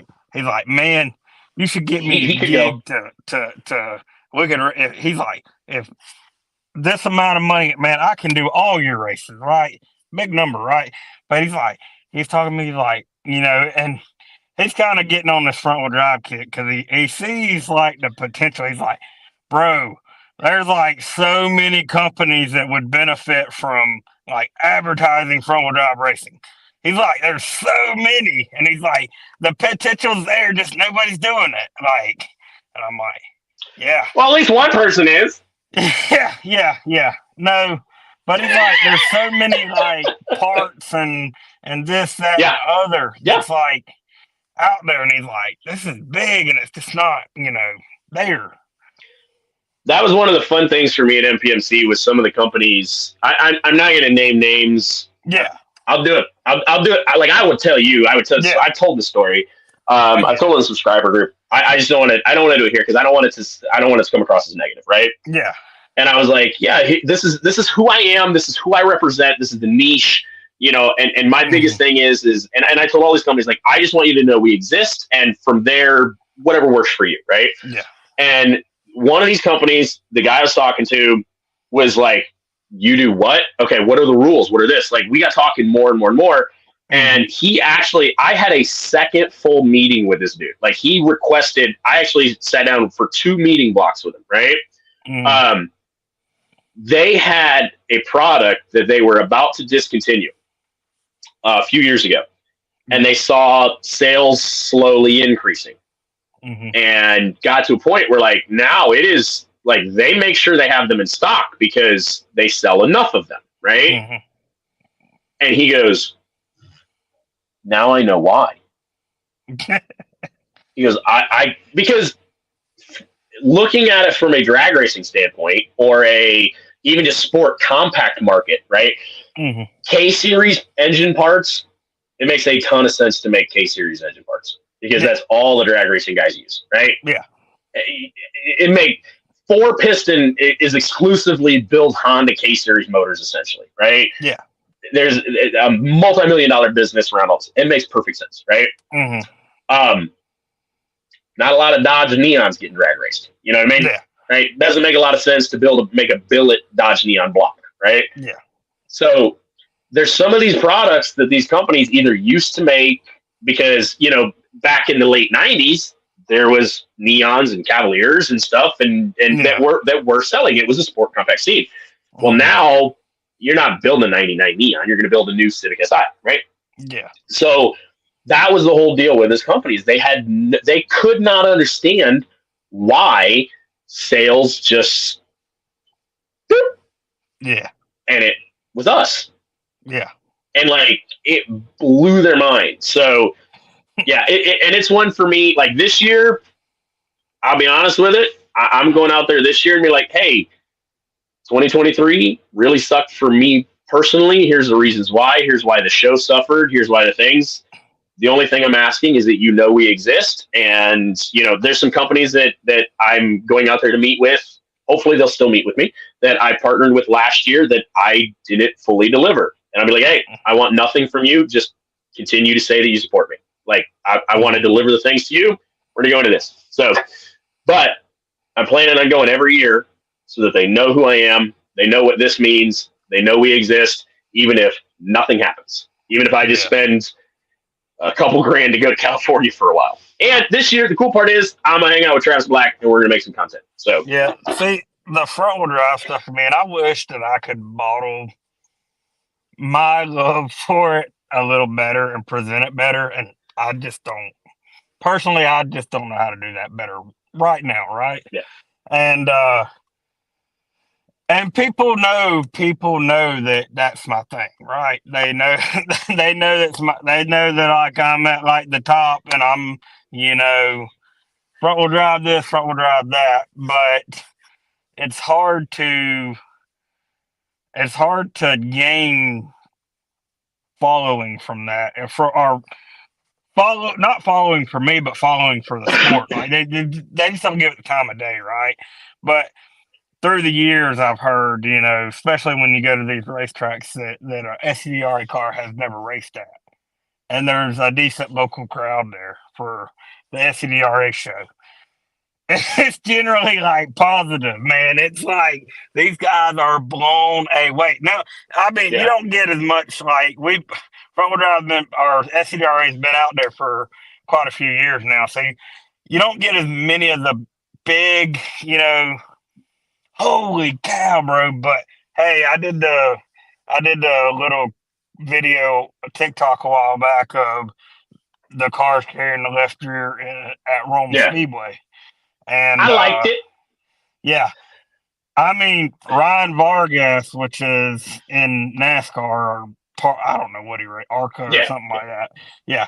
He commented on it and he's like, holy cow, I didn't realize front wheel drive cars had that much dig, or something like that. But it's still like the whole carrying the left rear is still, if it gets the right spot, people are like, whoa. Even though that's not really a big thing anymore. It's a lot you just need to saw off the right front. A lot of these guys have got the left rears back down on these cars. They realized, it wasn't. They need some dig on the left front too, not just the right front. Yeah, I akin it to. First off, you can never convince. Dirt is the one thing. Like if you need the extra traction, if you need the extra weight on the right front to physically bite.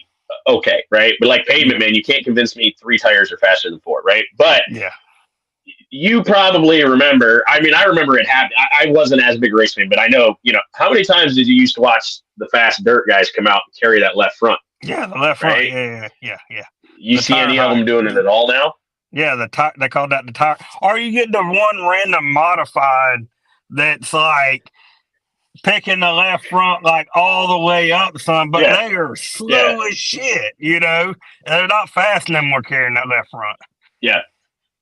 I honestly, I think it's one where the left rear is going to come back down because it's kind of fun for me to go to see some of this stuff. And like, I'll see pictures from SCDRA and guys are going through the pits and the right rear has, like, I don't know if I can go back far enough, that's got like this much fender gap, and I'm like, dude, you could put a 245/80/15 in there, I went through that video. Go ahead.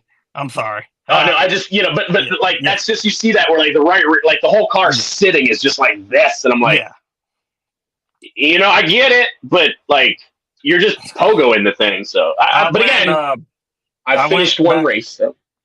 I went back on that video and not too long ago, and I was looking at the comments, and this one guy said, I'm going to do that to my race car. So I clicked on his profile and went through his videos. And granted, it's been 6, 7 months, 8 months. I don't know how long it's been, right? So there's been some time there, right? And I went through his videos, and I started seeing these TikToks where it was a still picture, and his left rear's off the ground. And I'm like, holy cow, people are going out there making their left rear off the ground just because. Because it's cool. Because it's cool. Because they see Andrew Smith and they see Wyndham and they see Gibson and they see them going into corner and just, and they're like, well, if they're doing it, they're fast. Well, they're putting some bite in it, So I'm telling you, I got some goofy ideas. And one of these days, man, I'm gonna have me an actual dirt car, and we'll see if I'm half as smart as I think. You need to throw you a stock K series in there and come on and let her eat. When we hit it big enough on YouTube, or we hit enough subscribers on Facebook. So my plan from the beginning with Front Discussion, and I'm talking about this, I'm poor. I want to have projects. And it's a case of like, I'm building the new Neon, right? Which is my pavement car. I got the yellow Civic, yellow Cabby, which, I like to plan for it. I got Doc, I got plans for it. I want to build a Celica. I want to build a Civic. I want to build, I want to show like, hey, here's how you build one of these. Here's how you put it together. Is it going to be, is it, I don't want to do it where it's an all out, like, okay, this is my race car, but it's like, hey, I got a JDMK series, I called up, I call it Waters, man. I got the cam package and I got this, and it's a solid 245 horse package. And, it's all just simple stuff. Here's the package. Let's go play with it. Right. Mm-hmm. It's in the plans. It's just, Well, it's poor, also, so. and it's got to work out with your content too, because you could probably be like, all right, let's get this thing built, and you could probably have a car in a period of time, but as far as doing content with it, and you got to stop and video and whatnot, and that really, if you're trying to teach in your content, if you've never tried to build a car and video the entire process with explanation and tech tips, there's a reason that the new car isn't as finished. When I had a chunk of time where I had time and motivation, and when you grab a kit, when I added the front hoop on the front of the car, and it was literally like, okay, I bent this. Well, I'm talking into the camera and I'm showing how I'm picking the angle. I then have to grab the camera and move it to the bender and move the light to the bender. And then I show me bending it. Okay, well then I have to move it all back. And then I have to show me checking the angle. Okay, it's not enough. I have to move it all back. It is really hard to do. And that is a big portion of why I don't film all the stuff I want to. And one of these days we're going to hit it big and we're going to get that. Because I want to have a second YouTube channel. Honestly, my content would change so much if I had a cameraman. And like I said, my buddy Mike is awesome, but he's got a day job, right? He can just come over, hang, and film stuff, But if I had somebody that knew what they were doing with the camera, knew what they were doing with the gimbal, and could film what I'm doing, where I don't have to move a tripod, and it would be a game changer. And we're gonna get there, So you just need to put a whole bunch of cameras up in your pole barn and just have every angle covered. There you go. The goal also is to have 2 or 3 cameras, so I can have one that's just this static shot, and then this one that and this. We're working on it. I'm trying to work on that, but that's why we're promising more videos, and that's what this month is about, and moving forward. So 2024 is about on our YouTube. So how many races did you run this year? Did you race any at all? Technically, one. I ran a D main. So I know the last couple years you didn't win it, so I didn't have to pretend. Yeah, so the end of last year, the end of 2022, toasted the motor. Tried to build a new car for 23 to run Freedom Factory, didn't make it. And then I had Doc, and the goal was to get it out, and then it just didn't work out. So I was going to get it out the last 3 weeks of the year. The wife ended up having kidney stones that required hospitalization and surgery, so I missed Super Shoe. Went to Michigan Cup. It was rainy. Finally got the car done. Went out there. Had hoped to be a B-main car. It wouldn't go into second gear. It was first or third. And so it was an automatic. And the problem was his first gear would run out of steam before the start-finish line, and third gear was coming out of the corner at 2,800 RPM. So we were a 10th place D-main car. Not good, right? The next, and mind you, Super Shoe was 1 week, Michigan Cup's the next week, and then Rockford was the week after it, which was the Bahama Brackets. Rockford Speedway no longer exists. They were literally building on the site while we were there. It's sold, it's demolished, it's done. So I'm I'm going, I'm running this event. I want to do this. I should have ran second gear with the tall gears that I had. That would have been the ratio for that track. Second gear wasn't working. I didn't have a spare automatic transmission. I didn't have spare time. So I grabbed, instead of the 122 gears in second, I was running 0.91 gears in first. I went to the track. I swapped them out at the track, which is kind of cool because it was raining. So I got my brother-in-law sent me a picture that he took, that we put a tarp over the left front corner of the car and then over a trash can, and I'm huddled under this thing changing the gears in the side of the transmission in the rain. I went out for the first practice session and was 40th quick out of 80. Not impressive, mid-pack.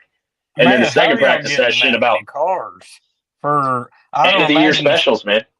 I just don't imagine it pays that well to get that kind of car count. Not about pay. Not about pay. It's just a multi-day party is all it really is. Dude, Super Shoe.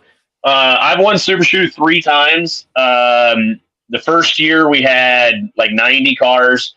The second year I won it, we had 110 cars or so, and the third year I won it, we had 126 cars. So, man, we got. But it's all ABC format. So we got to pay $20,000 to get 100 cars. It paid $450 to win. Wow. As in $450 to win. I know. That's yeah. Wow. So old BB has been kind of throwing some stuff at me today. What? BB is Barry Braun, right? Yeah. So have you ever? So this is off the record. There's only 7 people watching. Have you ever brought my name up to him? I don't think so. I've been very publicly, about getting fucked the first year at Bristol. No, there's about one front wheel drive guy that he don't really care for, but and that's the one that we know that story. That's the one that scheduled an event on top, right? Yeah. That's obvious. I'm just curious because Barry, I'm friends with Barry on Facebook. Yeah. I don't really interact with him. I like his stuff every now and then, but he sent me a message about the whole bang banger thing, and I talked about it. Like, I didn't shy away from it. I'm like, here's what he said. Here's why I think it's kind of bullshit. So I'm just curious. Like, it's cool. But anyways. So he's been talking to you. He said something to me today about, because he's been scheduling these $100,000 to win shows. I don't know if you've seen them. Yeah, late model shows. Yep. Yeah, you got a modified. Big shows. You got a modified show. You got a stock car show, and you got a 604 crate late model show. 3 different shows, all paying $100,000 to win. I think it's 300 people for 300 cars for the modified, 250 for the pure stocks, and I think they're at 250 for the 604. That's how many entries they're taking in. Well, he made post today about a place that would fit $500, and he said something about bang bang, on something. So could this guy be planning to run a 100,000 to win compact race? Is it possible? I mean, doing the math, if you're doing 250 entries times, I think the entry fee is like $250. I mean, do the math. That's $125,000, or I don't know, whatever. Right? The first year, I got 125. The first year of the dirt. The first year of the Dirt Nationals. Just doing the math on 2 pit passes, entry, and all of that. And mind you, they capped it at a much lower number than that. It was over $85,000 that they took. No. So, do I think that they would? I don't know. I don't know if he's willing to give us a chance like that. The whole again bang bang thing. Just kind of reinforces my opinion of like I didn't know. But anyway, like now, I will say this. And Barry, if you're watching, okay, I don't dislike you personally. I understand it was business the first year. I did think the second year went off a lot better, 100%. I thought, again, the fact the front wheel drives were the fucking show the second year at Bristol. The show. The absolute They show. were the show. Okay. Yeah. Okay. I appreciate the spotlight and the fact that you actually had Dwayne in there and some real announcers that it looked like you actually really took the lessons to heart from the first year. If you run a big event and you got front wheel drives involved, reach out to me. Have Paul reach out to me. I'll help in any way I can.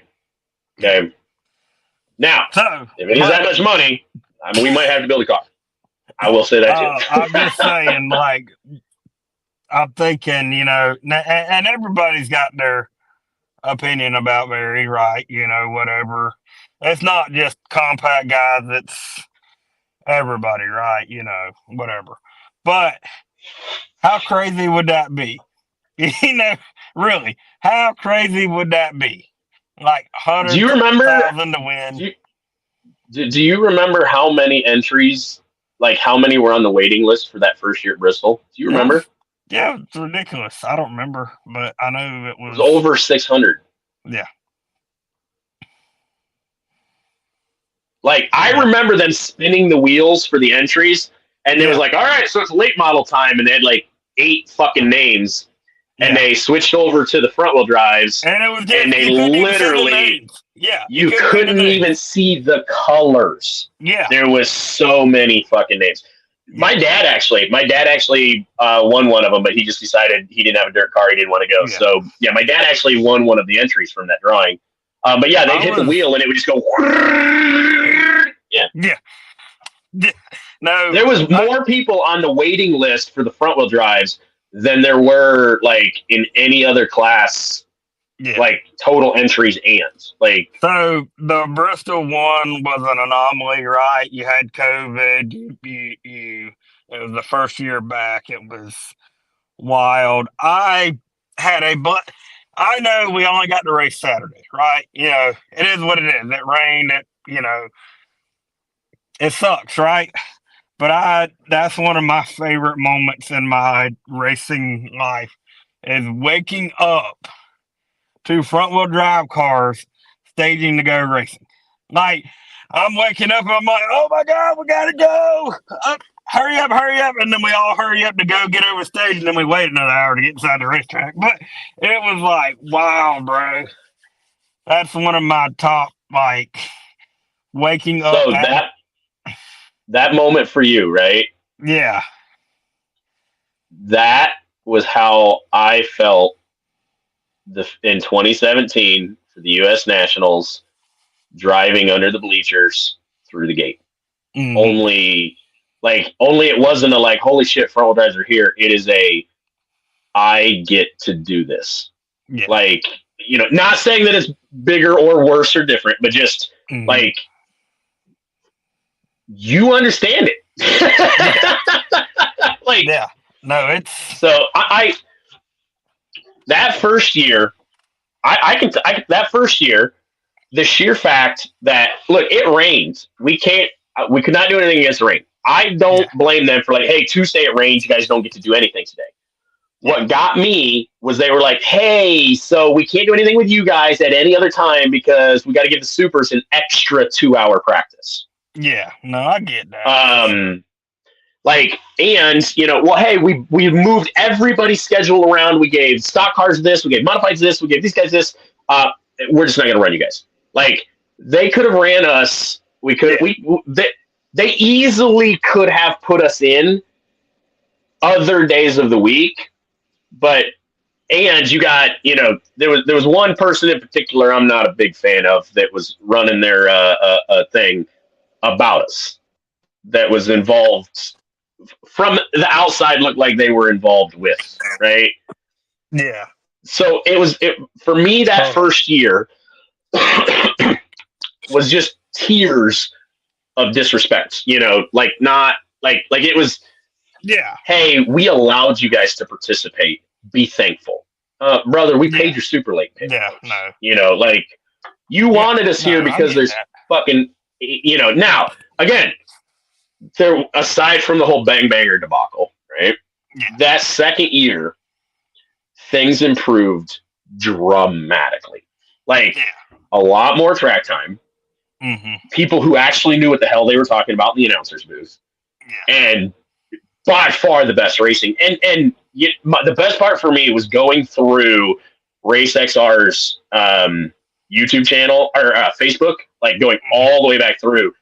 The biggest video they had of that event, like highest views of the entire event, start to finish, was the highlight 4-cylinder video, where they had it, where they're showing like practice by 10-20,000 views. Like, it had more than all the super late shit, all the interviews was that video, right? So the first year, here's all the shit that went wrong, here's where it went bad.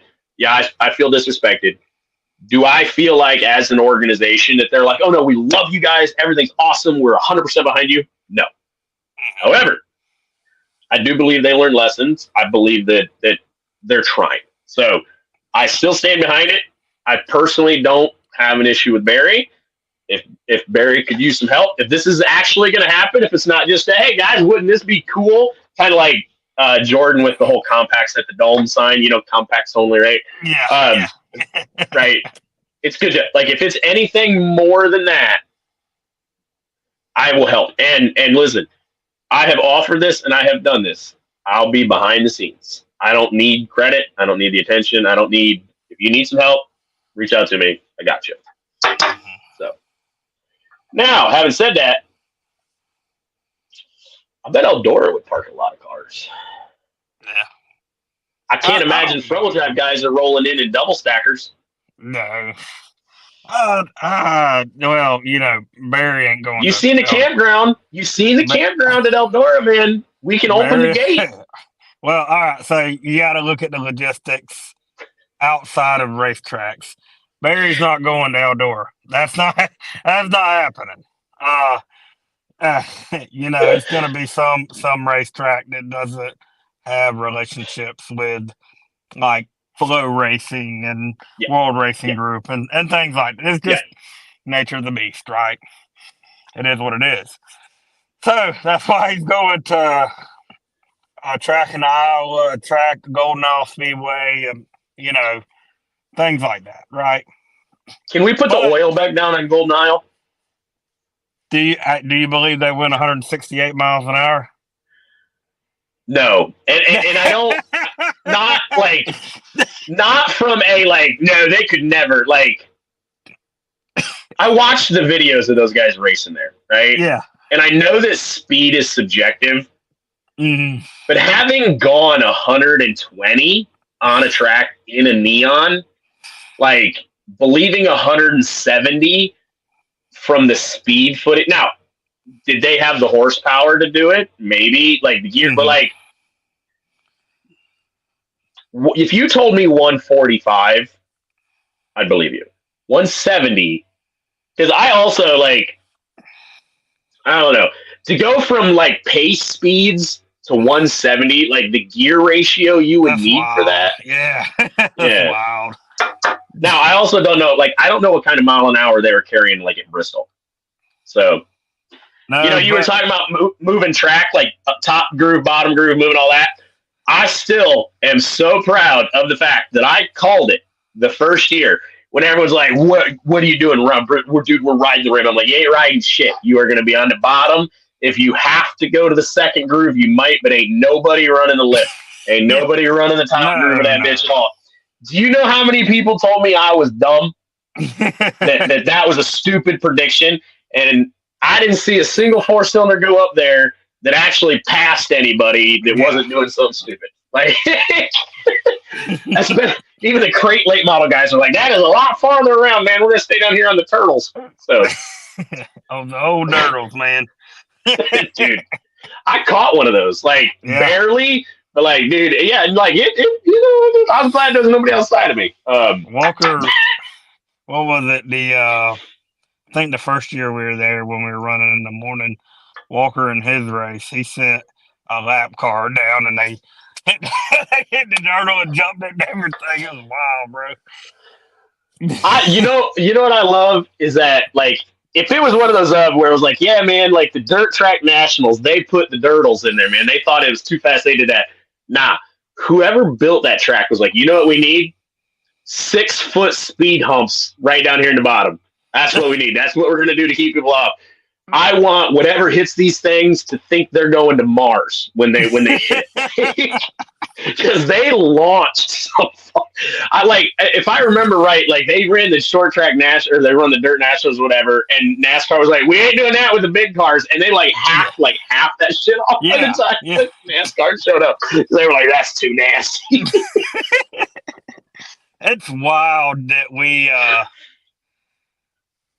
wasn't the first year the NASCAR the week after or something like that.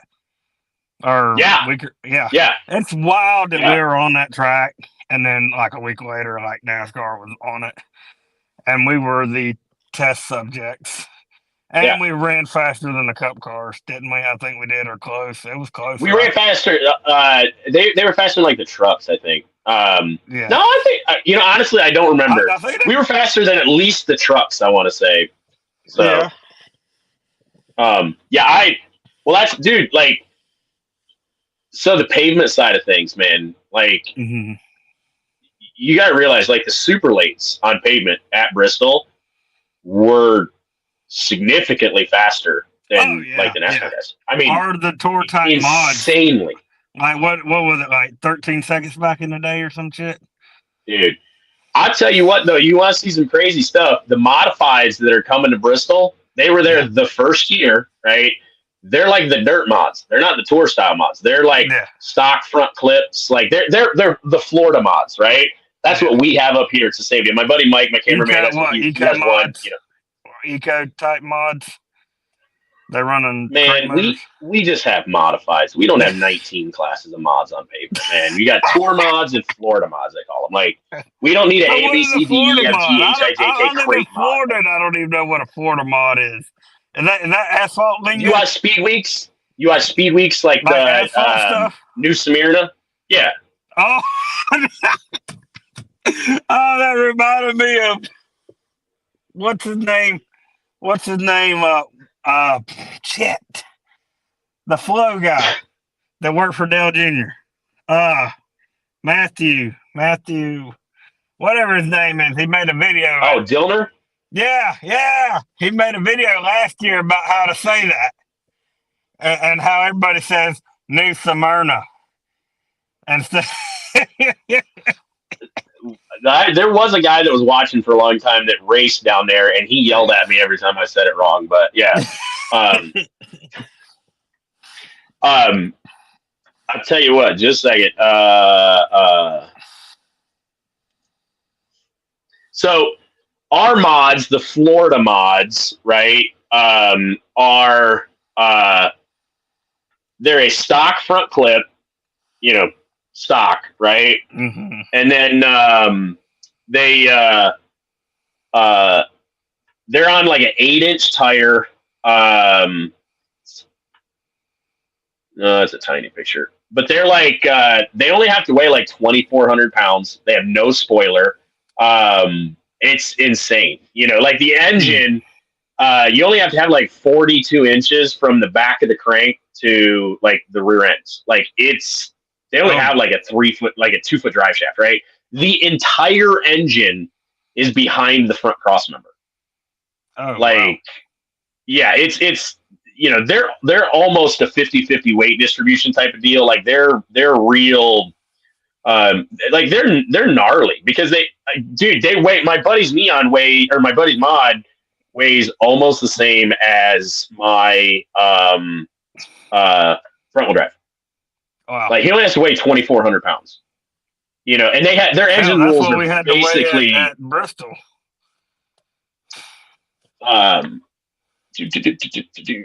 Open image in new tab. Video. Present. Share screen. Bam. Oh yeah. Okay. So, like I said, they're like an 8-inch treaded tire, 8-inch wheel. You can run like a quick change. Most of them are like a 3-link rear. You're basically allowed tube chassis essentially back from, you know, like frame rails come out. Wait, you can't see me. The frame rails, you know, come out and then they like go out to the outside, like basically where they kick back is tube. But yeah, they're gnarly. Like no engine restrictions, so they can be, you know, they can be. I mean, I know guys with SB2s, you know, 700, 800, 900 horsepower. They went to like at Bristol the first year, dude. It was insane how fast they were, but they were on the absolute razor's edge of control the entire time because it was, you know, again, 8-inch tire, no spoiler. You know, they don't have, like, because of the front ends, like they don't really have any downforce and stuff like that. So it's fucking wild. But yeah, they're what's coming. They're coming to Bristol this year with us. So, but That's they only are. y'all are only running what, like 3 classes there or something like that. It's not a bunch Yep. of classes. Yep. Okay. So this year is.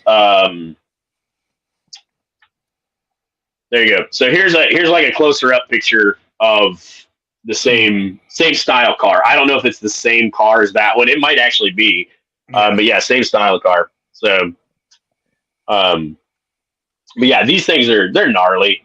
They're like they're like IMCA or UMP mods. They're just set down on the ground for pavement. So I've never watched a Speedway asphalt race in person ever. Nope. It's all been dirt.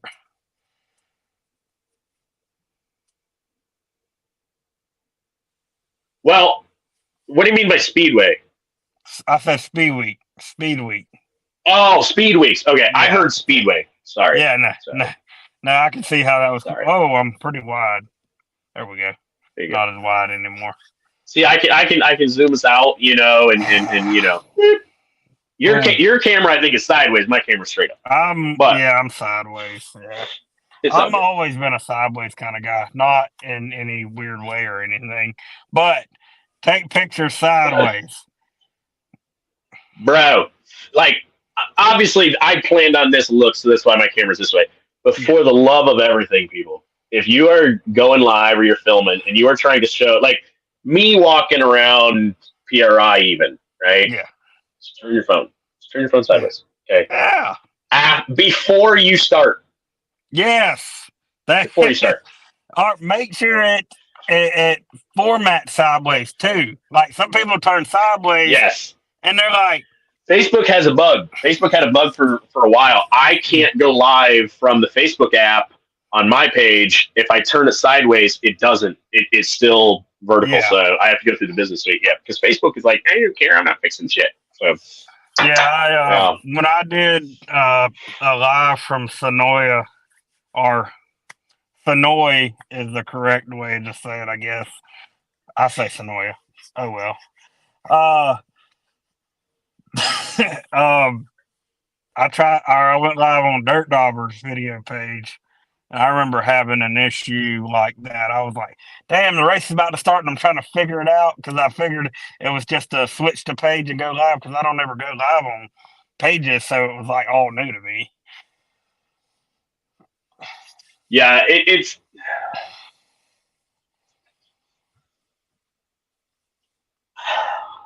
I don't want to get started on Facebook and screwing stuff up for content creators. I will just say that if I could get the same viewers on YouTube, I wouldn't even mess with Facebook.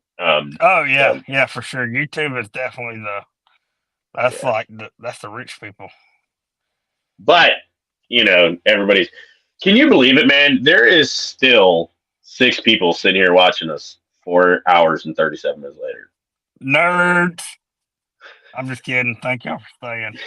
Whoever you are, whoever is still here, just say hi if you can, because I'm very curious who's actually. What was our highest viewer count tonight? We didn't get very many people. We were up to like 40 at one point. I want to say. Shit! Yeah, son. Yeah, man. Whoa! I would tell you, man. You can get the same viewers as Facebook on YouTube very easily. I can get there, Travis. I can probably get there, but 5 years of built-in audience on Facebook is part of it. But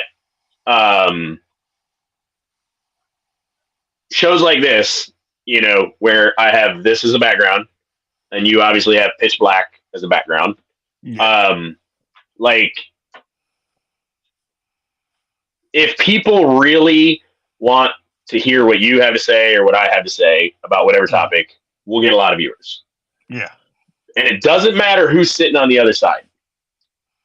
If the background is plain and stuff like that, 20 to 40 people, right? Now, I will say that if it's Kyle Stark, Andrew Smith, or John Wyndham, the numbers skyrocket because people want to hear what they have to say. And I don't even take it personal anymore, because I go live a lot. I don't go live with a lot of those guys a lot, but it's just Facebook doesn't show us to anybody. So the fact that we were still, I mean, dude, we've we've had a solid 20 most of the time. I mean, obviously the last It's hour it's we 12:40. dropped off, but Yeah, it's 12:40. I noticed back in the day, so back before I really got involved in the industry and whatnot, I used to, back when Facebook Live was like a new thing, I'd go live at racetracks and I would get a lot of viewers. And nowadays, I go live at a racetrack and I'll get 2 people and I'll be recording the race like good, like, decent quality because I'm putting effort into it, right? I'm not Joe's mama that's like screaming and shaking the phone all over the place. I'm actually, trying to, not shake the camera. Oh my God. I wish I could see what you were talking about, Sharon, because Jesus, I'm just over here having a seizure. But I only get 2 people watching the thing. It'll be like a decent race too. And I'm like, this ain't even worth it. And I'll shut it off halfway through the race. I'm like, this ain't worth it. I can get some really big numbers still. And now mind you. Yeah.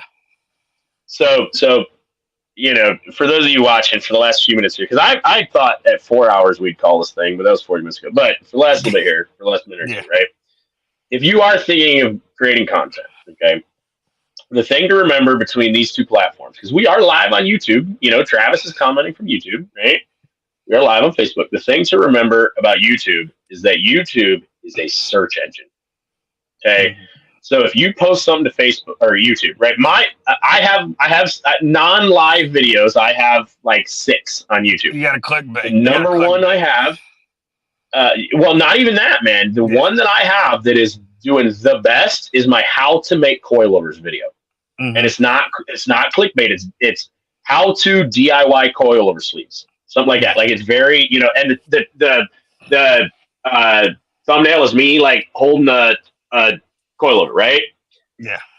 That I've got almost 45,000 views, and I steadily get like, I want to say, I'll get 1,000 views a month on that video, right? Steadily. Okay. My other ones is like me winning the feature at Kalamazoo and me winning the feature at Springport. I don't really get any views, right? Yeah. But it's because when I go to YouTube, YouTube will recommend who they think I want to see. Yeah. But you go to the search bar and YouTube will show you a 12-year-old video that matches your keywords, right? Yeah. And it might only have 100 views, but it's 12 years old, right? If you go on Facebook, Facebook's like, here's what's happening. Here's what's newest. So the live stuff works on Facebook. If you don't post a lot on Facebook, as you know, if you take 2 weeks off, Facebook's like, all right, cool, they're not doing anything. Here's somebody else, right? Yeah. And if you don't pay Facebook, they will never put you in front of your audience. Yeah. And I don't pay Facebook. I never have and I never will. So right? I did the verified thing for a minute there, or whatever they call it, the meta, whatever, right? And I was close to in-stream ads. Gonna have 5,000 people. Yeah. I'm at like 4,866. And I'm like, all right, well, I'm making money from Facebook already. Maybe I'll pay for that. Maybe I'll get a bump, get me over that 5,000 and I can start making money from ads. And I still ain't there yet.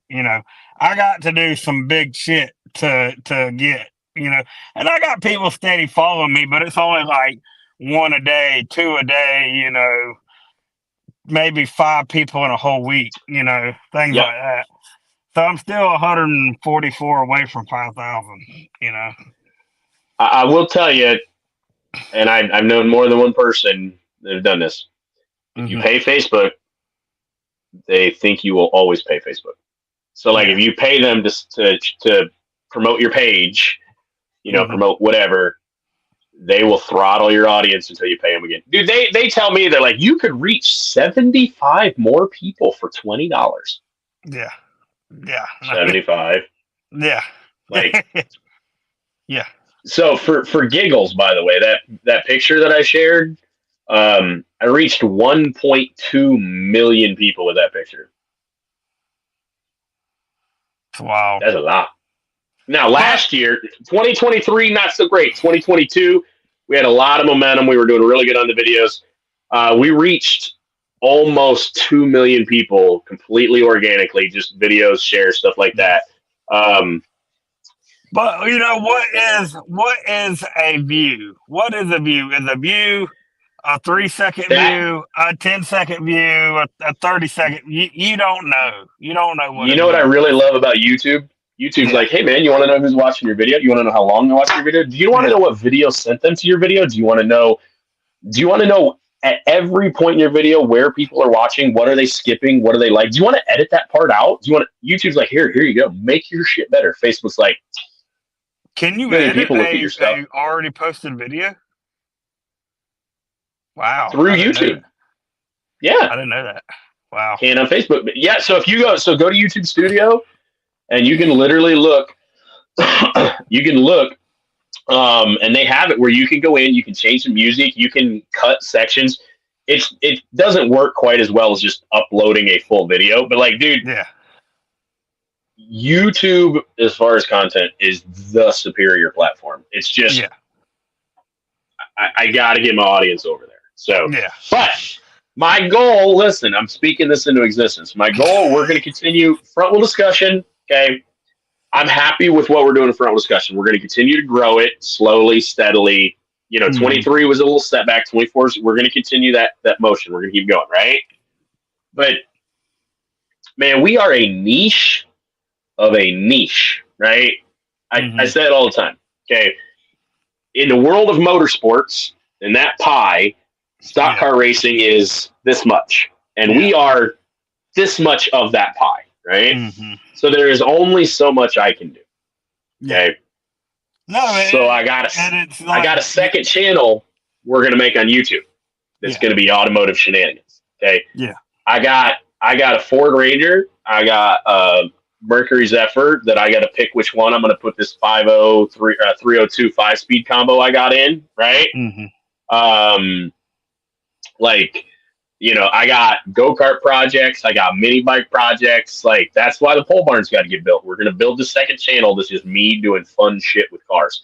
I got a Subaru that needs some engine work to it. The body's not that great. We're going to build a death cart out of a Subaru WRX wagon. Okay. I got to get the pole barn done. So front wheel discussion will always be what we're doing, right? Yeah. That's what front wheel discussion will be. I'm not going to say the name of my other channel yet, but we are, we're going to build one there too.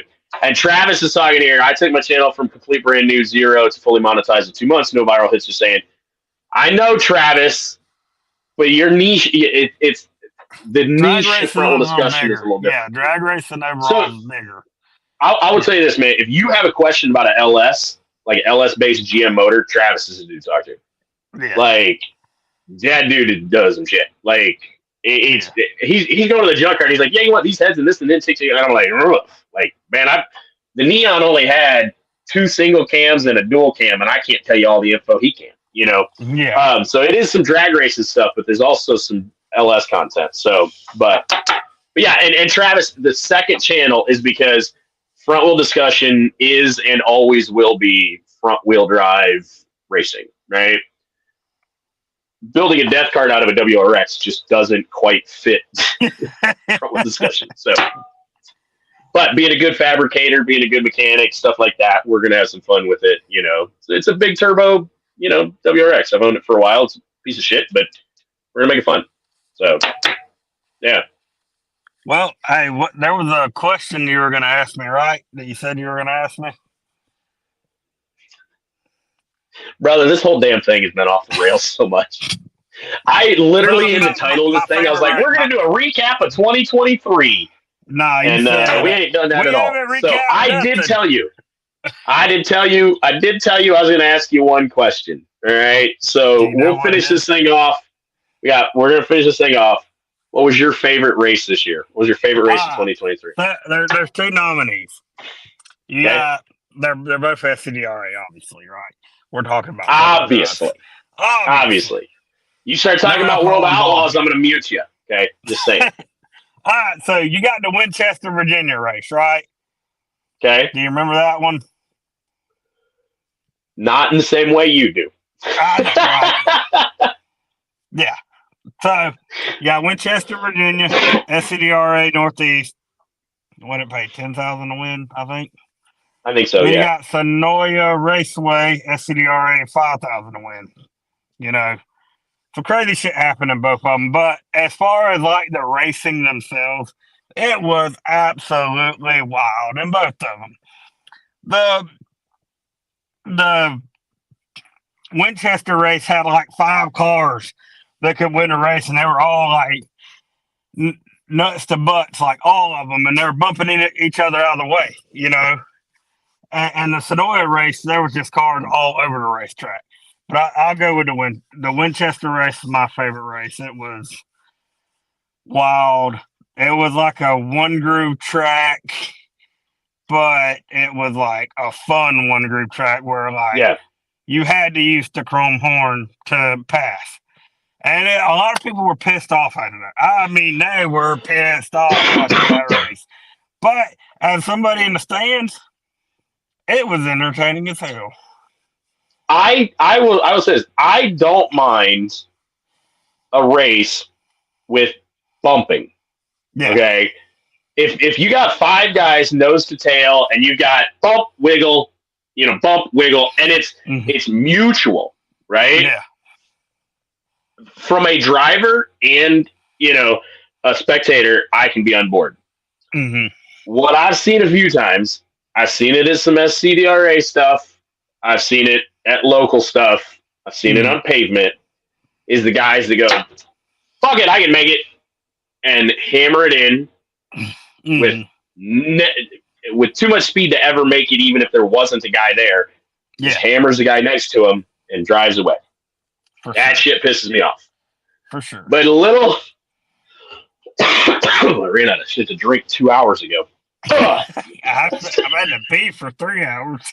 Brother, I'm... I shouldn't say this. I've been eyeballing this empty cup sitting here for at least an hour.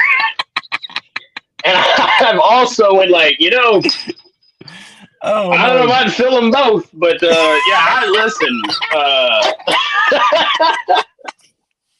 This is by far the longest show I've done. By far. Oh, dude. So Andrew was actually at like 3 hours or so. He was like he was the longest for a while, which dude, this is by far the longest one. This has been a ton of fun, man. I told you, I ain't got no notes. You ain't got no notes. We're just gonna shoot the shit. And we didn't reveal a whole lot of shit. We just talked about what we like and don't like. But it's okay. It is okay. They treat those guys like they won a race. You'll have to clip that one. I might search through the 5 hours of this to find that 5-second clip. just to be like, all right, so y'all think you like Paul Clayton, huh? Here you go. If you ain't a main winner, Paul says you can go fuck yourself. I mean, but dude, I just because I will defend you to the death on that one because dirt and pavement are different on the B main, C main winners and stuff. But the way you fucking said that, and you just threw it out there, you whipped that stuff against the wall and seen if that noodle would stick, dude. That was. That might be. I'm dead serious. That might be one of my favorite things that I've ever that's happened in an interview. Was just the nonchalant. Man, they treat them guys like they won a race. It was the weirdest thing I've seen. I tell you. And then they went out. That's insane. They treat those guys like they won a race. Gave them a trophy and everything. And they went to the A main and didn't even make a lap. Like, what is going on here? Oh. I still, man, Freedom Factory, you showing up that first year, and at one point I just glance over and you're sitting there with fucking Flo on your phone watching dirt racing, and you're like, oh, yeah. I still, man. Yeah.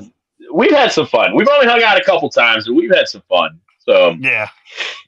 I'm really glad you came to Freedom Factory. That was.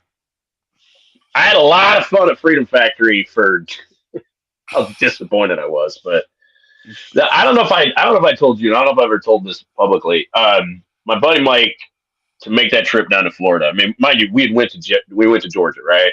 Mm-hmm. Which we're both Mike and I both like the Second Amendment stuff. Facebook, you really got to watch what you say here. So follow me with code for a second, right? So we wake up. When we were headed to Georgia, we were like, we're gonna drive for a while. We'll find a hotel. I don't even remember the town, but we find this hotel and we're like, what is there around here for like breakfast? And we're like, holy shit, dude, there's a Palmetto State right there.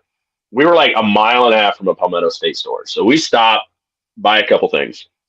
So we go home. Mind you, it's a week later, we're leaving for Florida. And Mike basically says, hey, I got a new 2A build. I want to try out. But we didn't have time between. And I was like, well, I also have a new 2A build. Why don't you bring it with us? We're both concealed carry permit holders, so like we can legally do the things we do. And the cool part is Michigan to Florida is a reciprocity. Every state's reciprocity. So they all recognize my concealed carry for Michigan. Every state does, right? So cool for me, right? So we literally found a hotel in a town that we knew had a range that we could stop at so that we could test out our new builds on the way down to Florida. So I would venture that we were probably had the biggest arsenal at the Freedom Factory, hiding behind the seats of the truck. Now, once we got to the racetrack, it was locked behind the seats in the truck. Like we weren't carrying at the track, There's all kinds of racetracks. What are you talking about? I just want people to know, like, we're not like weirdos. Like, now the fun part was my build was a very short barreled AR-15 with a 7.62 inside of it. And the brake that I had on the end, dude, that thing made so much noise that I am that fun person that when I go to the range and I take that with me, everybody takes a step back and goes, what the fuck is that? So I get to be that fun guy. So we're literally in like Virginia, I think. And I was like, all right, bud, check this out. And the one that I built, I'll try to find a picture to send to you. It's kind of fun. I 3D printed some parts for it. So it's very colorful. So it's a lot of fun to look at. And then it just goes, whoa, hey!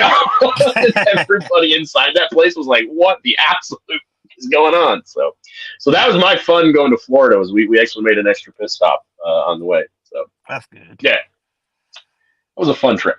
And we drove through an ice storm. Nice. Anyways. No, Georgia. Way home from Georgia was anyway, we drove through an ice storm for a while. So anyways, 4 hours and 56 minutes so far, sir. Yeah, 57 right now. Yeah, well, I'm about to freeze to death. It's actually pretty cold down here. It's hold on. I'll tell you how cold it is. It was 41 degrees earlier. Right now it's 35 degrees. Believe it or not. No, I believe it. Yeah, I believe it. You know what one nice thing about sitting in your camper is? You can turn the heater on. Yeah. I'm about to freeze. I'm kind of surprised you didn't start the car and have your heater running. So I just didn't want the background noise. I was worried about it. Well, I appreciate it, man. Yeah. This has been a lot of fun. I mean, a lot of fun. I am looking forward to, man. I am going to. I have a Flow subscription, so if Scraven is on Flow, I'm gonna watch. It'll be on Flow. It'll be on Flow. I am excited. Yeah. Also, I meant to talk about this stuff earlier. I know it's kind of late and nobody's watching, but like I got a lot of people to thank as far as like announcing. Like Joe Kelly's like the first one that's really kind of got me doing stuff, and he messaged Kelly and he's like, man, you need to get him to announce. And he may not have been so serious about it, but things happen. Tommy out there at Southern Raceway got me to come over there. That was like a random deal. Kelly with a couple of SCDRA shows that I've done, and chance at Needmore Speedway let me come announce with Joe there for the Big Crate Racing USA race. You know, I've announced actually quite a few things as just like random stuff, but I just appreciate those guys, and I definitely will put in the work for it. I bought me a brand new iPad so I can, you know, keep track of information and stuff like that. And hopefully, I'll be able to talk about everybody equally and fairly. You know, especially we're in like practice and qualifying. Once it gets down to the racing time, we're gonna talk about the people that are, you know, the show. You know, move around, and I'll try to be fair though. That's just all I wanted to say here to end it. I'm going to tune in to the freeze because I am excited to listen to your official SCDRA debut as you know. Because I'm not gonna lie to you, man. Go ahead. Dwayne will be there too, so you'll still get some Dwayne. Good. Yeah, good. And I love Dwayne. And I don't know how it's going to work out. You know, I might be doing some other classes at Scrubbin too. I was actually the last Scrubbin race that rained out, the November race. It didn't rain out. It was fire marshal stuff. But I was actually going to announce that weekend, like all by myself, because Dwayne had prior obligations at another racetrack with his Southern All-Star Series. So, yeah, I might be doing some other classes. I don't know. I haven't talked to Rick Kelly about it really, but I'm sure Dwayne likes to take breaks and stuff too. So, I mean, it might be like a whole day thing. You know, I might not just be there for SCDRA, but yeah, definitely tune in for Flow Racing. Be there Thursday night, Friday night. We'll run qualifying and heat races on Friday night. B mains, feature, and non-qualifiers race on Saturday night, and practice on Thursday. Well, I will be tuned in for sure. Dude, Flow Racing, actually, a few years ago, they actually sent me a couple memberships. Are you still on that? Just to promote it. So. You still got that comp membership? No. No, I had to pay for this one. Unless you got a contact, you can reach out and get me, hooked up again, right? But I pay for Flow too. I forget the gentleman's name, but they tuned in. Like, man, they literally sent me a message and was like, "Hey, like if you want to promote this, I'll send you a couple." I was like, "Yeah." So I had it for 2 years. So that was the thing. I didn't use it enough, but yeah, I'm paying for it now. But yeah, I did it because I wanted to tune in. I got a few events I want to make sure and tune into. Yeah, Flow is definitely still the best value in dirt track streaming. It's actually baffled me that they haven't gone up in price yet, and I'm sure it's coming. It's coming one day, you know. Flow has a unique ability too. Flow Sports, like that is the thing. Like I didn't realize at first. Like I've been watching like TikTok. You'll catch clips of like Flow basketball and Flow, you know, and like dude, they're doing like track and field, and like they have. I was at last week had a home broadcast and an away broadcast. ECHL. Yeah. That's wild. And then NASCAR, their partnership with NASCAR is really big right now. You know, they're doing ARCA races, right? Arcanium races, something like that. They're doing home track races, all kinds of shit, you know. Yeah. But no, Flow kind of come out of nowhere. They started doing some Speed Week races one year, and like when I saw Flow Sports, I was like, what does that mean? Does that mean like Florida? Is that like short for Florida? Like what is that? And then it wasn't until they bought out Speed Shift TV, which is where Chet Christner come from. Chet Christner was with Speed Shift TV. Man, I tell you what, that purchase right there was worth it for Chet Christner. He's one of the best in the business. Be interesting to see what he does this year. He was with USAC. He's decided not to return with USAC. He was rumored to go with High Limit. That didn't happen. But from what somebody told me before all this happened, that he was actually mowing retirement. So he might be retiring. They said he's pretty well off. So I guess we'll find out. Yeah. Because it's almost 2024. I mean, it's closer now because it's a whole last day later. He's at the Chili Bowl, so he's still working. Yeah. He's at the Chili Bowl. But so I'm excited to see your debut, though, my friend. Yeah, thanks for tonight. This has been a ton of fun. 5 hours, new record. I got to find somebody else who can talk to me for more, I guess. So I can talk.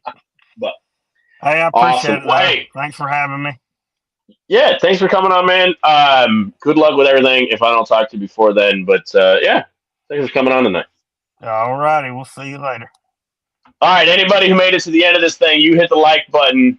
All right, state law, you gotta hit the like button. I love y'all. I'm gonna go use the bathroom and I'm gonna head to bed. I'll see you in a day or two.